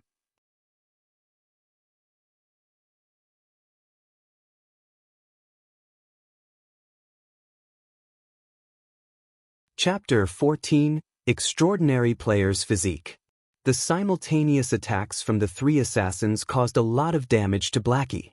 Even though he wore several pieces of common cloth armor, he had still lost nearly half of his HP. System: Guild Shadow has attacked your party. All party members are allowed to attack members of Guild Shadow without penalty. Duration of 1 hour. I'll fight you guys. Blackie knew he was sure to die. His speed was not comparable with an assassin's. However, he also wanted to retaliate before he died. Blackie started chanting a curse, firing a dark arrow towards Quiet Wolf at 0 distance. Quiet Wolf smiled in disdain. Although the arrow was unavoidable, he still had 80 HP at level 0. How strong could a Cursemancer's attack be? Could it possibly instant-kill him? The dark arrow hit Quiet Wolf. A damage of 76 points appeared above Quiet Wolf's head, instantly leaving him with only some leftover HP. Quiet Wolf immediately became dumbfounded after seeing such damage, his eyes nearly popping out of their sockets. The other 2 assassins were equally shocked. How is this even a Cursemancer? This was just a cannon. The person who dealt the damage was also shocked. Blackie had never imagined that the level 3 dark arrow would be so powerful. In reality, however, it wasn't just the level 3 dark arrows taking effect. There was also the high damage Blackwood staff, the aura effect of Might of 8,000, and the bonus damage from level suppression. Such extreme damage was only possible with all these added together. Crap, let's kill him, brothers. His staff is definitely a mysterious iron equipment. As a veteran gamer, Quiet Wolf quickly reacted, revealing his greed towards Blackie's weapon. Blackie being able to deal such a high damage was definitely due to a mysterious iron weapon. Otherwise, he wouldn't be able to nearly instant-kill Quiet Wolf. Suddenly, the other two assassins became full of energy as they rushed towards Blackie. Not to mention a mysterious iron weapon, they didn't even have a common weapon. If they could get Blackie's mysterious iron weapon, then they would profit beautifully. The three assassins attacked again, leaving Blackie with only 6 HP remaining. When they saw that Blackie was about to die, the three assassins became even more excited. The mysterious iron weapon was about to come into their hands. At this moment, with unbelievable movement methods, Shi Feng appeared in front, blocking Blackie. 3 sword strikes blocked the attacks from the 3 assassins, creating 3 sparks. All 3 assassins were sent flying backward. Before the assassins could get over their shock, streaks of thunder appeared within their vision. 3 streaks of thunder struck the assassins that were still floating in midair. Damages of -32, -41, -50 appeared on all 3 of their heads, all of their HP dropping to 0. Their bodies turned into starlight and disappeared within an instant. Because assassins had low defense and were under level suppression, the effect of a level 2 thundering flash was extremely horrifying. Brother Feng, Blackie became dumbfounded as he looked at Shi Feng's back, dumbly saying, "Are you Brother Feng?" Everything had happened all too quickly. Shi Feng had suddenly appeared and swung his sword 3 times, blocking 3 attacks from different directions. Then, he had followed it up with a thundering flash. All of these actions had been carried out within an instant. It was so fast that the assassins could not even react. Shi Feng's actions and reactions were just inhuman. If Blackie wasn't familiar with the Shi Feng in front of him, he might have even thought it was someone else pretending to be Shi Feng. After sweeping his gaze around, Shi Feng discovered 8 players surrounding them. Leading these players was Flaming Tiger. Shi Feng no longer dared to stay behind, hurriedly saying, "Why are you still in a daze? Let's go." Shi Feng had activated fast and nimble, completely releasing his body's degree of freedom. However, even though he had a constitution that could keep up and react to his thoughts, his actual body's attributes were too low. He had a very hard time controlling his body, and it was also mentally taxing. Taking explosive maneuvers 2 to 3 times was still possible, but doing it long-term was definitely too much. The enemies also consisted of numerous healers and jobs that equipped plate armor. Shi Feng and Blackie's only choice, now, was to run away. Blackie continuously nodded his head. "Everyone go at them. You must definitely get me my bronze equipment and take over this mine." Flaming Tiger licked the corner of his lips. He was extremely excited. He did not mind the death of the 3 assassins at all. Originally, Flaming Tiger was still burning with rage.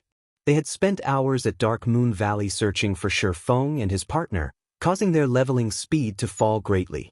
However, they had accidentally discovered Shi Feng and Blackie grinding monsters. At first, Flaming Tiger had wanted to immediately surround and kill the 2. However, when he saw Blackie utilizing the smoke cloud at the cave's entrance to kill the level 4 kobolds, Flaming Tiger nearly died from excitement. His hatred towards Shi Feng had also reduced by a large half. He had even wanted to thank Shi Feng for giving him such a valuable location. The difficulty of killing monsters of a higher level was famously known.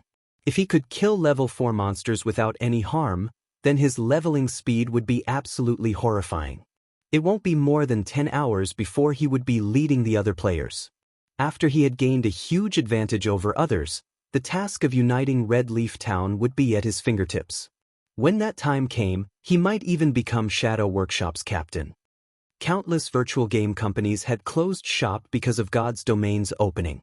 There were billions of players joining God's Domain. To obtain their share in this, Many enterprises and financial groups started investing in God's domain, one after the other. God's domain could be said to be the most profitable virtual game in the world. Flaming Tiger thought about how he would be able to stand out in Red Leaf Town. He thought about forcefully taking the large guilds down a peg. He also thought about becoming Shadow's captain. When that time came, obtaining expensive cars, beautiful ladies, and luxury mansions were only a matter of time. When Flaming Tiger thought of these things, he became unspeakably excited.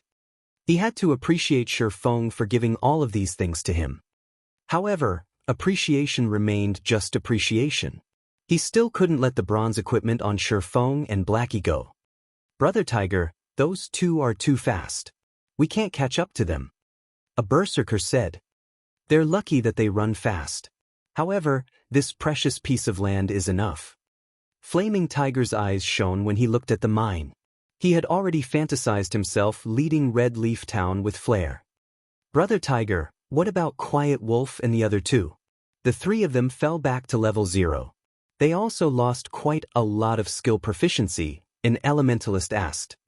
Flaming Tiger rolled his eyes at his subordinate, asking, is this even a problem? You saw as well just now. The kobolds within the smoke cloud won't attack players if they're attacked from a distance. Those are level 4 monsters. Leveling will be easy, so hurry them over here. Brother Tiger is still the smart one. Being able to find such a precious spot, Brother Tiger will definitely become the #1 person in Shadow. The elementalist started bootlicking Flaming Tiger. Scram. #1 person in Shadow? I am the #1 person in God's domain. Flaming Tiger angrily responded. The other members of Shadow also agreed, one after another, laughing at the elementalist for licking on the wrong boot. A moment later, 3 mage players started attacking from a distance. As for the other players, they lured the monsters into the smoke cloud. Under Flaming Tiger's command, they started killing the kobolds in an orderly manner. Great, this is just great.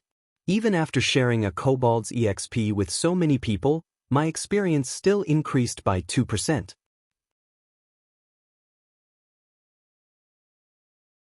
Brother Tiger, this is really fantastic.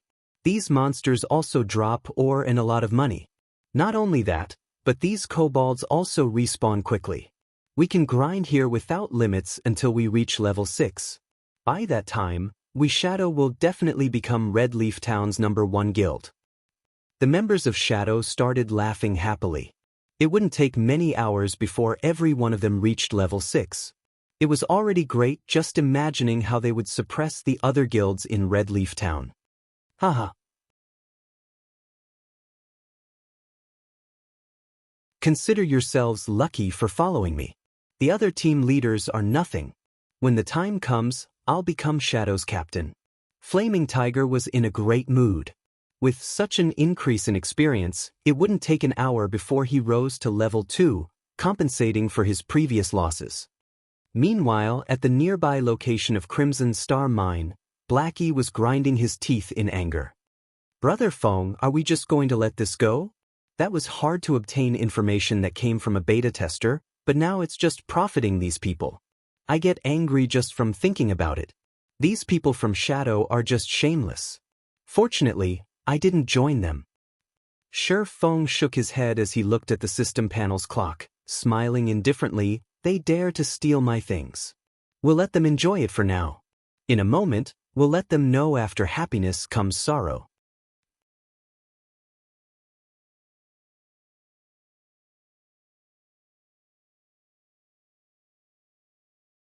Chapter 15. After happiness comes sorrow. Time passed bit by bit. Shifeng and Blackie did not just do nothing.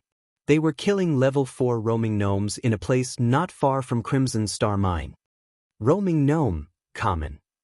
Level 4. HP 400. Compared to the kobolds, the roaming gnomes were much agiler. They were very good at dodging. However, their attack and defense weren't all that good. Moreover, Dark Moon Valley had yet to be developed. The monsters here were more numerous, and there was nobody here to compete with. There was no need to search for monsters to kill. Shifeng was already a level 3 swordsman, while Blackie was a level 2 cursemancer. After activating Fast and Nimble, the roaming gnome's dagger had no chance of even touching Shifeng. As for Blackie, his damage was even fiercer after drinking a black steel beer. With Shifeng entangling the gnomes in the front, and Blackie dealing damage from behind, killing off the roaming gnomes became very easy. The efficiency was even better than grinding off the kobolds. In the front of the Crimson Star mine, groups of kobolds laid still before the mine's entrance. Copper coins and various kinds of ores were scattered all over the ground. "Brother Tiger, this place is just too great. It's just been over half an hour, and everyone is already level 2. So much money dropped as well. Haha, keep up the effort everyone. You three lure more monsters. As long as we continue grinding this way, it will only be 3 to 4 hours before we can rise to level 3. Flaming Tiger excitedly commanded the 3 assassins that just recently arrived to lure the kobolds. The mages were already level 2, so the speed of killing the kobolds had increased by a big leap. Luring a group of over 30 kobolds was not enough for them. "Brother Tiger, something dropped here." A berserker held on to a book as he shouted. "Bring it here, let me have a look at it," Flaming Tiger said while smiling. He licked his dried lips when he saw something dropped. After Flaming Tiger received the book, he suddenly started laughing loudly. "Great, really great. Not only has the spot that kid found after much effort been taken over by me, but if he knew a rare skill for swordsman was even in my hands? I really want to see that kid's look of regret." "Brother Tiger, I saw that kid when I came here. They were still nearby killing roaming gnomes. I'm guessing that they're still unwilling to leave and still thinking of this place. Why don't we go over and kill them? Save us some trouble." A cold glint flashed through Quiet Wolf's eyes. They were filled with killing intent. He was overcome by a great resentment after being killed twice by Shifeng. Flaming Tiger waved his hand, with a disdainful smile on his face as he said, "Then let them look. Watch at how fast we level up and earn money, and at how we become the tyrants of Red Leaf Town. Meanwhile, they can only watch from a side with their hearts full of regret and unwillingness.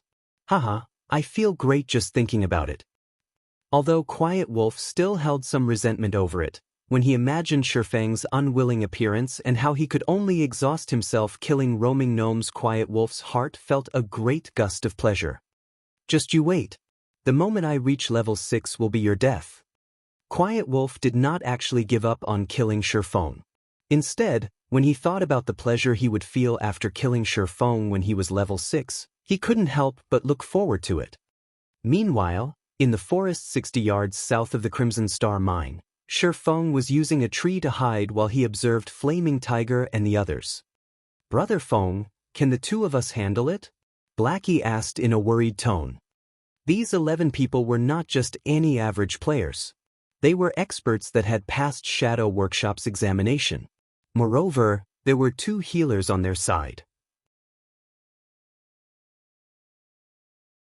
It was impossible to kill all of these people just by depending on the 2 of them. "Relax. The time is almost up. We'll just watch the show." Shifeng looked at the time indifferently saying, "In a moment, you go stand at the back. Kill whoever has low HP. Don't let even one of them get away." Time is almost up? Blackie didn't understand what it meant.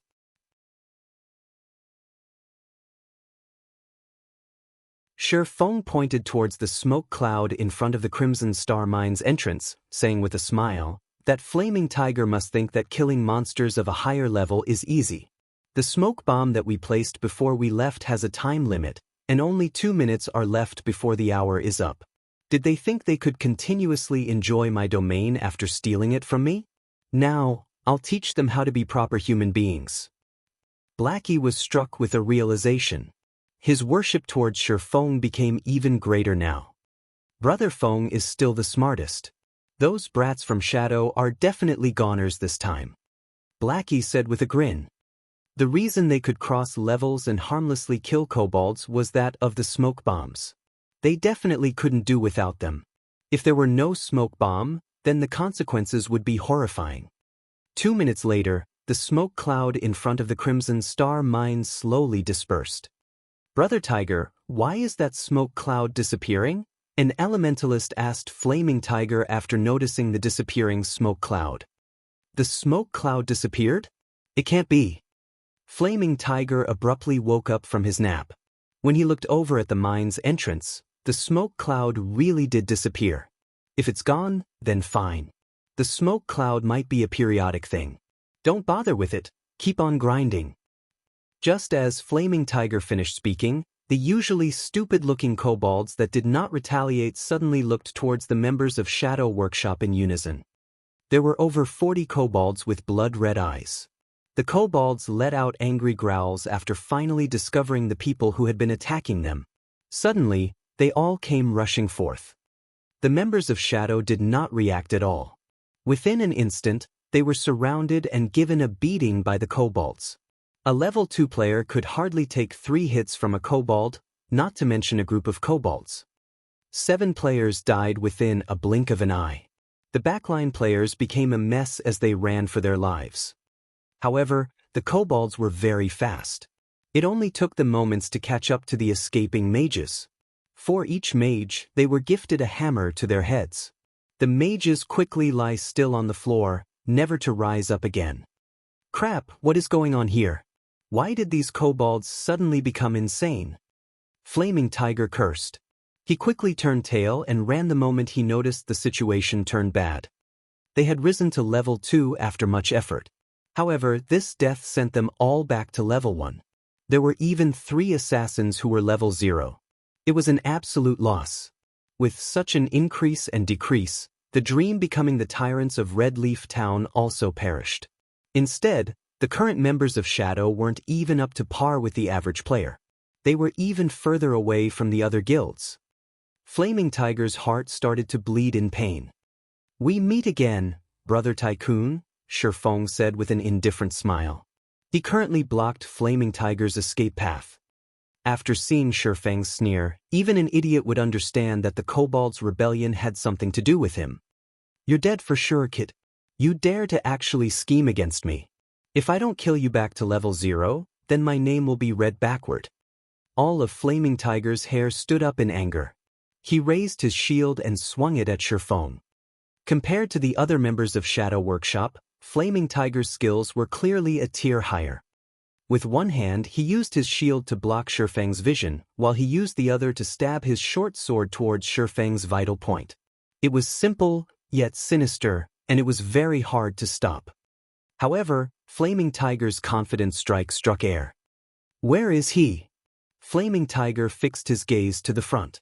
However, there wasn't even a shadow of a person present. "Over here." Shifeng stood behind Flaming Tiger, his sword waving down. Chop! A damage of -36 appeared above Flaming Tiger's head. His HP had instantly gone from 220 to 184. When Flaming Tiger was hit, he hurriedly spun around and used Shield Bash. However, Shifeng had long since seen through Flaming Tiger's movements. He took a step backward and spun his body around, hiding by the shield. Then, Shifeng arrived once more at Flaming Tiger's back, giving him another sword slash.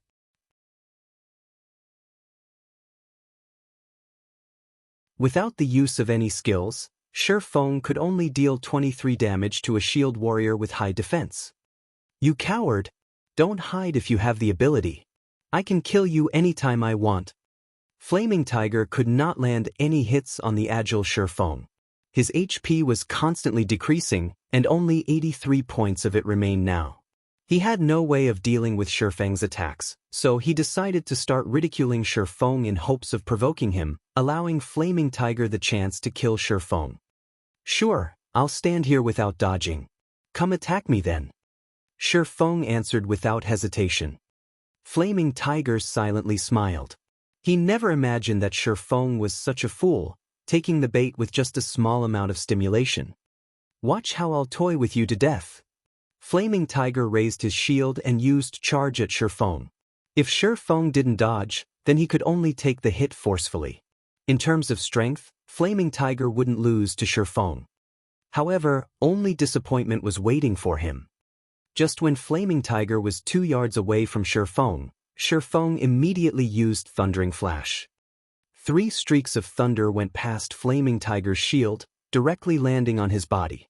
3 high damages appeared above Flaming Tiger's head, -28, -35, -41, his HP instantly dropping to 0. Despicable. Flaming Tiger glared at Shi Feng. He was furious to the point of spitting out blood.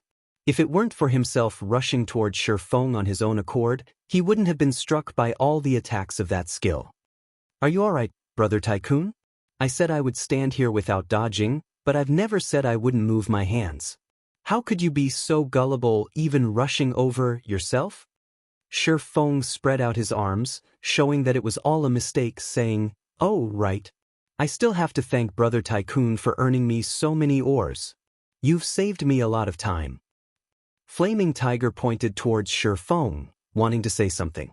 However, his body had already turned into starlight and disappeared. He couldn't even utter a single word, only leaving behind a pile of ore and a single book.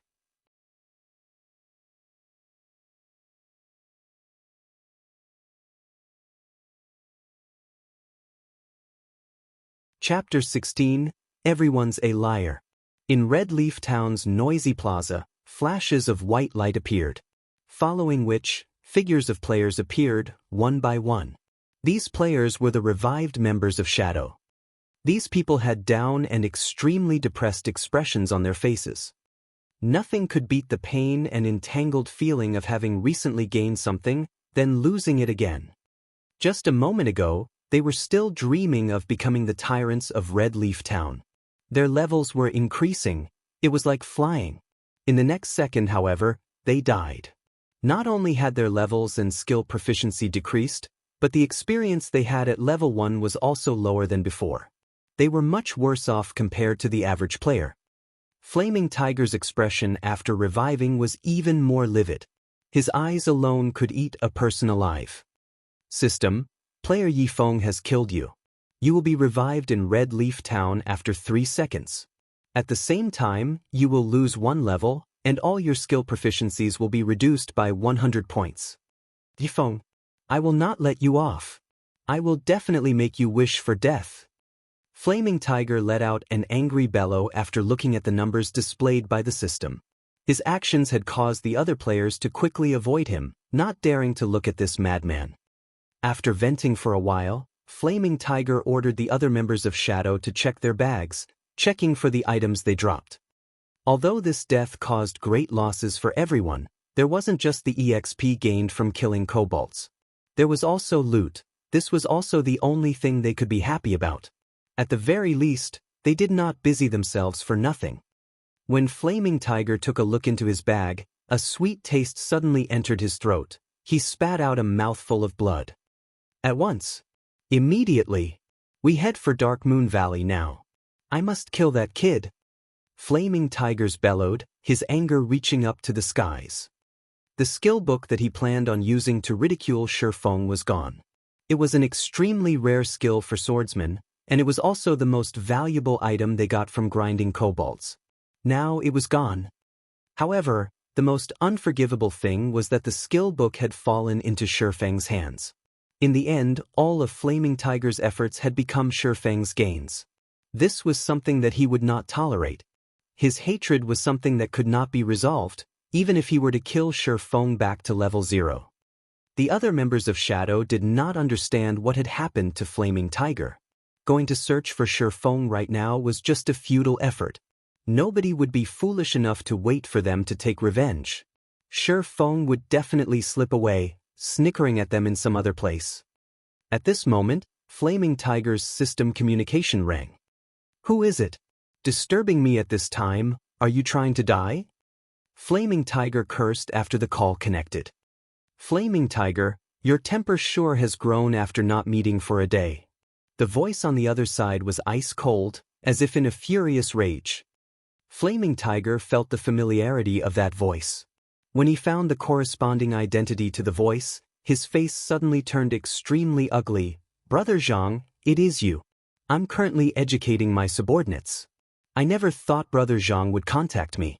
Brother Zhang, please don't mind it. I wasn't speaking about you just now. Enough. I already know about your problem. Just looking at the damage you've caused towards Shadow's development in Red Leaf Town, looking at what the good you've done has accomplished towards Shadow's development in Red Leaf Town, I'll come to you immediately. From now onwards, you don't have to continue being Red Leaf Town's team leader. Silent Rain, the team's elementalist, will take over temporarily.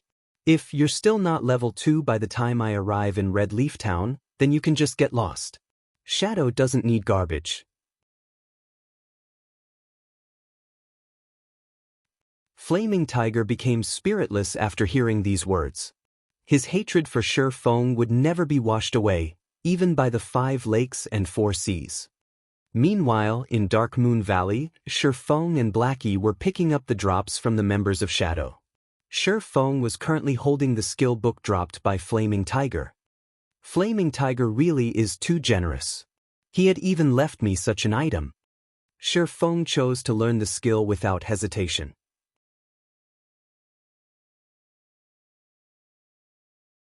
Windblade, action type. Requires, sword. Level 1. Proficiency 0/300. Ambush an enemy outside 5 yards and within 30 yards. Movement speed will be increased by 40% when rushing towards the target and attack speed increased by 20% for 3 seconds. Cooldown, 25 seconds. A swordsman mobility would be greatly increased with this skill. It was a great counter to rangers and mages who love to kite. Brother Feng, the meteorite ore we need are all here. There are also quite a few bronze. Oregon Shadow really helped us big this time. Blackie laughed loudly. As he was collecting the ore from the ground, he noticed a piece of dark green Oregon. Picking it up, he asked, Brother Feng, what is this star crystal?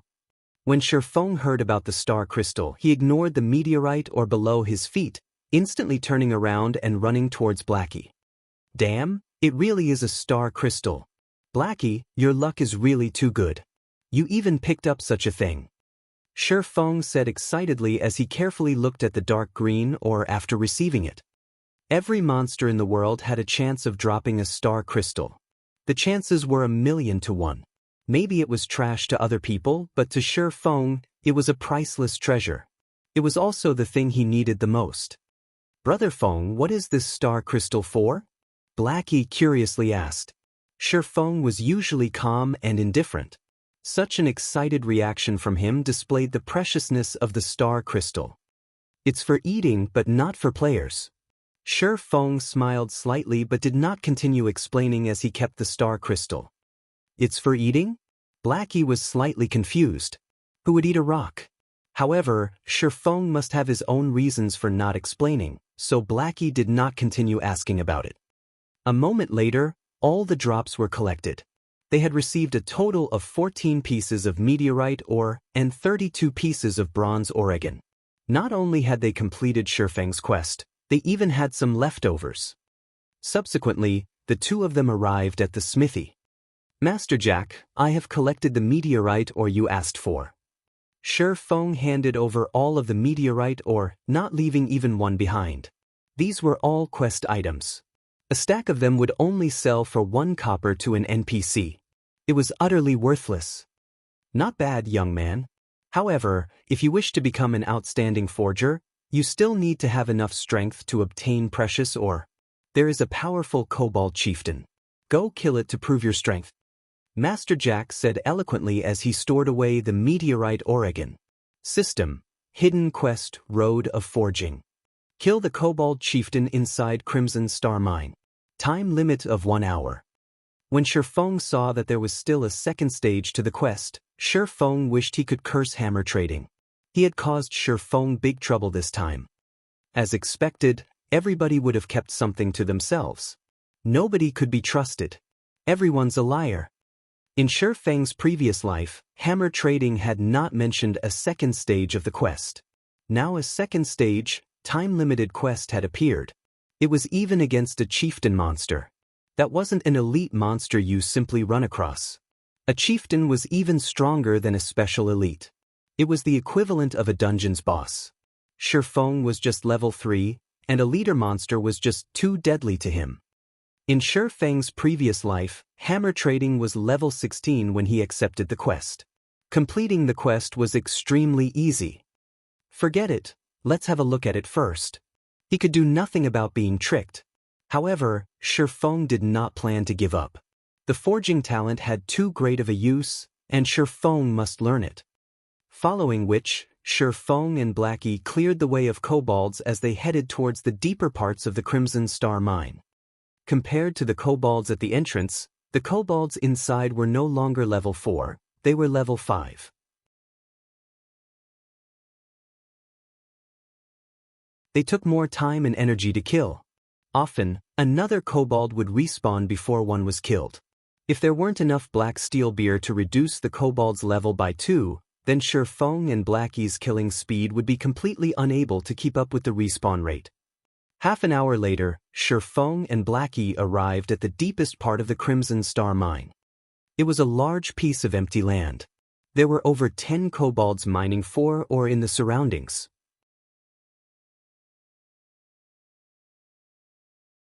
There was a huge figure standing in the center of the empty area.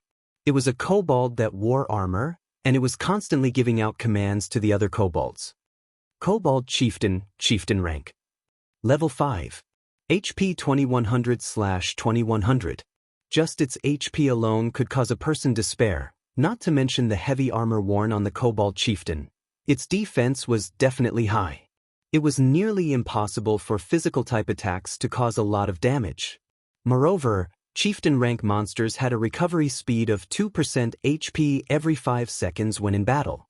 That meant the Kobold Chieftain would recover 42 HP every 5 seconds. It was not a number to look down upon. An average level 5 player with physical-type damage might not even be able to deal 42 damage within 5 seconds. As for using the smoke bombs to kill the Kobold Chieftain safely, that was completely impossible. A chieftain monster's range of vision was extremely wide. Even a kobold would have a vision range of 55 yards. Using the smoke bomb to reduce its vision by 10 yards would still leave it with 45 yards. Even for rangers, who had the furthest firing range of 40 yards, it was not enough. Shi Feng thought through it again and again as he looked at the Kobold Chieftain before him, helplessly laughing. Do I really have to use that?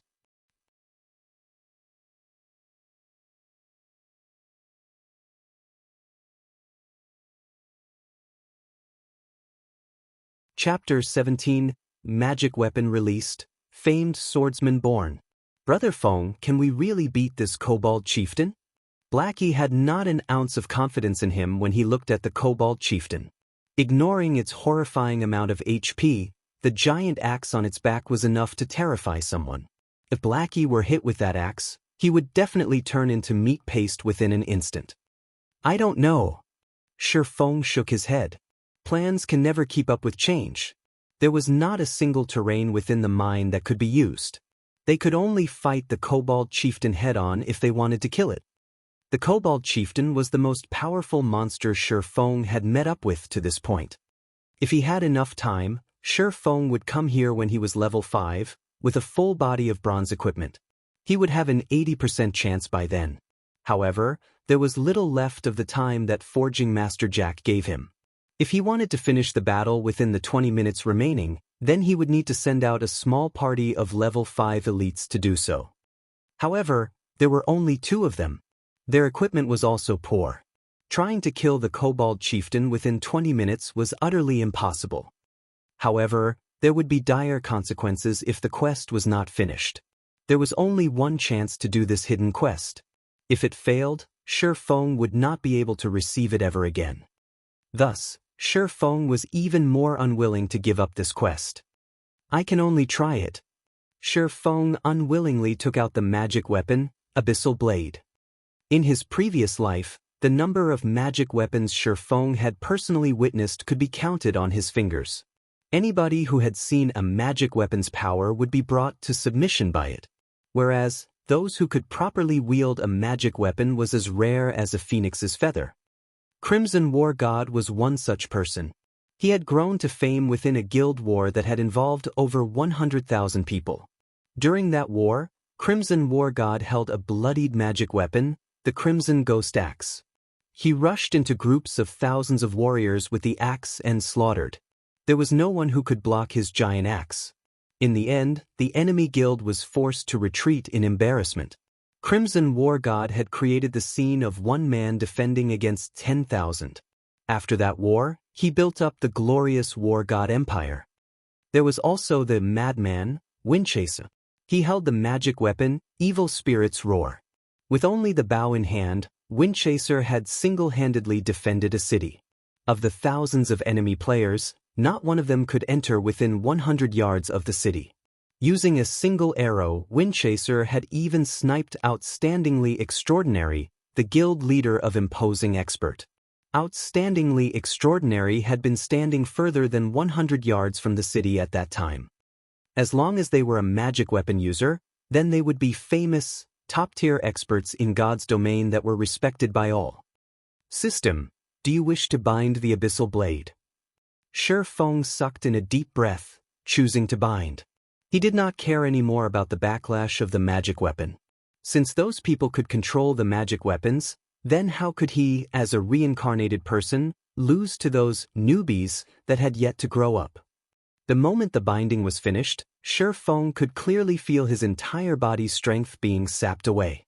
His levels, as well, dropped one after the other, becoming level 0 within an instant.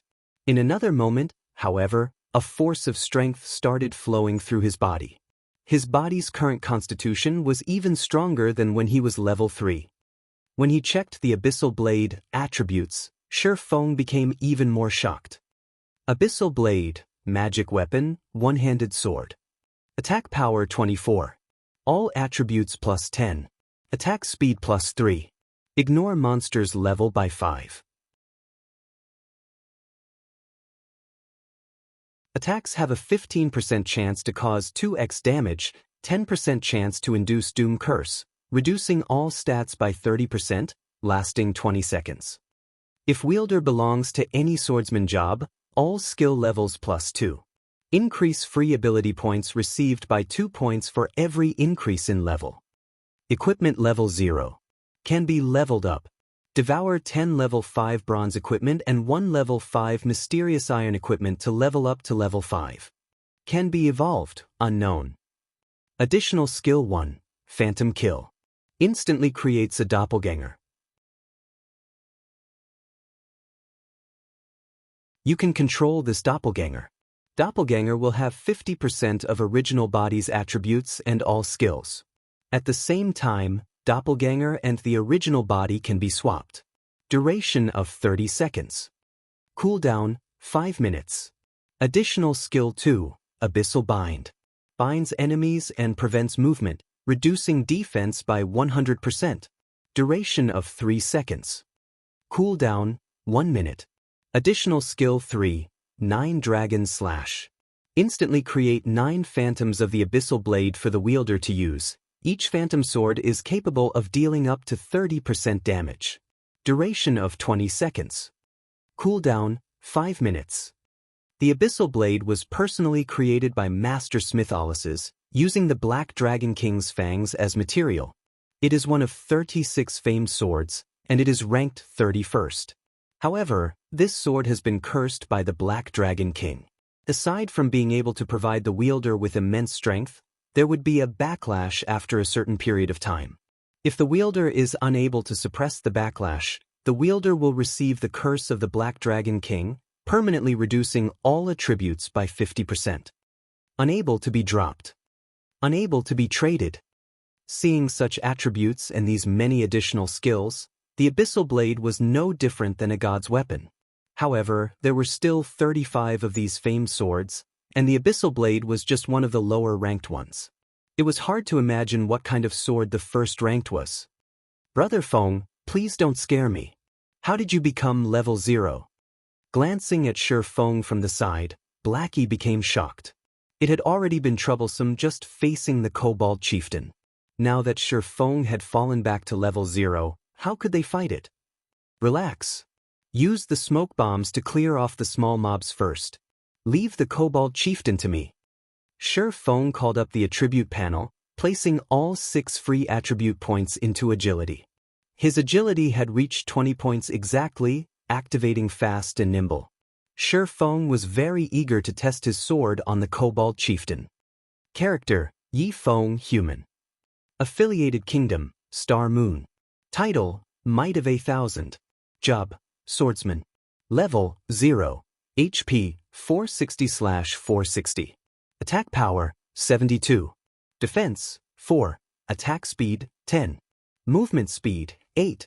Attributes: Strength 24, Agility 20, Endurance 22, Intelligence 13, Vitality 13. System: Strength has reached 20 points. Activating Hidden Basic Skill: Smashing Fists.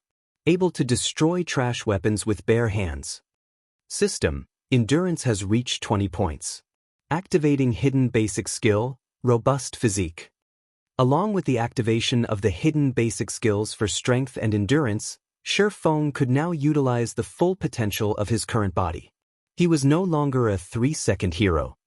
Although he was level 0, his current attack power and attributes were far above that of when he was level 3. His HP was even more awesome. It wasn't any worse than a level 5 shield warrior's HP. Not to mention Shi Feng still had a bunch of high-level skills. He could definitely fight it out with the Kobold Chieftain. While Shi Feng was getting used to his body, Blackie had cleared all of the kobolds in the surrounding areas, leaving behind only the Kobold Chieftain. Wait for me to pull aggro, then you can start madly attacking. Shi Feng instructed. Taking a step forward, Shi Feng rushed towards the Kobold Chieftain. Windblade. In the blink of an eye, Shi Feng had arrived in front of the Kobold Chieftain. The Kobold Chieftain had yet to react before 2 streaks of black light slashed at its neck. Suddenly, blood splashed from its neck, causing the Kobold Chieftain to scream in pain. 2 frightening damages appeared above its head. -63-128. The Kobold Chieftain finally reacted. However, just as it lifted its giant axe, another sword flash passed through an unprotected area of its body. Chop! Another -105 damage appeared on the Kobold Chieftain. The power of a level 4 chop was shocking.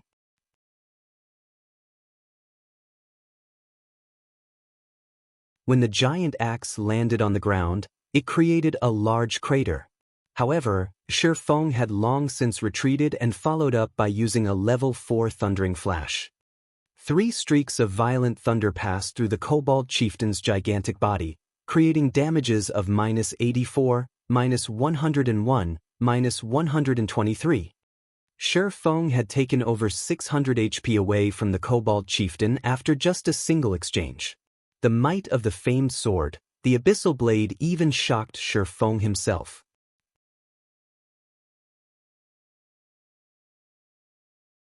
Blackie, who stood a distance away, was even more dumbfounded.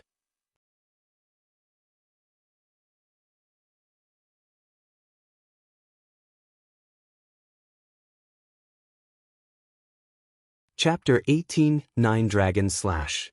The Kobold Chieftain became enraged when he was dealt the heavy damage by Shi Feng's surprise attack. The blood that leaked from its wound became its stimulant. The Kobold Chieftain raised its giant axe, bombarding Shi Feng with one attack after another. The Kobold Chieftain could not react appropriately towards Shi Feng's previous surprise attack. It could only instinctively attack, so its attacks were aggressive. Against the wild attacks of the Kobold Chieftain, even a level 5 shield warrior or guardian knight would die within an instant. Shi Feng could only retreat under such intense attacks. He did not have any chance to retaliate. He also needed to dodge the incoming rubble the size of fists.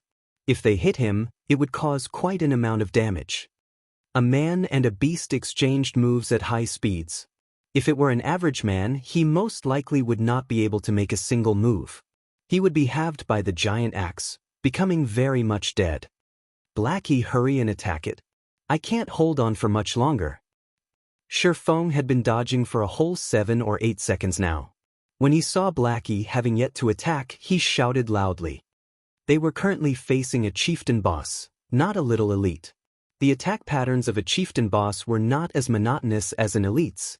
It had a variety of attacks. The chieftain boss was a monster that possessed intelligence. It would even change its attack pattern for specific players. Couple that with a strength that was 2 to 3 times that of a normal elite, the chieftain boss was stronger than an elite by at least 4 times. Although Shi Feng had only exchanged blows with the kobold chieftain for 7 or 8 seconds, it felt like several minutes had gone by. Just from blocking attacks and the occasional counterattack had already taken over 100 HP from Shi Feng. If this situation continued, it wouldn't be long before his HP reached 0. With the famed sword, Abyssal Blade, Shi Feng's attributes were greatly increased. It allowed 3 hidden basic skills that were most important to a melee player to be activated. With these skills, Shi Feng was able to exhibit extraordinary attacks and dodges continuously. If he did not possess the Abyssal Blade, Shi Feng would have died long ago. "Ah, I'll come help you, Brother Feng." Blackie realized his mistake as he finally reacted. He hurriedly waved his staff, his mouth chanting a curse. After aiming at the kobold chieftain, he shot a dark arrow. The dark arrow landed on the kobold chieftain's body, only dealing 17 points of damage. Blackie's mouth became wide open after seeing this damage. He couldn't help becoming astonished by a chieftain monster's defense. Blackie could cause over 50 damage if he attacked a level 5 monster, however, it was only a third of that amount now. It could be seen how shocking a chieftain monster's defense was. On the other hand, Shi Feng could deal over 100 damage in a hit. What kind of attack power was that? Shi Feng abruptly slashed the Abyssal Blade in mid-battle. Chop! A black light dug itself through a gap in the kobold chieftain's attack. Shi Feng took 3 steps backward before stabilizing his body, over 30 damage appearing above his head. On the other hand, only the kobold chieftain's giant axe was pushed back, pausing slightly in midair. It worked. It seems like my strength is just barely enough. Shi Feng was very satisfied with the attack this time. During battles within God's domain, not only could players defend and dodge, but they could also interrupt a monster's attack. This would cause the monster's attack to stop briefly, ending the monster's offensive. It was a high-leveled battle technique. Such techniques only started becoming popular half a year after God's domain's opening, especially in boss battles. If the MT, main tank, did not learn such techniques, the end result would be a party wipe. This was because there were no players capable of blocking a boss' crazed and continuous attacks. The kobold chieftain's momentary pause had caused it to reveal a weak point. Shi Feng rushed in without hesitation. Gathering all his strength into his hand, Shi Feng gripped the Abyssal Blade tightly and continuously struck the kobold chieftain. 4 streaks of sword light hit the unarmored parts of the kobold chieftain.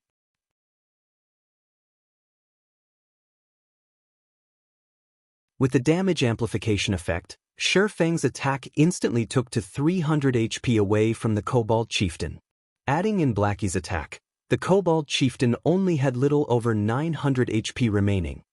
Ayo! The kobold chieftain started going into a frenzy. It threw its giant axe to a side, pulling out 2 machetes from its waist. The change in weapons caused the kobold chieftain's attack patterns to change.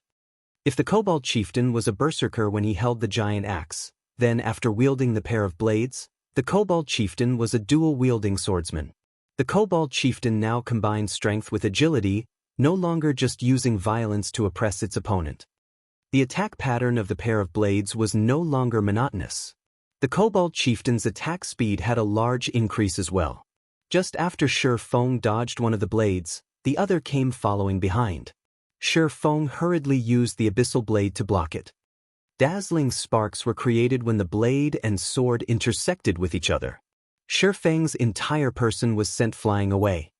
When Shi Feng was still in midair, he saw the kobold chieftain leaping with all its might, its machete raised high for a frontal assault. Is it going all out? Shi Feng was shocked, hurriedly using parry. Hong! The Abyssal Blade blocked the machete. However, Shi Feng was like a meteorite as he fell heavily to the ground. Shi Feng had thought the kobold chieftain's attack to be over. However, as it fell from the sky, its twin blades plunged downwards as well, with Shi Feng's chest as their target. Shi Feng was unable to move to dodge the attack. Phantom kill. Instantly, a doppelganger of Shi Feng appeared 3 yards away from him. With lightning speed, Shi Feng swapped places with his doppelganger. When the Kobold Chieftain landed, both its blades stabbed into the doppelganger's chest. The doppelganger's HP madly fell, over 300 HP disappearing within an instant. Just as the Kobold Chieftain revealed an excited smile, Shi Feng appeared behind its back.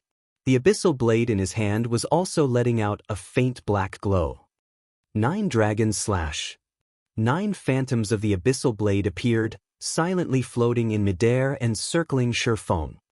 Although Shi Feng could not completely control all 9 swords, using the 9 of them for a simple attack was not a problem. Xianxia. 9 abyssal blades danced as if they were playful sprites, continuously penetrating the Kobold Chieftain's body. Small values that were just over -10 continuously appeared on the Kobold Chieftain's head. Although the damage was very low, the quantity was high. Including Shi Feng's chop and normal attacks, the Kobold Chieftain's HP fell close to 500 HP. Seeing the Kobold Chieftain wanting to turn around, Shi Feng did not dare give it any chance for a counterattack. Immediately, Shi Feng used Abyssal Bind. The Kobold Chieftain could not move for 3 seconds, and its defense was reduced by 100%. In a battle, where even blinking would get you killed, 3 seconds was enough to change the results. The Kobold Chieftain could not move after being bound by the pitch-black chains which came from the Abyssal Blade.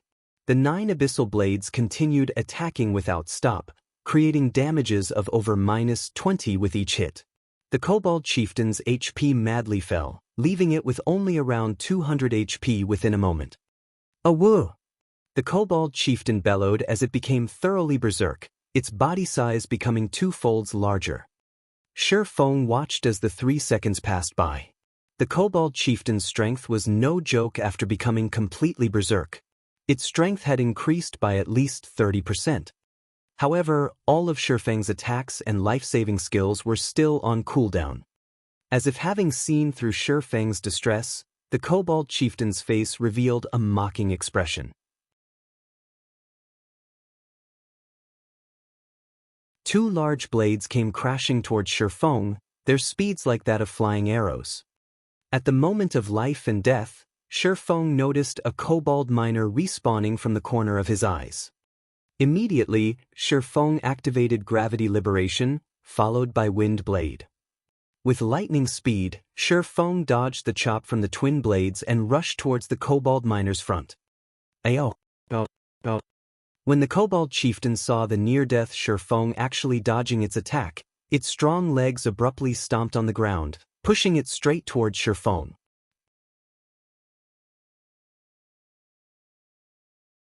Blackie felt chills down his back as he watched Shi Feng fighting. Regardless, his mouth never stopped chanting curses, sending out one dark arrow after another. However, the Kobold Chieftain's speed was too fast, trying to hit it was just too hard. Fortunately, there was more than a 20-yard distance between the Kobold Chieftain and Shi Feng. The Kobold Chieftain would still need some time to catch up to Shi Feng. Within this period, Shi Feng might even be able to kill off the Kobold Chieftain with the 9 phantoms of the Abyssal Blade. However, both Shi Feng and Blackie had underestimated the Kobold Chieftain's explosive strength. Not only were its strength and defense greatly increased, even its agility had a great increase. It only took 2 seconds for the Kobold Chieftain to reach over 20 yards. The Kobold Chieftain lifted its twin blades, strongly slashing it down. The kobold miner in front of Shi Feng was split into 2, and a rain of blood fell 5 yards around it. This slash had closely brushed past Shi Feng's cheek, nearly taking his life away. Seeing the Kobold Chieftain preparing to slash down its other blade, Shi Feng strongly raised the Abyssal Blade in his hand. 3 streaks of thunder penetrated the Kobold Chieftain's body, taking away its last remaining 130 HP. Seeing the Kobold Chieftain finally fall, Shi Feng let loose a breath of relief. The Chieftain monster is truly too strong. Even if Shi Feng came here at level 5 fully equipped with bronze equipment, he would still be a goner. He could only kill it due to luck. Compared to a level 2 Thundering Flash, The level 4 Thundering Flash only had a cooldown of 24 seconds. The cooldown had finished just in time, allowing Shifeng to escape death. System: Level 5 Kobold Chieftain killed. Level difference of 5. EXP obtained increased by 500%. Obtained 2350 EXP. Shifeng immediately rose to 76% of level 1. System: Congratulations for becoming the first player to kill a chieftain monster. Kobold Chieftain's item drop increased by 200%. Reputation in Starmoon Kingdom increased by 10 points. Suddenly, the Kobold Chieftain's body started expanding. Its size continued increasing until its body exploded with a boom, scattering a pile of items all over the floor.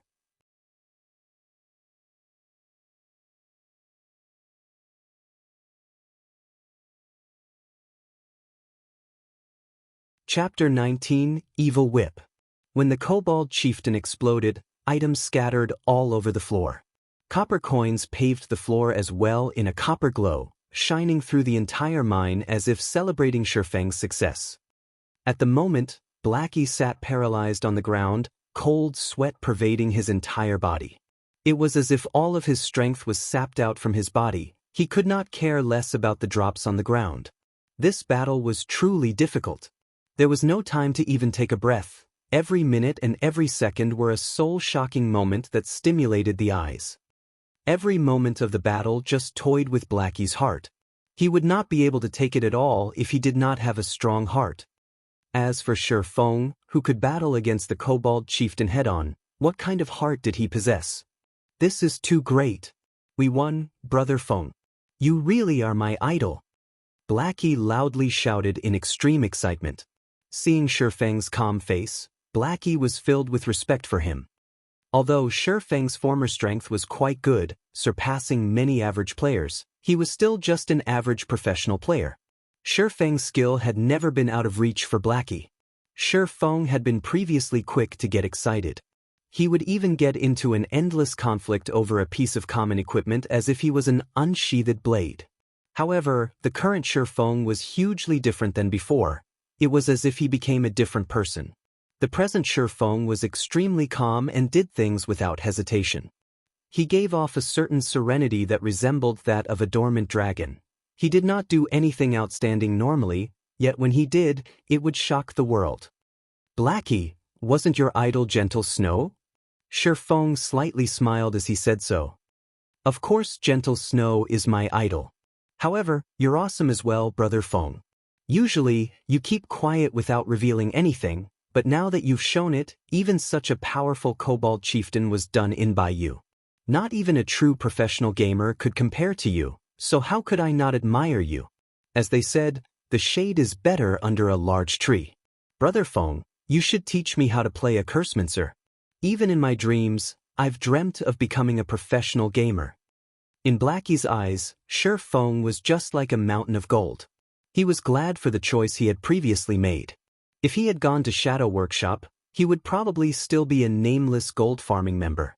He wouldn't even have the chance to meet an expert. Forget about becoming a real expert.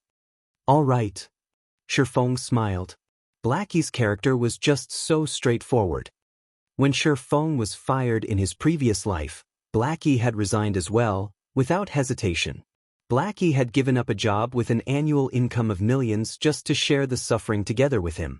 Naturally, Shifeng wouldn't betray Blackie. He would teach Blackie whatever he could. Although Shifeng had not played a Cursemancer before, he had still observed plenty of expert Cursemancers. Shifeng knew the general direction to develop a Cursemancer, and it was more than enough to give pointers to Blackie. Brother Feng, how do you think I should place my points early on? Do I go full intelligence? Blackie asked. Shifeng shook his head, saying after some thought, although it isn't bad to go full intelligence during the beginning periods, agility is a must if you wish to become a powerful Cursemancer. Aside from just increasing your movement speed, agility can also increase your casting speed. Cursemancers have very few life-saving skills, are slow runners, and have many skills that require chanting. A Cursemancer's spells are also weak in power. They mainly rely on curses to deal damage. However, unlike elementalists, who are literal cannons, time is required for a cursemancer to unleash that damage fully. Hence, after adding intelligence up to 20 points, you should place half of your free ability points into agility. This will ensure your safety as well as allow you deal more damage. In Shi Feng's previous life, there was an extremely powerful cursemancer. That person had broken the traditional point allocation method of a cursemancer by adding a large amount of agility. Not only could he deal damage both quickly and fiercely, but he was even more powerful in PK. He had destroyed assassins that were counters to mages.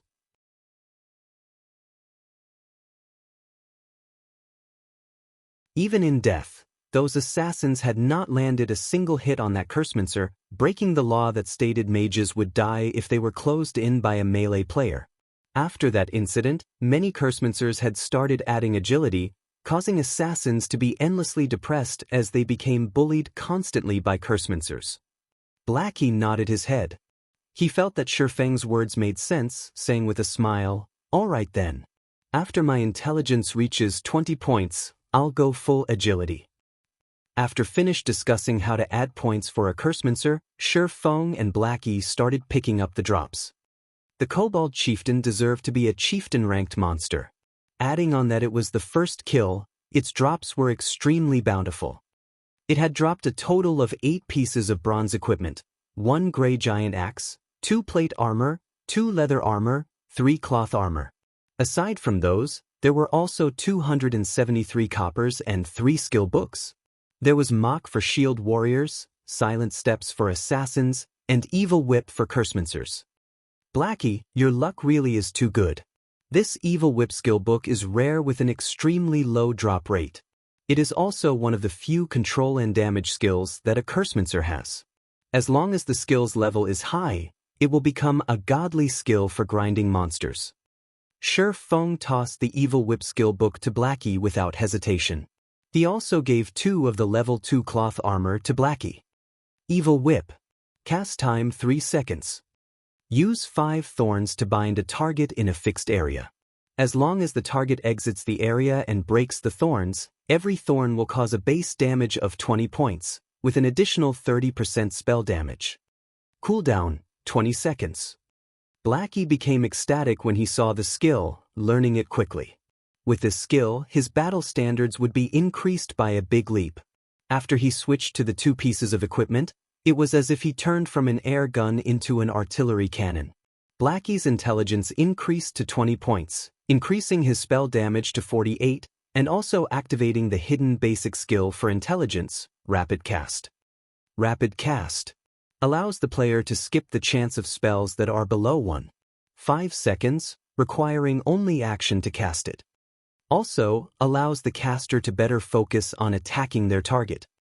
As for the 2 pieces of plate armor, they were the recruit's heavy armor and black steel armguard. However, amongst these pieces of bronze equipment, Shi Feng only fancied the black steel armguard's attributes. Black steel armguard, bronze rank, plate armor. Level 3. Equipment requirements, Strength 9. Defense plus 14. Strength plus 2. Endurance plus 2, Agility plus 1. Durability 20/20ths. The recruit's heavy armor was just mediocre.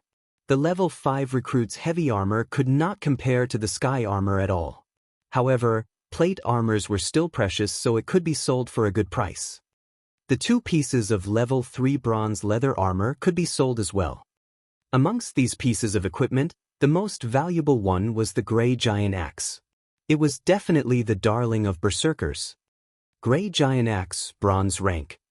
Level 5. Equipment requirements, Strength 15. Attack power plus 21. Strength plus 5, Endurance plus 2. Durability 30/30ths. It was the absolute weapon for violence.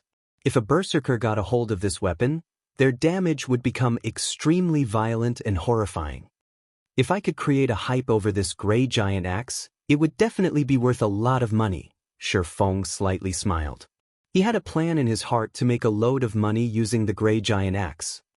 Afterward, Shi Feng and Blackie returned to the smithy. Master Jack, I've killed the Kobold Chieftain. This is its skull.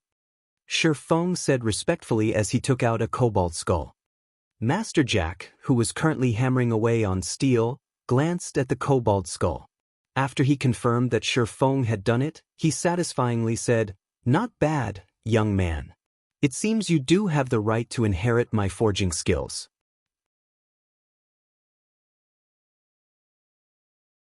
System: Hidden Quest Road of Forging completed. Player has learned forging. Player has become a basic forging apprentice. Player has obtained the forging talent, Forging Genius. Rewarding 10 pieces of 100 refinement steel. Forging Genius. After a successful forging, there is a fixed chance to increase 2 proficiency points. 2 proficiency points were not to be looked down on.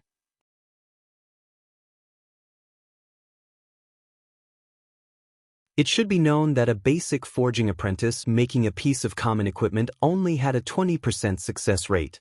After successfully making the equipment, there was a 40% chance to obtain 1 proficiency point. Now, however, Shi Feng had a chance to obtain 2 proficiency points as long as his forging was successful, increasing his efficiency for promotion to the next rank by several folds. Becoming an intermediate forging apprentice required 1,000 proficiency points. An average player required more than 10 days at the very least to become one. Their supply of materials must also be continuous, as the horrifying rate of failure would waste large amounts of materials. With the forging talent, Shi Feng could now save a lot of materials, saving him quite the amount of money. On the other hand, 100 refinement steel was a good support material for making bronze equipment. It could increase the success rate of making a bronze equipment by 10%. With the forging talent and book of forging, Shi Feng couldn't help but wish to start forging equipment immediately.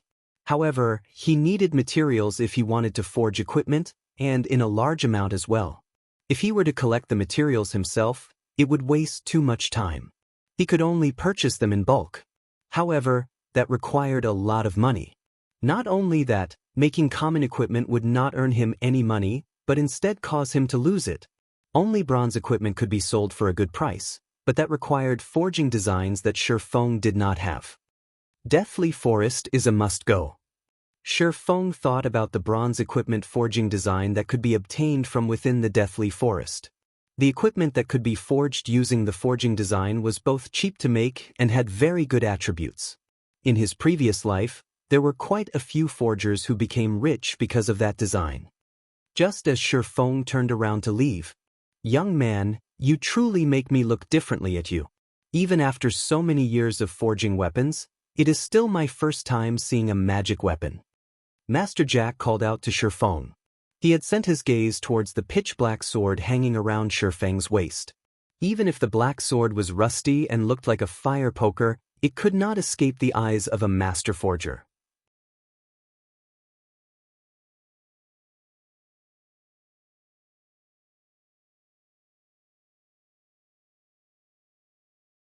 Chapter 20: Curse of the Abyssal Blade.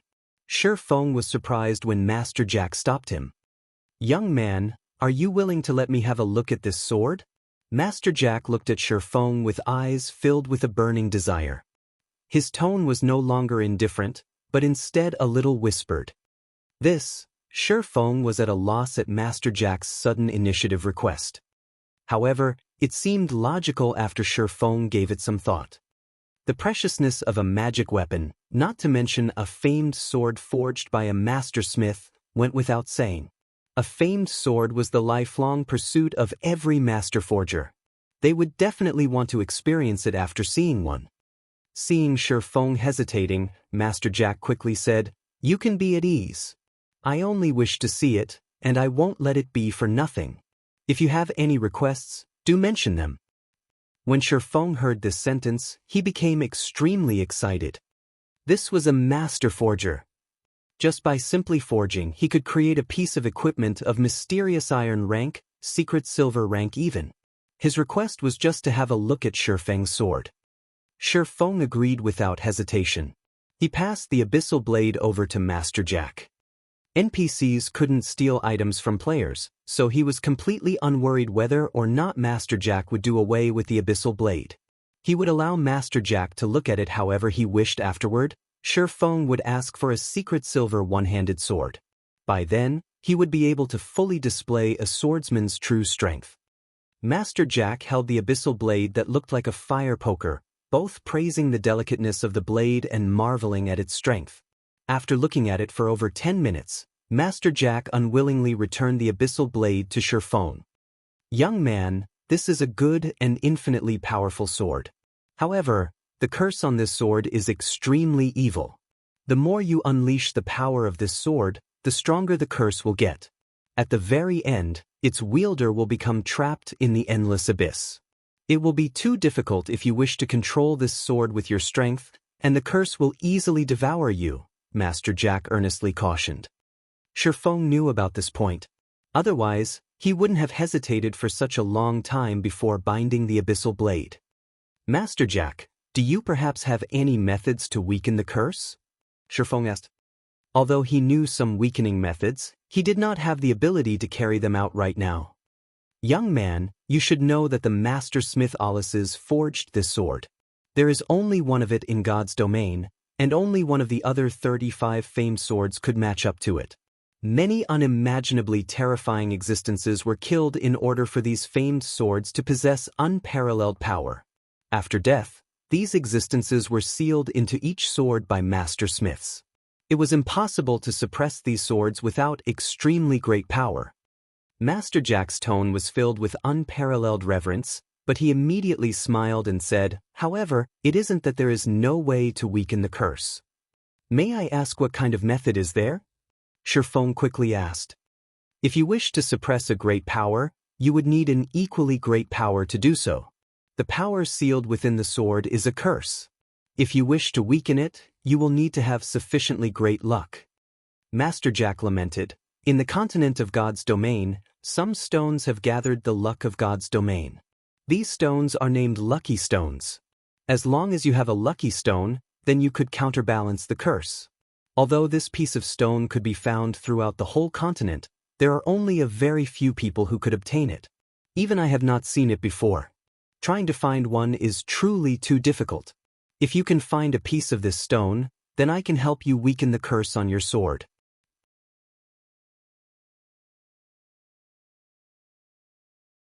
Seeing Shi Feng's slack expression, Master Jack shook his head in consolation, saying, "Young man, you have to know that the lucky stone is extremely rare. You shouldn't feel discouraged. It is normal not being able to find one. Only those who are blessed by God can obtain a lucky stone, and they are people that we cannot compare to." "Master Jack, is it this piece of stone?" Shi Feng slightly smiled as he took out the dark green-colored star crystal.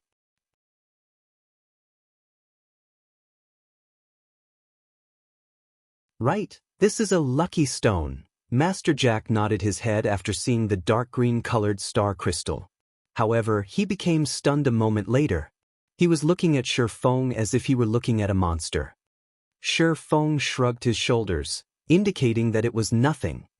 Shi Feng had been sluggish before because he found out that Master Jack was able to use the lucky stone to suppress the abyssal blade. It should be known that there was quite a few master forgers in the Star Moon Kingdom. However, the number of master forgers capable of using a lucky stone to suppress the curse of a magic weapon could be counted on a single hand. Shi Feng had never thought that the Master Jack in front of him would be one of them. "Master Jack, can you weaken the curse now?" Shi Feng asked with anticipation. After a few moments, Master Jack finally recovered to his previous calmness. Pretending to be indifferent, he said, "Okay, no problem. I can finish it within half an hour." To the side, Blackie held onto his stomach as he tried his best not to laugh. However, Master Jack's stupefied expression was truly too much for Blackie. He had to run off into the forest before laughing loudly. Half an hour later, Shi Feng received the abyssal blade. He discovered some changes to the abyssal blade's introduction. The abyssal blade was personally created by Master Smith Alices, using the Black Dragon King's fangs as material. It is one of 36 famed swords, and it is ranked 31st. However, this sword has been cursed by the Black Dragon King. Aside from being able to provide the wielder with immense strength, there will be a backlash every so often. However, after being remodeled by Jack using a star crystal, the strength of the backlash has been greatly reduced. If the wielder is unable to suppress the backlash, then the wielder will receive the curse of the Black Dragon King, permanently reducing all attributes by 50%. Shi Feng's heart relaxed by a lot after seeing the description in this paragraph of words. At the very least, the backlash won't be too powerful in a short period of time. Shi Feng stored away the abyssal blade. Suddenly, he noticed a lot of messages that had been sent by Lonely Snow. All of the messages asked why Shi Feng had yet to arrive, and how much longer would he need to reach the Deathly Forest. Blackie, let's go dive into a dungeon. Shi Feng sent a reply message stating that he would come immediately. Because of the issue with the abyssal blade, Shi Feng had completely forgotten about the appointed time. He let Lonely Snow wait more than half an hour. However, Shi Feng would make the appropriate compensations within the Deathly Forest. I was just worrying that I won't have a chance to try out my new spells, Blackie said excitedly. When Shi Feng and Blackie arrived at the dungeon area of the Deathly Forest, the entire Deathly Forest was filled with people. Level 2 players were everywhere, and many players were forming parties to enter the dungeon. Open party for Deathly Forest, welcoming violent damage dealers, for waiting for 2. Effective party for Deathly Forest, we are just missing a powerful healer, guaranteed to clear. Seeing such a scene, Shi Feng shook his head slightly. He walked towards Lonely Snow who was waving his arm. In Shi Feng's previous life, the players had been stuck at the Deathly Forest for a long time. The dungeon was only cleared when the majority of players were level 5. Brother Expert, you're finally here? Those friends of mine are already becoming impatient from waiting. Let us hurry. Lonely Snow was burning with anxiety when he saw Shi Feng leisurely walking over. Afterward, Lonely Snow brought Shi Feng and Blackie to the gathering point of the party. Lonely, this is the expert you said? I thought he was a person with 3 heads and 6 arms, but it seems he's nothing more than this.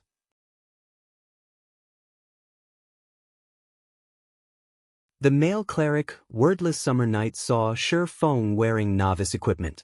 There was also a fire poker that hung around his waist. It looked as if it was some trash weapon he had randomly picked up. When Wordless Summer Night saw this, he couldn't help but ridicule.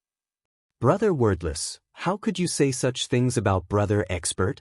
He is a dignified beta tester, so he definitely must have something extraordinary. Otherwise, how would he dare to take all equipment for swordsman and cursemancer?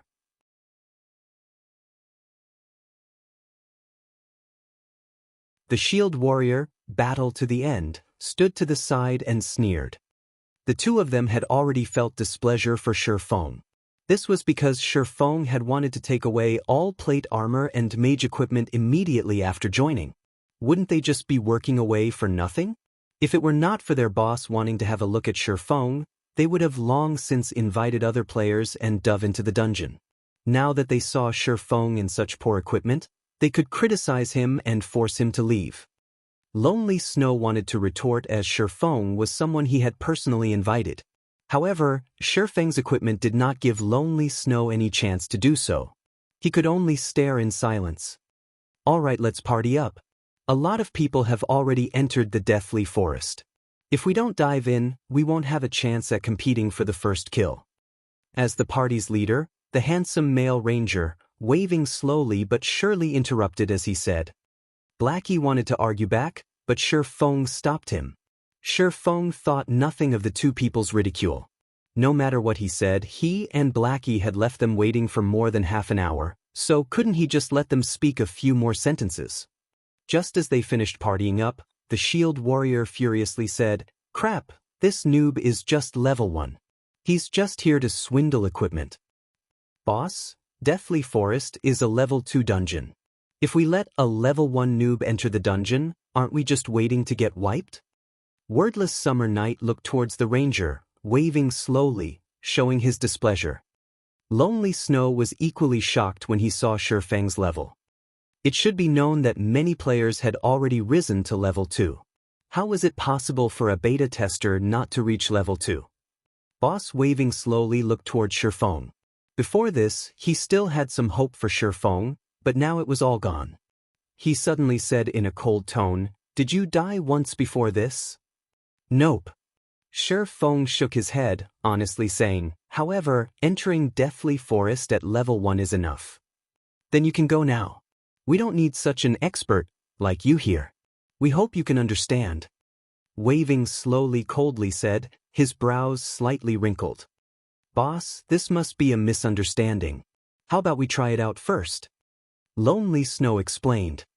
"Try it out?" Wordless Summer coldly laughed. "Then who will be responsible when we die? You should know that we still lose experience if we die in a dungeon. Although it is low, that is still 10%. Can this noob repay such a loss?" Wordless, don't make it hard for Lonely. Waving slowly repeatedly said, "Lonely, I know you are trying to cover for this swordsman, but I have to take responsibility for our party. I will only find veterans to enter the dungeon. I will not waste time partying up with a novice. You have 2 choices now. 1 is to follow us into the dungeon, 2 is to leave the party together with them." "I will leave the party." Shi Feng did not want to embarrass Lonely Snow. He immediately left the party, turning to leave. "Blackie, will party up with other people and enter the dungeon." "All right." Blackie smiled with a hee-hee, leaving the party without a second thought. Humph humph. The expert's identity has been seen through. At least he has some self-awareness to leave after knowing he can't swindle equipment anymore. The shield warrior grinned and jeered, "Lonely, you really are gullible. Such a noob would trick only you. You need to learn properly from boss." Waving slowly in the future. Lonely Snow's face turned livid after hearing this. However, he did not feel that he was mistaken. Shi Feng was definitely an expert. Boss waving slowly, "Sorry for this." Lonely Snow chose to leave the party. He was prepared to join Shi Feng in order to determine whether or not his judgment was correct. "You." Waving slowly was immediately stunned. He never thought Lonely Snow would be so decisive. It was simply a foolish decision. He would have long since chased Lonely Snow away if it wasn't because he had good techniques. Wordless Summer Night looked towards Lonely Snow, saying with a cold smile, "Lonely, you better not regret the choice you made. You'll regret when we clear the Deathly Forest and obtain great equipment. You'll regret it for 10 years, 20 years that you didn't follow boss." Waving slowly.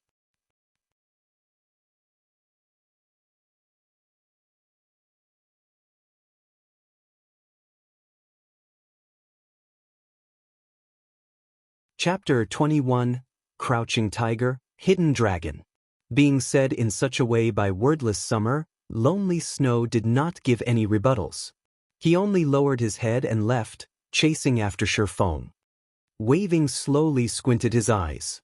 When he thought about Shi Feng equipped in a body of trash equipment, he could not understand what methods Shi Feng had used to cause Lonely Snow to follow him. Lonely Snow had even given up on the clearing Deathly Forest. "Boss, let's ignore that foolish Lonely Snow. At worst, we'll start looking for people again. There are plenty of level 2 players now." Battle to the End said in disdain as he watched Lonely Snow. Waving slowly nodded his head. Lonely Snow's leaving did not cause any loss to their party. As for Shi Feng creating a party to dive into the Deathly Forest, not to mention clearing the dungeon, nobody would go in with a level 1 player. In front of the Deathly Forest's entrance, Shi Feng and Blackie continuously shouted to recruit people. "Open party for Deathly Forest, no rigid requirements, okay as long as you're a veteran gamer. 2 waiting for 4. Shi Feng shouted. When everyone heard of it, many level 2 players had run over. It was because Shi Feng's requirements were very low. Many small parties would choose people based on equipment quality. They needed a few pieces of common equipment to pass. However, who would have that many pieces of common equipment in the early periods of the game? Party me, I'm already a level 2 cleric. Party me, I'm a level 2 shield warrior. I also have a piece of level 1 common plate armor armguard." In just a moment, Shi Feng had invited 4 people. These 4 people were quite happy originally. There were over 10 people currently present, but only they were chosen. However, after they saw the party leader, Shifeng's level, they left the party in rage one after another. Fuck, it's just a noob coming to die in the deathly forest at level 1. If you want to enter the dungeon, enter it by yourself. I won't accompany you. No wonder there are no requirements for the party. Want us to give you a ride? Not a chance. The 4 people were extremely enraged, and the voices they made were practically roars. Every player at the deathly forest could hear it. Hee hee, even a level 1 player dares boast about entering the deathly forest.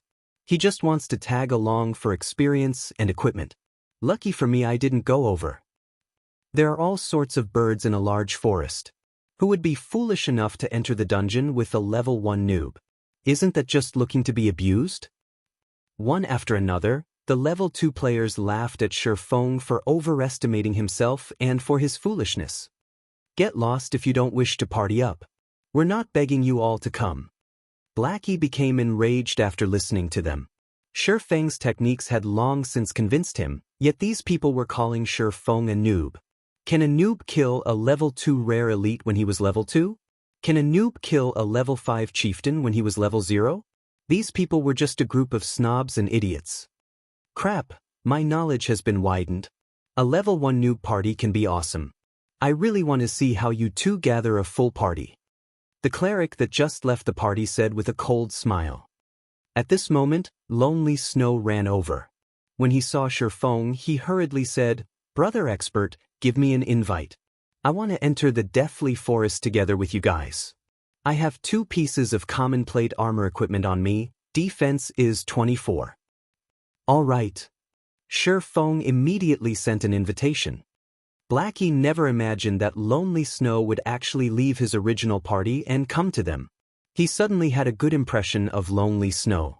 Blackie clapped Lonely Snow's shoulders, heartily laughing, "You have good eyes. Don't worry, following Brother Feng definitely won't be a mistake." Nonsense, nonsense. Lonely Snow was still slightly worried within his heart.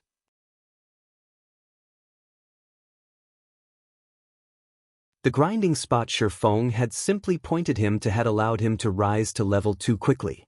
However, Shifeng himself hadn't even reached level 2, and he was still wearing very poor equipment. Lonely Snow just couldn't understand how it could be so. The spectating players by the side all became dumbfounded. There was actually someone who would enter the dungeon with a level 1 noob. This person had good equipment, at that.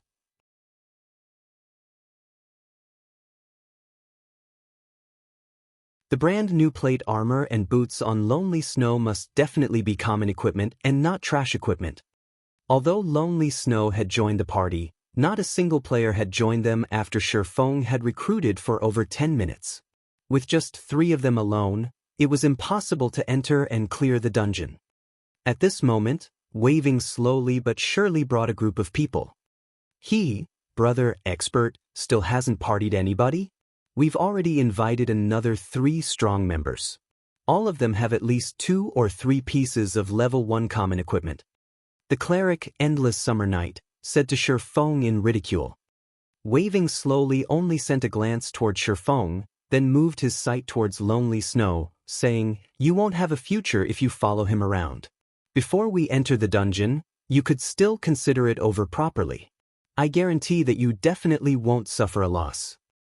Afterward, Waving slowly shifted his gaze towards Blackie. Previously, all his attention had been on Shifeng, having ignored Blackie. Now that he took a closer look, Blackie's clothing looked brand new. Blackie was even holding a blackwood staff. His equipment should be quite good, and he was also level 2, so his techniques should be good as well. You're not bad as well. Why don't you join our party? You should know that we are an elite party. It's not something average players could compare to. If we're together, leveling, grinding, and dungeon diving will be easy. Waving slowly looked at Blackie with a smile. Get lost. Trying to poach me over just based on your little party? Blackie scolded as he pointed his blackwood staff at Waving slowly. At the same time, he had selected to display the halo effect of the bronze equipment, saying, "It's just 2 to 3 pieces of common equipment. I have 3 bronze equipment and 2 common equipment." Waving slowly and the others were shocked. They never thought Blackie was that powerful. He actually possessed 3 pieces of bronze equipment. During this period of time, a person having 2 to 3 pieces of common equipment was considered an expert. As for having a piece of bronze equipment, that person would definitely be an expert. Every guild would fight over for that person. However, the Blackie before them actually had 3 pieces of bronze equipment. Waving Slowly's party also became surprised. When they saw the halo effect of the bronze equipment, their eyes had nearly popped out of their sockets. No wonder Shifeng behaved that boldly. Shifeng had nothing to fear because he had grabbed an expert's favor. Meanwhile, Lonely Snow, who stood beside Blackie, was slack-jawed. He looked at Blackie in disbelief. Lonely Snow had originally thought of Shifeng as a rarely seen expert. He had never imagined that Blackie was the true great expert. Fellow brother, if you party up with such a noob and enter the dungeon, it would also be a burden on you. Not to mention failing to clear the dungeon, you might even have to die once. How about you come with us? All pieces of mage equipment from the dungeon are free for you to choose from. Although Waving Slowly was enraged for being given such a slap, if he could rope over Blackie, then the chances for clearing the dungeon would become a lot greater. I agree with your views. Joining a group of noobs such as yourselves really will be a burden to me, Blackie chuckled. You, Waving Slowly's face turned beet red, furiously saying, then let's see who clears the Deathly Forest first. Finishing his piece, Waving Slowly spun around and left. He did not believe that a party with a noob in it could clear the Deathly Forest. Humph, he's just a powerful damage dealer entering the dungeon. Does he really think he could clear it? Wordless Summer jealously murmured. We are all veteran gamers. We are definitely stronger in dungeon diving than they are. The shield warrior curled his lips.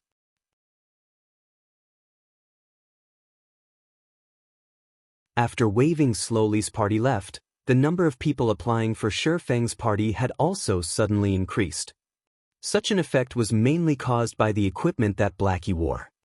At this period, bronze equipment was definitely the proof of an expert. Even if there was a noob as the party leader, an expert with 3 pieces of bronze equipment could be considered as strong as 2 people. The advantage of having such an expert was definitely greater than an average party.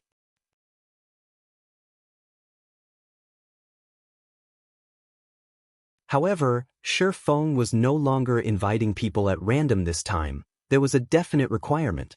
Such an action had caused the 4 players who had left Shifeng's party previously to regret immensely. How could they have acted on impulse? Now, Shifeng wouldn't give them a chance even if they wished to join. Just as Shifeng was fervently recruiting party members. At the southwest part of the Deathly Forest dungeon's entrance, a great disturbance suddenly appeared. Many players had run over, one after another, every one of them having excited expressions. It can't be. Meeting in such a place? Blackie's 2 eyes stared straight ahead. Shifeng was also shocked. They could even meet such an important figure in a small location like Red Leaf Town. It was just unimaginable. Could it be that Red Leaf Town was a place that had crouching tigers and hidden dragons? Only Shifeng had never discovered it before?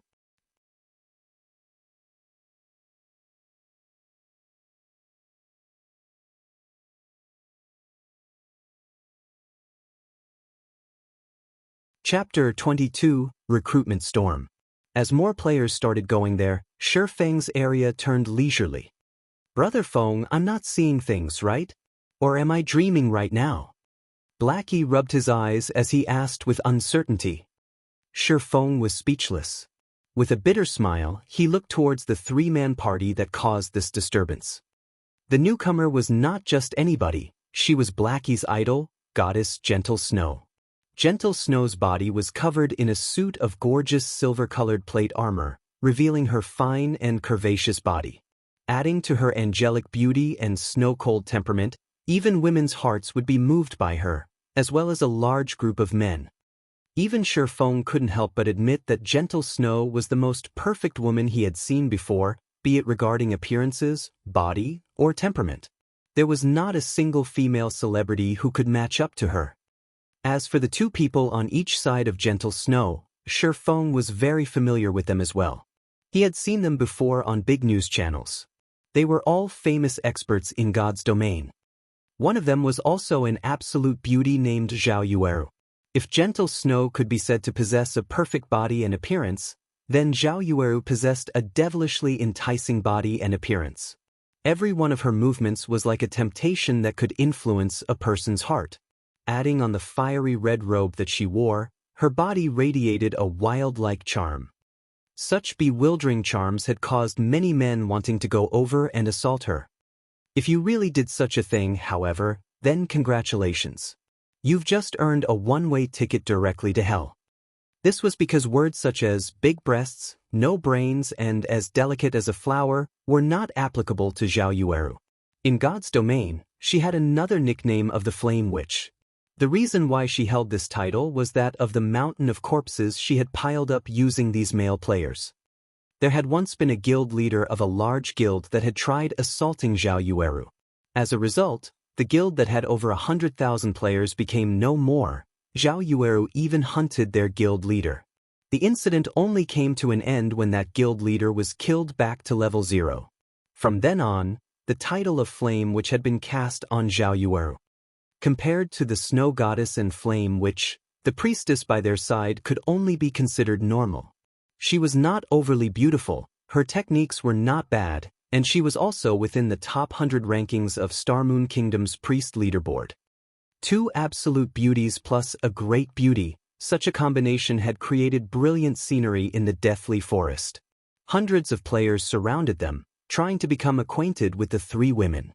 Unfortunately, the three beauties did not even look at them. Sister Yueru, these people are really scary. How about we return and level up? The timid Zhao Yueru whispered. Hee Yueru, don't be afraid. With gentle snow here, even if you give these hateful, vulgar men 10 times the courage, they wouldn't dare come over here, Zhao Yueru said with a smile, proudly sticking out her chest. Gentle Snow only nodded her head in reply. Regarding these salivating, vulgar men, she did not even place them in her eyes. Although the drops from elite monsters are not bad, the drop rate for skill books is higher at the Deathly Forest. If we don't grind for a few more skill books, we will level up very slowly in the future, Gentle Snow quietly said. Zhao Yueru nodded her head in agreement. Although the three of them had killed quite many elite monsters, the number of skill books that dropped was very little. Until now, the three of them had yet to learn even 3 skills. It was really affecting their strength utilization and grinding efficiency. Effective party for Deathly Forest, looking for a healer and MT, 3 waiting for 3.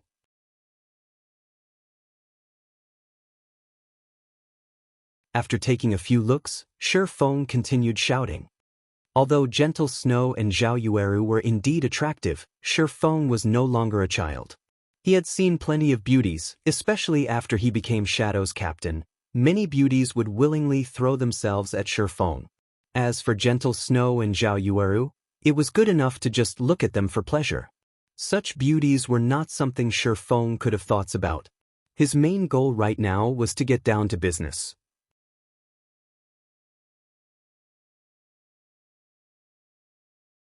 However, Shi Feng's shouting did not yield any replies. Not a single player had even glanced at him. All of them were staring and salivating at Gentle Snow's group of 3. Even Blackie was no exception. His eyes had nearly popped out of their sockets from staring. Shi Feng sighed, helplessly shaking his head and continued shouting and recruiting people. Crap, what is this fool blabbering about? Do you really think anybody would commit suicide together with you in the dungeon? Quickly scram, you level 1 noob. Stop distracting me from looking at beauties. Quite a few players started to express their discontentment. 2 high-quality beauties had already shown up, yet instead of trying to get closer to them, Shi Feng was actually making noise here. What would you do if those beauties were scared off? That person is interesting. He can actually attract the hostility of so many people. Did he do something immoral before? Zhao Yueru revealed a crescent moon-like smile, giggling as she pointed at Shi Feng. Zhao Yueru aimed her eyes over as well. She felt nothing special from Shi Feng. He was even dressed in tattered clothing. Zhao Yueru felt that Shi Feng was just trying to seek attention from the crowd. She suddenly said in disdain, "He is definitely doing so to grab our attention. Let's not bother with him and quickly party up 3 people to dive the dungeon." Regarding the number of men who had tried to attract their attention, there were just too many of them. Zhao Yueru had seen all kinds of methods these men had used before, and Shi Feng's method was not a rare sight at all, but instead outdated. Gentle Snow did not voice out any opinions, only taking a look at Shi Feng. She felt an odd feeling coming from Shi Feng. This was the spirit of a hidden sword. Gentle Snow was especially concerned about the fire poker hanging around Shi Feng's waist. "Gentle Snow, what happened to you?" Zhao Yueru curiously looked at Gentle Snow. She did not understand why Gentle Snow would keep staring at the extremely ordinary Shi Feng. "It's nothing. Maybe it's just my imagination. We should hurry up and recruit some people to dive the dungeon." Gentle Snow shook her head, no longer looking at the fire poker at Shi Feng's waist. Originally, Shi Feng's party already had trouble recruiting for people.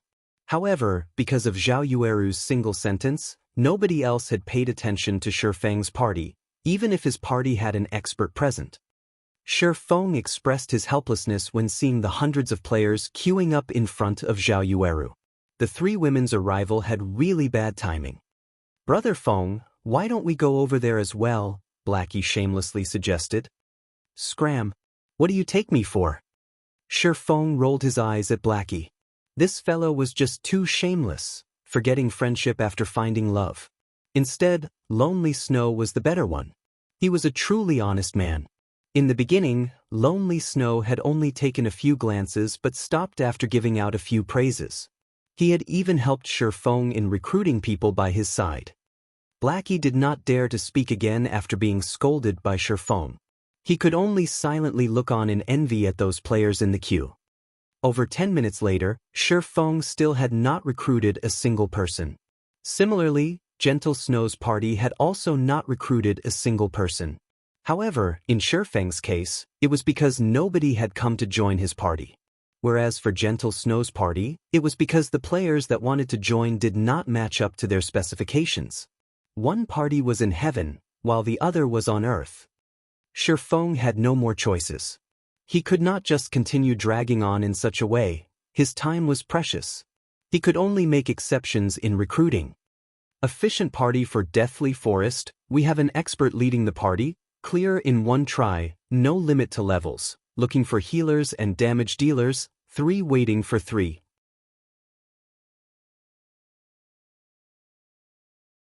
However, Shi Feng's words had caused many players to send over looks of disdain. Even if you were trying to attract attention, you should have a lower line. Currently, there had already been tens of level 2 players who had died out of the dungeon. Every one of them had said the Deathly Forest was impossible to clear. On the other hand, Shi Feng said his party had no level limits. Then wasn't he trying to say that he only needed 1 person to clear the Deathly Forest? Was this possible?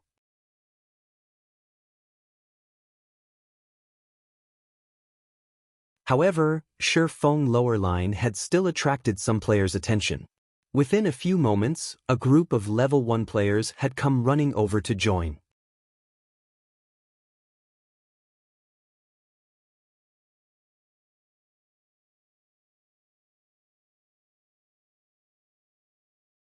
Chapter 23, Tyrant Bear. Tens of level 1 players came running over. The area in front of Shi Feng's party had also started becoming lively. "This person is really something. He is so desperate to enter the dungeon that he would even want level 1 noobs. Did he not know that there has already been a level 2 elite party that had returned after dying? Who cares about him? A noob is a noob after all. We won't be able to understand their thoughts." The long queue of level 2 players started laughing one after another at Shi Feng's actions. They all wanted to watch Shi Feng become a joke. "Those guys are really interesting. Even I don't have much confidence in clearing the Deathly Forest, yet they actually want to clear it with a group of level 1 players." Zhao Yueru's lips curled up slightly, revealing an exuberant smile as she looked in Shi Feng's direction. Her voice carried a hint of ridicule and disdain. Gentle Snow also sent a glance towards Shi Feng from a distance. Shi Feng's temperament was both calm and confident. He did not become angry from being laughed at. Every one of his movements was very mature, not much different from the experts in God's domain she had seen before. However, she did not understand from where Shi Feng's confidence came. Deathly Forest was Red Leaf Town's first dungeon, and it was also everyone's first time being in touch with a dungeon in God's domain. Their difficulties were an unknown. Even the elite parties of guilds would carefully choose their members before entering the dungeon. On the other hand, Shi Feng did not care in the slightest, as if just gathering 6 players was good enough. Maybe I'm just overthinking things. He's just a level 1 player, so how could he clear the Deathly Forest? Gentle Snow caressed her elegant hair, her heart no longer thinking about Shi Feng's odd actions. She looked at her hand, at the player information displayed on it: Level 2 Summoner, Magic Attack 28, HP 150, Defense 8, Movement Speed 4. Afterward, another Cursemancer stepped forward. The person tensely sent his own attributes to the Snow Goddess, Gentle Snow. On the other side, Shi Feng as well was looking at player data. Although he did not have a lower line, he did have a bottom line. The equipment and levels of these level 1 players were much worse than the level 2 players that Gentle Snow's party were recruiting. However, they were still players. As long as they did not simply add their 8 free attribute points early on, the chance of clearing the Deathly Forest with a 6-man party was very high. As for those shield warriors and guardian knights who solely added strength or weapons job but did not add agility, all of them were rejected. Big brother, please party me. Although I am just a level 1 guardian knight, I have a piece of level 0 common equipment. Also, all 8 of my attribute points are still available. I can completely add them based on your requirements. A youth named Kola pleaded, his eyes filled with expectations. Shi Feng was slightly surprised. A guardian knight that did not add any attribute points could actually reach level 1. It was a masterpiece. It had to be known that guardian knights had very low attack, making the killing of monsters difficult. Normally, they would party up to kill monsters. To increase grinding efficiency, they would add a few points of strength. Otherwise, leveling up would be too slow. Guardian Knight Kola? Kola. When Shi Feng looked at Kola's face, and also his tall and muscular body, he felt that it was somewhat familiar. Suddenly, he entered into deep thought. His memory seemed to have such a person in it. That's right. It's Tyrant Bear. Shi Feng managed to remember it. Tyrant Bear's name was Kola. Tyrant Bear was the core MT of the first-rate guild, Brilliant Stars. During the early periods of God's domain, Tyrant Bear was constantly unsuccessful.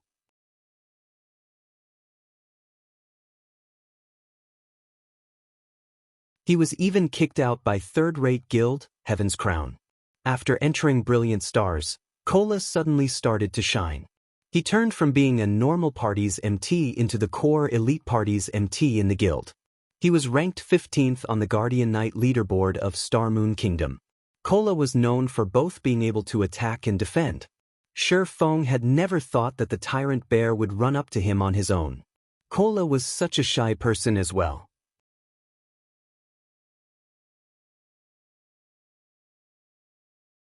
It was totally different from the Tyrant Bear of 10 years later. Suddenly, Shi Feng had an idea. Currently, the Tyrant Bear had yet to join Heaven's Crown, not to mention Brilliant Stars. If Shi Feng could poach Kola over and turn Kola into his own MT, then wouldn't dungeon diving in the future be a lot easier? Big brother, I guarantee that I will absolutely listen to your commands when inside the dungeon. Please consider it over. Kola's tone carried hints of begging. Shi Feng had nearly let loose a laugh. The great Tyrant Bear would actually speak in such whispered tones just for a position in the dungeon. However, Shi Feng still held it in. The level 1 players that had come here all held hopes of getting lucky. The other parties that entered the Deathly Forest with level 2 players were already no good, not to mention level 1 players like them. If they could enter once into the Deathly Forest and fortunately obtain 1 or 2 pieces of equipment, then it would be of great help to their future development. At that time, entering into a large guild would become much easier. Alright, I can add you in.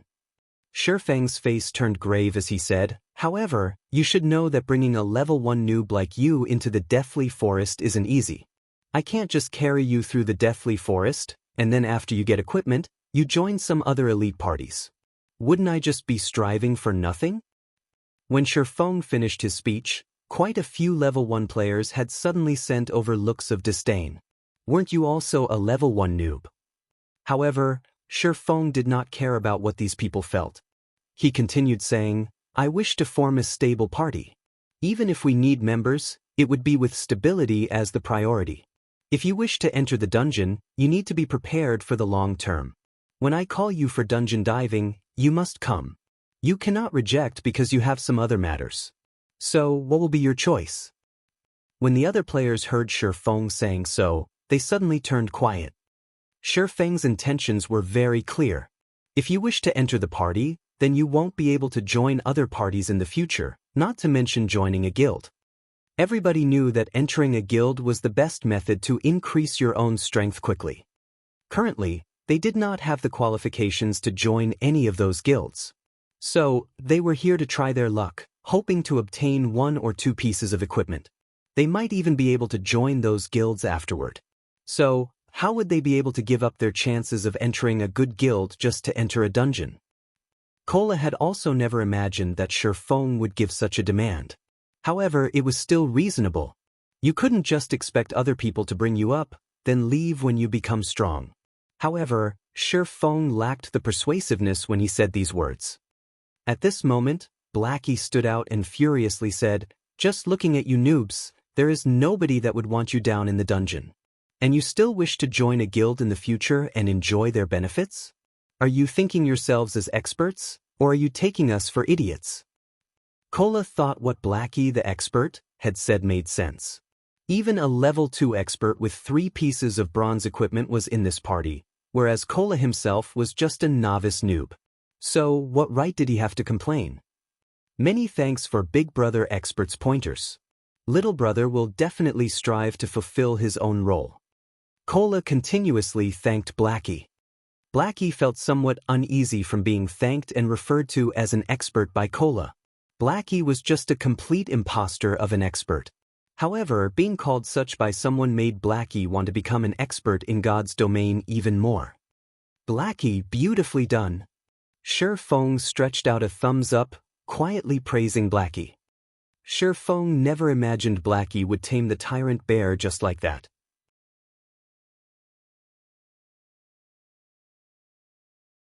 The tyrant bear had also called Blackie a big brother with a face full of respect. Blackie suddenly became confused. He did not understand what he had done that was worth being praised by Shifeng. However, he was still very happy. At least he had done something for Shifeng, although he didn't know what he had done exactly.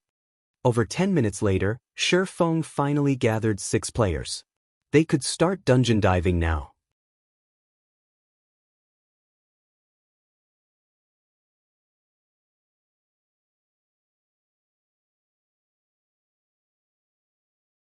Chapter 24, Hell's Roar. Although Shifeng's party was gathered, the observing level 2 players had started laughing. They were not laughing because all the players Shifeng had invited were level 1. Instead, the jobs that were in the party were just too exotic. They couldn't help but laugh out loud. "This noob really is something, and even I am starting to admire him. They're simply a suicide party. I really pity that expert for actually bringing along such an exotic player." The expert had even agreed to let him be the party's leader. The queued-up level 2 players started a debate, and there were quite a few players who were holding their stomachs while laughing loudly. "He is just playing to the gallery." Zhao Yueru wrinkled her brows slightly. She turned her head away after taking a look at Shifeng, her heart slightly discomfort. Before, she would be the focus of everyone wherever she went. Today, however, everyone's attention was on an inconspicuous noob like Shifeng. Although everyone was jeering at him, he was still their focal point. "All right, Yueru, we should hurry and gather enough people. If we waste any more time, we will be left behind by the frontline players." Although Gentle Snow felt that Shifeng seemed to be an expert regarding levels, methods of recruiting people and such, he was just too far from being referred to as an expert. As for the notion of inviting Shifeng into their guild, it was no longer present now. Their Ouroboros only accepted experts. Got it? Zhao Yueru turned towards the swordsman in front of her. With a little vengeance, she directly said, "Data's not bad, but too bad we don't want a swordsman." The swordsman suddenly became spiritless. How could he not see what Zhao Yueru meant? Subsequently, he turned his head and glared at the distant Shifeng, his eyes filled with hatred. Meanwhile, Shifeng, who knew nothing about what has happened, was currently activating the Deathly Forest. System, please select activation difficulty. System, normal, hard, hell. Shifeng chose hell without hesitation. Suddenly, the transfer passage in front of the Deathly Forest changed. It changed from a silvery gray color to pitch black. At the same time, a flickering skull that had its mouth wide opened could vaguely be seen. Meanwhile, the party members of Shifeng's party all received a notification. System, you have chosen Hell mode of Deathly Forest. Death penalty increased by 100%. Suddenly, the faces of the members of the party turned deathly white. Death penalty increased by 100%. Doesn't that mean if they died within the dungeon, they would lose 20% of their EXP? 1 or 2 hours of effort were required to make up for that EXP. Brother Feng, you chose the wrong one. Aren't we going down the normal dungeon? Blackie hurriedly walked over and whispered a reminder. Nothing's wrong. It's Hell mode. What would I be doing here if it isn't to dive Hell mode? Shifeng snapped. The drop rate for forging designs was extremely low. If it was normal mode, then Werewolf Felt's drop rate was only 1%, hard mode had 5% and Hell mode had 30%. Although normal mode could be cleared without limit every day, who would have so much time to do so? Meanwhile, hard mode could only be cleared 5 times a day, and the probability of the forging design to drop was also not great. As for Hell mode, it could only be cleared once a day, but it was also the one that had the most hopes of dropping it. Feng, Brother Feng, what are you saying? Hell mode of the Deathly Forest? Just look at our party. It is problematic to even clear normal mode, not to mention Hell mode, Blackie panicked. Before, he had already seen several elite parties that had returned after dying.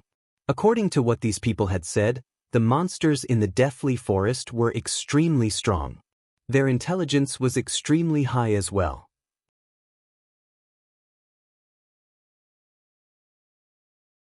It was impossible to beat them without reaching level 4 or 5, so they had all left after giving up. If they dove into a Hell mode dungeon now, with noobs like them, that would truly be going down into hell. Relax.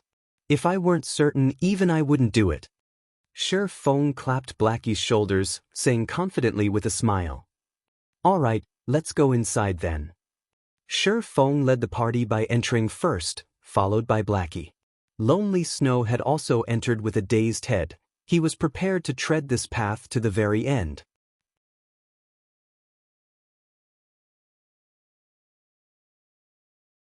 As for the remaining 3, they hesitated for quite some time. We better go in. The expert has already gone inside, so what do we, level 1 noobs, still have to be reluctant for? Moreover, we're entering the Hell mode of the Deathly Forest. Even mentioning it would be a glory, Kola encouraged. The other 2 felt that it made sense and had also followed into the dungeon. Meanwhile, the area in front of Gentle Snow's party was completely silent. All of the level 2 players were stunned. They were not just shocked, but thunderstruck. A level 2 elite party couldn't even clear the normal mode, yet a party that mainly consisted of level 1 players had actually chosen the Hell mode of the Deathly Forest. Snow, did I see wrong? That's Hell mode, right? Zhao Yueru asked. Gentle Snow nodded her head. Her beautiful eyes kept staring at the flickering skull. Her expression turned extremely serious. That fellow must have abandoned himself to despair, entering Hell mode after determining that he couldn't clear the normal mode. We'll see how they come out dead in a moment. Zhao Yueru laughed. We don't have that sort of time. Let's go, we've gathered enough people. Gentle Snow led the way towards the Deathly Forest dungeon. She selected normal mode for the difficulty of the dungeon. If there were no problems with normal mode, they would enter hard mode after. Within the dungeon of the deathly forest, there was a dark and gloomy forest. From time to time, there would be a chill wind blowing, causing a shiver down one's body. Aside from Shi Feng himself, every member of his party was tightly packed around the dungeon's entrance. They did not move even an inch for fear of attracting any monsters that would wipe their party. "Brother Feng, why do I keep feeling a cold wind blowing by my back?" Blackie asked in worry. "Blackie, you need to bring out some temperament of an expert, only then will you have the possibility to become one. It is just hell mode. Aside from the monsters here having a little bit intelligence, their battle methods being a little bit complicated, and their attack, defense, and HP are a little bit higher, there isn't much else. Alright, there is also a little bit more monsters here." After some thought, Shi Feng felt that he had nothing more to add. Suddenly, every member of the party sent looks of disdain towards Shi Feng. When diving a dungeon, even a small difference in attack and HP could cause a team wipe. As for Shi Feng, he had just simply explained. Moreover, what did he mean by just a little more intelligence? They had experienced before the battles with monsters in God's domain. Regarding those monsters with slightly higher intelligence, even with the same attack and HP, their strength would still be increased by 1 or 2 folds. Alright, stop minding these little matters. I'll be explaining the strategy for this dungeon in a moment, so you guys better listen carefully. If you don't follow through, then your lives will become forfeit. Shi Feng waved his hands, ready to start explaining the strategy to conquer the dungeon. Suddenly, a strong wind blew from the dark and gloomy forest, causing the trees to sway madly. Ayo, oh, ayo. After the howling wind came a furious roar that resounded throughout the entire deathly forest. Countless birds were scared, flying off into the sky. Blackie and the others were stunned by such an imposing aura. They were just youths around the age of 20. They had never experienced any great hardships, not to mention being tempered through life or death situations. It was their first time facing such a lung-piercing roar. Compared to hearing the traditional roar of a tiger in the forest, this roar was much more shocking to the human heart. "This thing is what we should pay attention to," Shi Feng calmly said at this moment. The largest difference between hell mode and hard mode was this roar.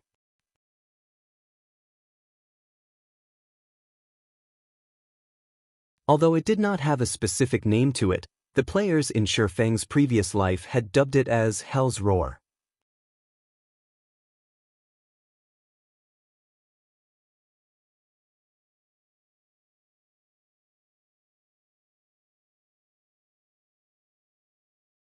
Chapter 25, Night Ranger. Shi Feng's words confused the other members. Wasn't it just a roar? What was there to pay attention to? When Shi Feng looked at everyone's contemptuous expressions, he couldn't help but gravely say, "Listen well, you all. Hell's roar is not as simple as what you think it is. In a moment, follow my demands while advancing. If anyone makes a mistake, don't blame me for immediately kicking you out of the party." Being lectured by Shi Feng in such a way, the other members all became serious. Nobody wished to leave the party. "In a moment, Cola and I will walk in front. Lonely Snow, you walk in the middle and protect the Oracle. Blackie, you and the Summoner will walk at the back. Remember, you must not break formation regardless of any activities. Without my command, nobody is allowed to be the first to attack. Do you all understand?" Shi Feng explained the basics of formations once to the party. The reason Shi Feng had allowed the Guardian Knight, Cola, to walk in front was that he let Cola add all of his free ability points into endurance. His HP now reached 310 points. With this much HP, Cola could resist a little longer, sharing some of Shi Feng's burden. The dungeons in God's domain were unlike the dungeons in other virtual reality games. The degree of freedom within the dungeon was high, and the dungeons, themselves, were very large. There were even quite a few player parties who had wandered around in the dungeon for hours without even meeting a single boss. Although the deathly forest was not as large, it was still possible to become lost within the dark and gloomy forest. If someone were to become lost, Shifeng only wished to say, hee hee. The scary part of the deathly forest was that players could become lost once they entered the forest. Eventually, the players would mysteriously die one after another. In Shifeng's previous life, there were countless players who had entered the forest and died over and over again in such a way without even meeting the shadow of a monster. If they had good luck and met a monster, then the result was a party wipe. Only after many experts of guilds had done it, did everyone finally understand the dreadfulness of the deathly forest. They had acknowledged that it was a terrifying dungeon that was impossible to clear without reaching level 5. When Shadow Guild reached level 5, they had organized hundreds of players to scout out the paths in the deathly forest. They had paid over hundreds of lives to finally have a clear understanding of the deathly forest's map. The entire deathly forest had 36 paths. However, only 3 of them led to the first boss, Willy. These 3 paths were paved with the lives of many players. 2 of these 3 paths were extremely dangerous. Without sufficient strength, death would be the only result. There was only one path that had very few monsters. Under Shifeng's lead, everyone walked into the forest. The moment they entered the forest, everyone discovered that there were too many pathways through the forest. They did not know which one was the right path. However, Shifeng had chosen one without hesitation. Everyone else closely followed him while being cautious of their surroundings. After walking for about 5 minutes, they met their first monster. Suddenly, everybody started to become tense. Don't act on impulse. Listen to my commands. Shifeng loudly shouted. In front of them was only a level 2 elite monster, a night rabbit. However, due to the dungeon strengthening, its attack, defense, and HP were all greatly increased. Its HP was a whopping 700 points. Kola, you lure the monster over. Oracle, pay attention to healing. Everyone else, don't start the attack without my command. Shifeng quickly gave out orders. The Guardian Knight, Kola gulped down a mouthful of saliva. He carefully walked towards the night rabbit's attack range. Everyone else was nervous to the extreme.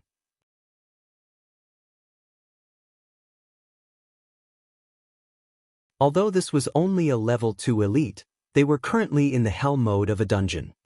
However, everyone's nervousness was for naught. The moment the night rabbit with a person's height saw Kola, it immediately dashed over. Kola had very successfully lured the night rabbit over. Moreover, he did not panic when he lured it. He retreated while using his shield to block the night rabbit's attacks.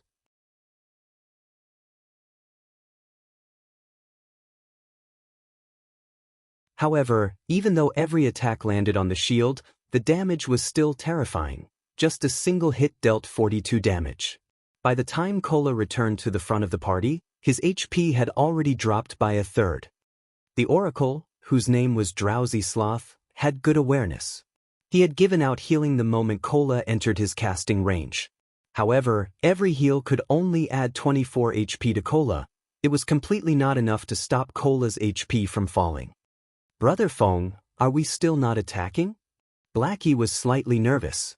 At this moment, Kola's remaining HP did not even reach 1/3 of its total. Bringing an Oracle into a dungeon was just a complete mistake. Amongst the healer jobs, Oracles had the weakest healing abilities. However, since Shifeng had chosen so, Blackie could only acknowledge it.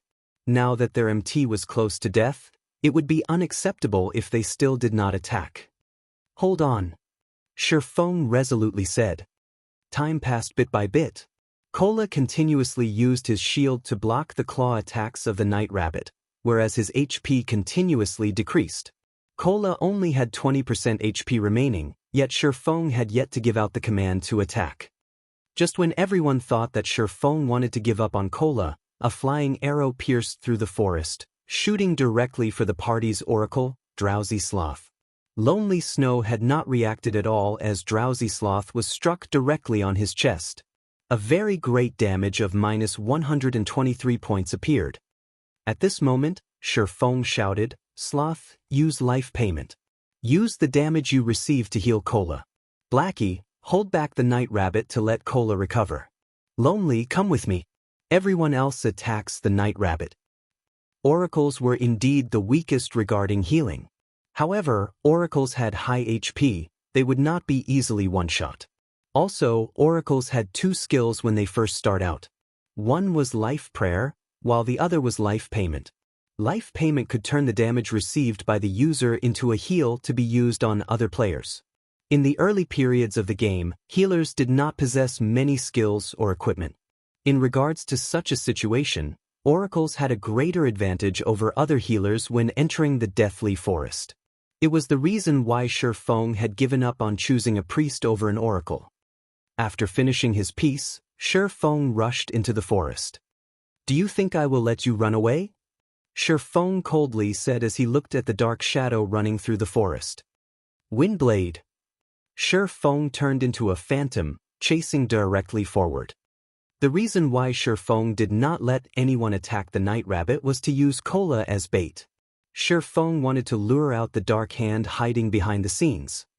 Although the night rabbit looked terrifying, an elite party could face up to 2 or 3 of them at once without any problems. However, in Shi Feng's previous life, the reason why even a level 5 elite party could be party-wiped was that of the dark shadow in front of Shi Feng. This dark shadow used the night rabbit as bait, luring players into attacking it. The dark shadow, on the other hand, would ambush the healers from behind. As the night rabbit was occupying everyone else, there was no way to save the healer.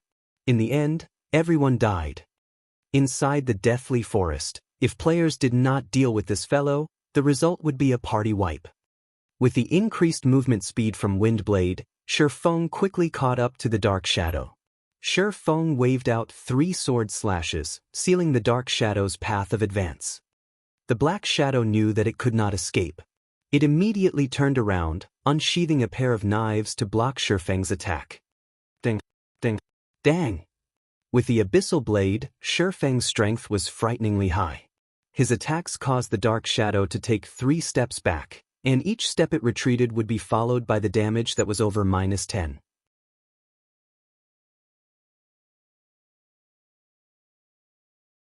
In the end, the dark shadow revealed its figure under the moonlight. Night Ranger, Special Elite. Level 2. HP 1458/1500. Seeing the Night Ranger being repelled, Shi Feng immediately used Abyssal Bind without giving him a chance. 9 pitch-black chains appeared to bind the Night Ranger, preventing him from moving for 3 seconds, and his defense reduced by 100%. Thundering Flash. Chop. Damages of -81, -98, -119, -124 appeared.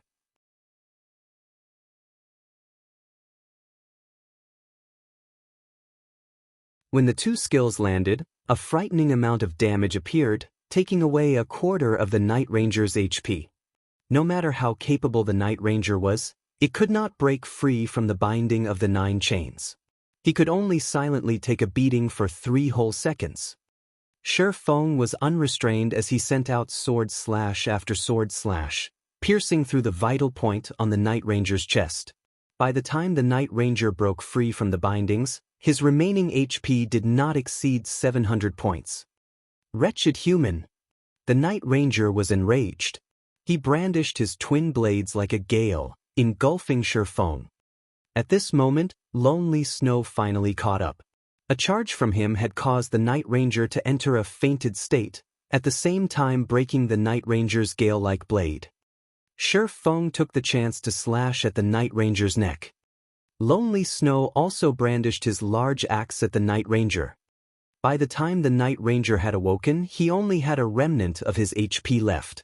The Night Ranger abruptly hacked his twin blades towards Lonely Snow, sending him flying backward and dealing 64 damage. The Night Ranger turned his head to stare at Shi Feng, once more brandishing his twin blades and slashing horizontally towards Shi Feng's neck. Ding! Shi Feng used parry with his sword. Without giving the Night Ranger any chances to retaliate, Shi Feng lifted up the Ranger and tossed him back. Then, Shi Feng followed up with a couple of sword strikes, finishing off the Night Ranger. Shi Feng conveniently picked up the 2 items that dropped, then immediately ran towards Cola's location to provide help. Laying by the side, Lonely Snow became dumbfounded after seeing Shifeng's agile skills. His heart filled with shock. Lonely Snow had even forgotten to follow Shifeng to support. There was such a way even to kill monsters?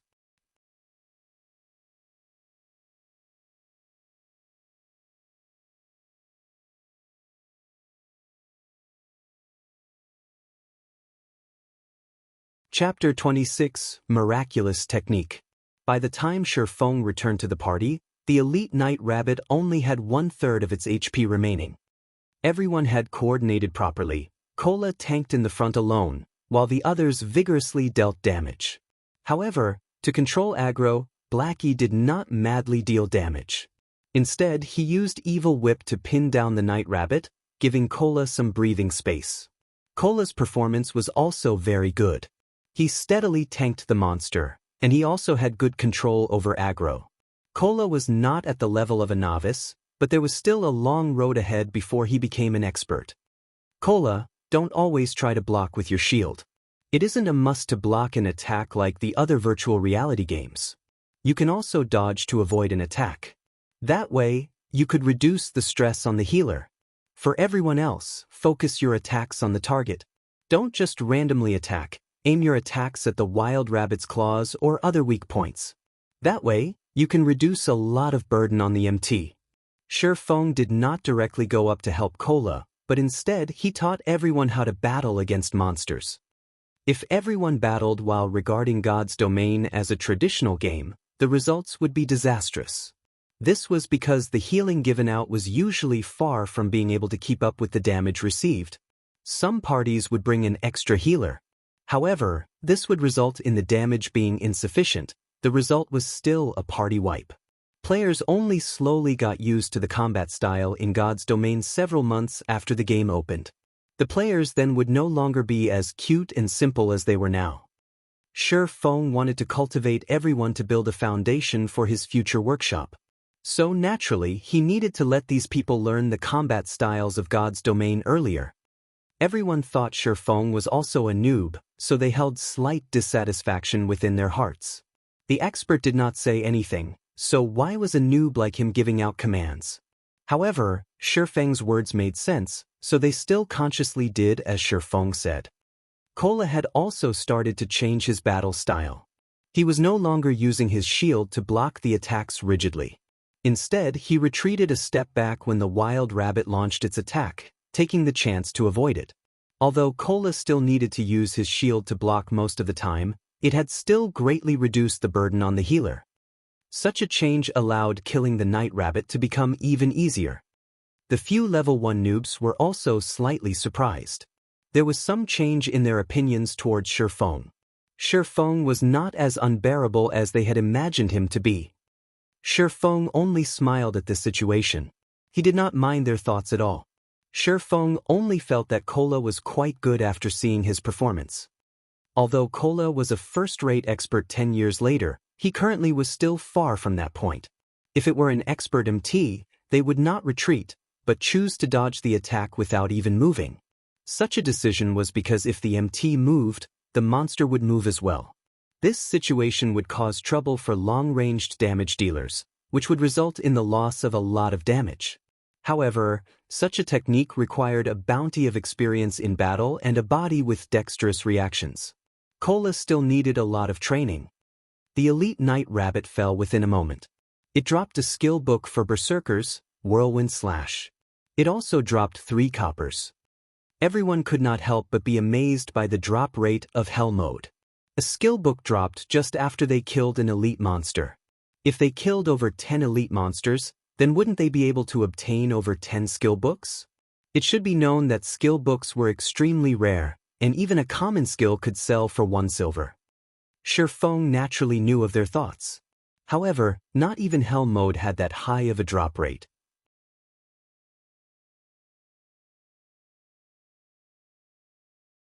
It was only 3 to 4 times that of hard mode.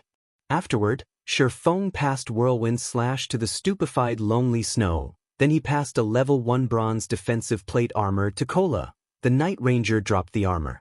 With these items, the party's strength slightly increased. Cola's mouth could not close after receiving the defensive plate armor. He hurriedly thanked Shifeng for it.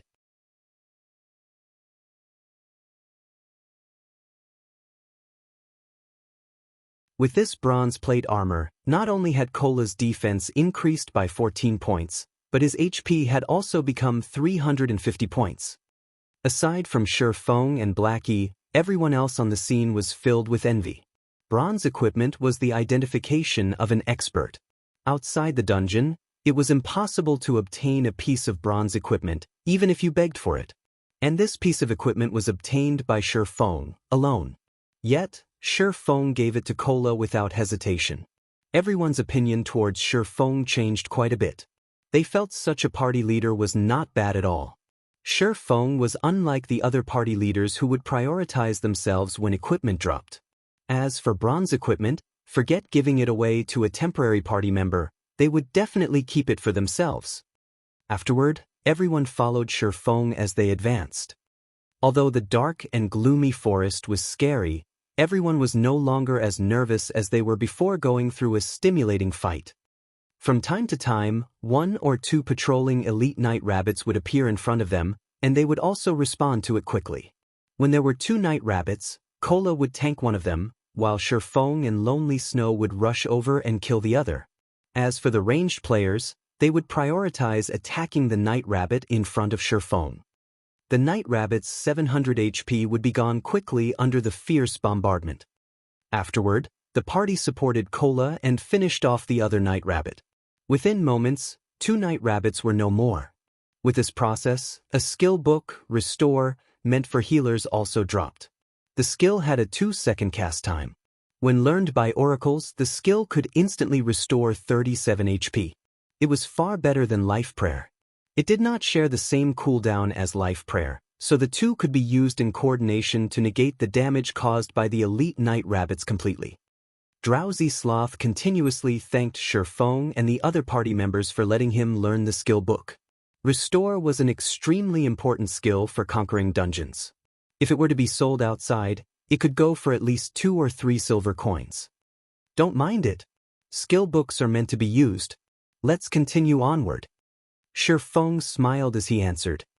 Aside from AoE attack skill books, healer class skill books were the most expensive and rare. However, the Deathly Forest was a dungeon meant to let players build up their foundation in God's domain. In Hell mode, the drop rate for basic healing skills was very high. In Shifeng's previous life, he had obtained 4 healing skill books just after entering Hell mode of the Deathly Forest once. It was not considered valuable. After more than an hour, Shifeng's party arrived at a flat grassland. They had finally met the first boss of the dungeon. Willie, Chieftain rank. Level 3. HP 6000.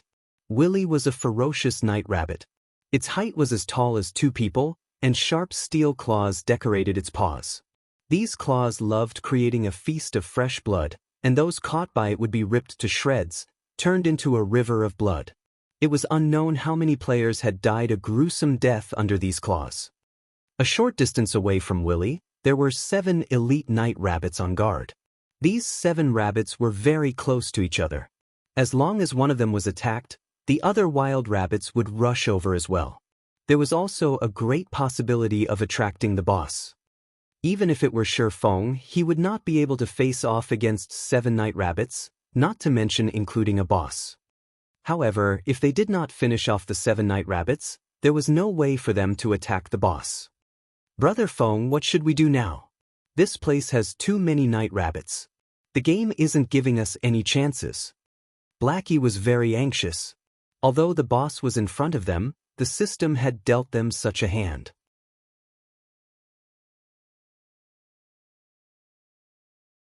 This difficulty was just too great. No wonder it was a hell mode dungeon. It was impossible to pass through without absolute strength. The system setting also angered everyone. Who could fend off 7 elite night rabbits? Even a level 5 guardian knight would not be able to do it. You all wait for me behind that rock. Cola, get ready to receive the monster.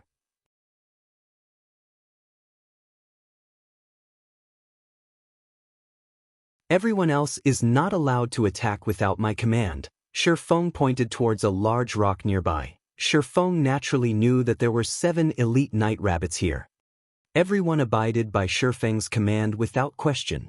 All the monsters they had killed on the way here relied on Shifeng's commands for success. They killed quite a lot of night rabbits, and everyone had obtained 1 or 2 pieces of bronze equipment.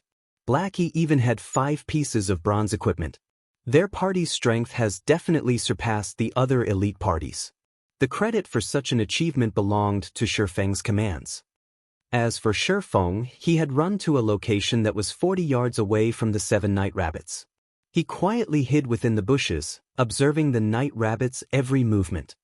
Everyone understood that Shifeng was trying to lure monsters. However, the 7 night rabbits were too close to each other. Shifeng was a swordsman. He did not possess any long-ranged attacking capabilities, so how could he lure monsters? Time passed bit by bit. Everyone was extremely anxious. If Shifeng accidentally failed, then it would be a party wipe.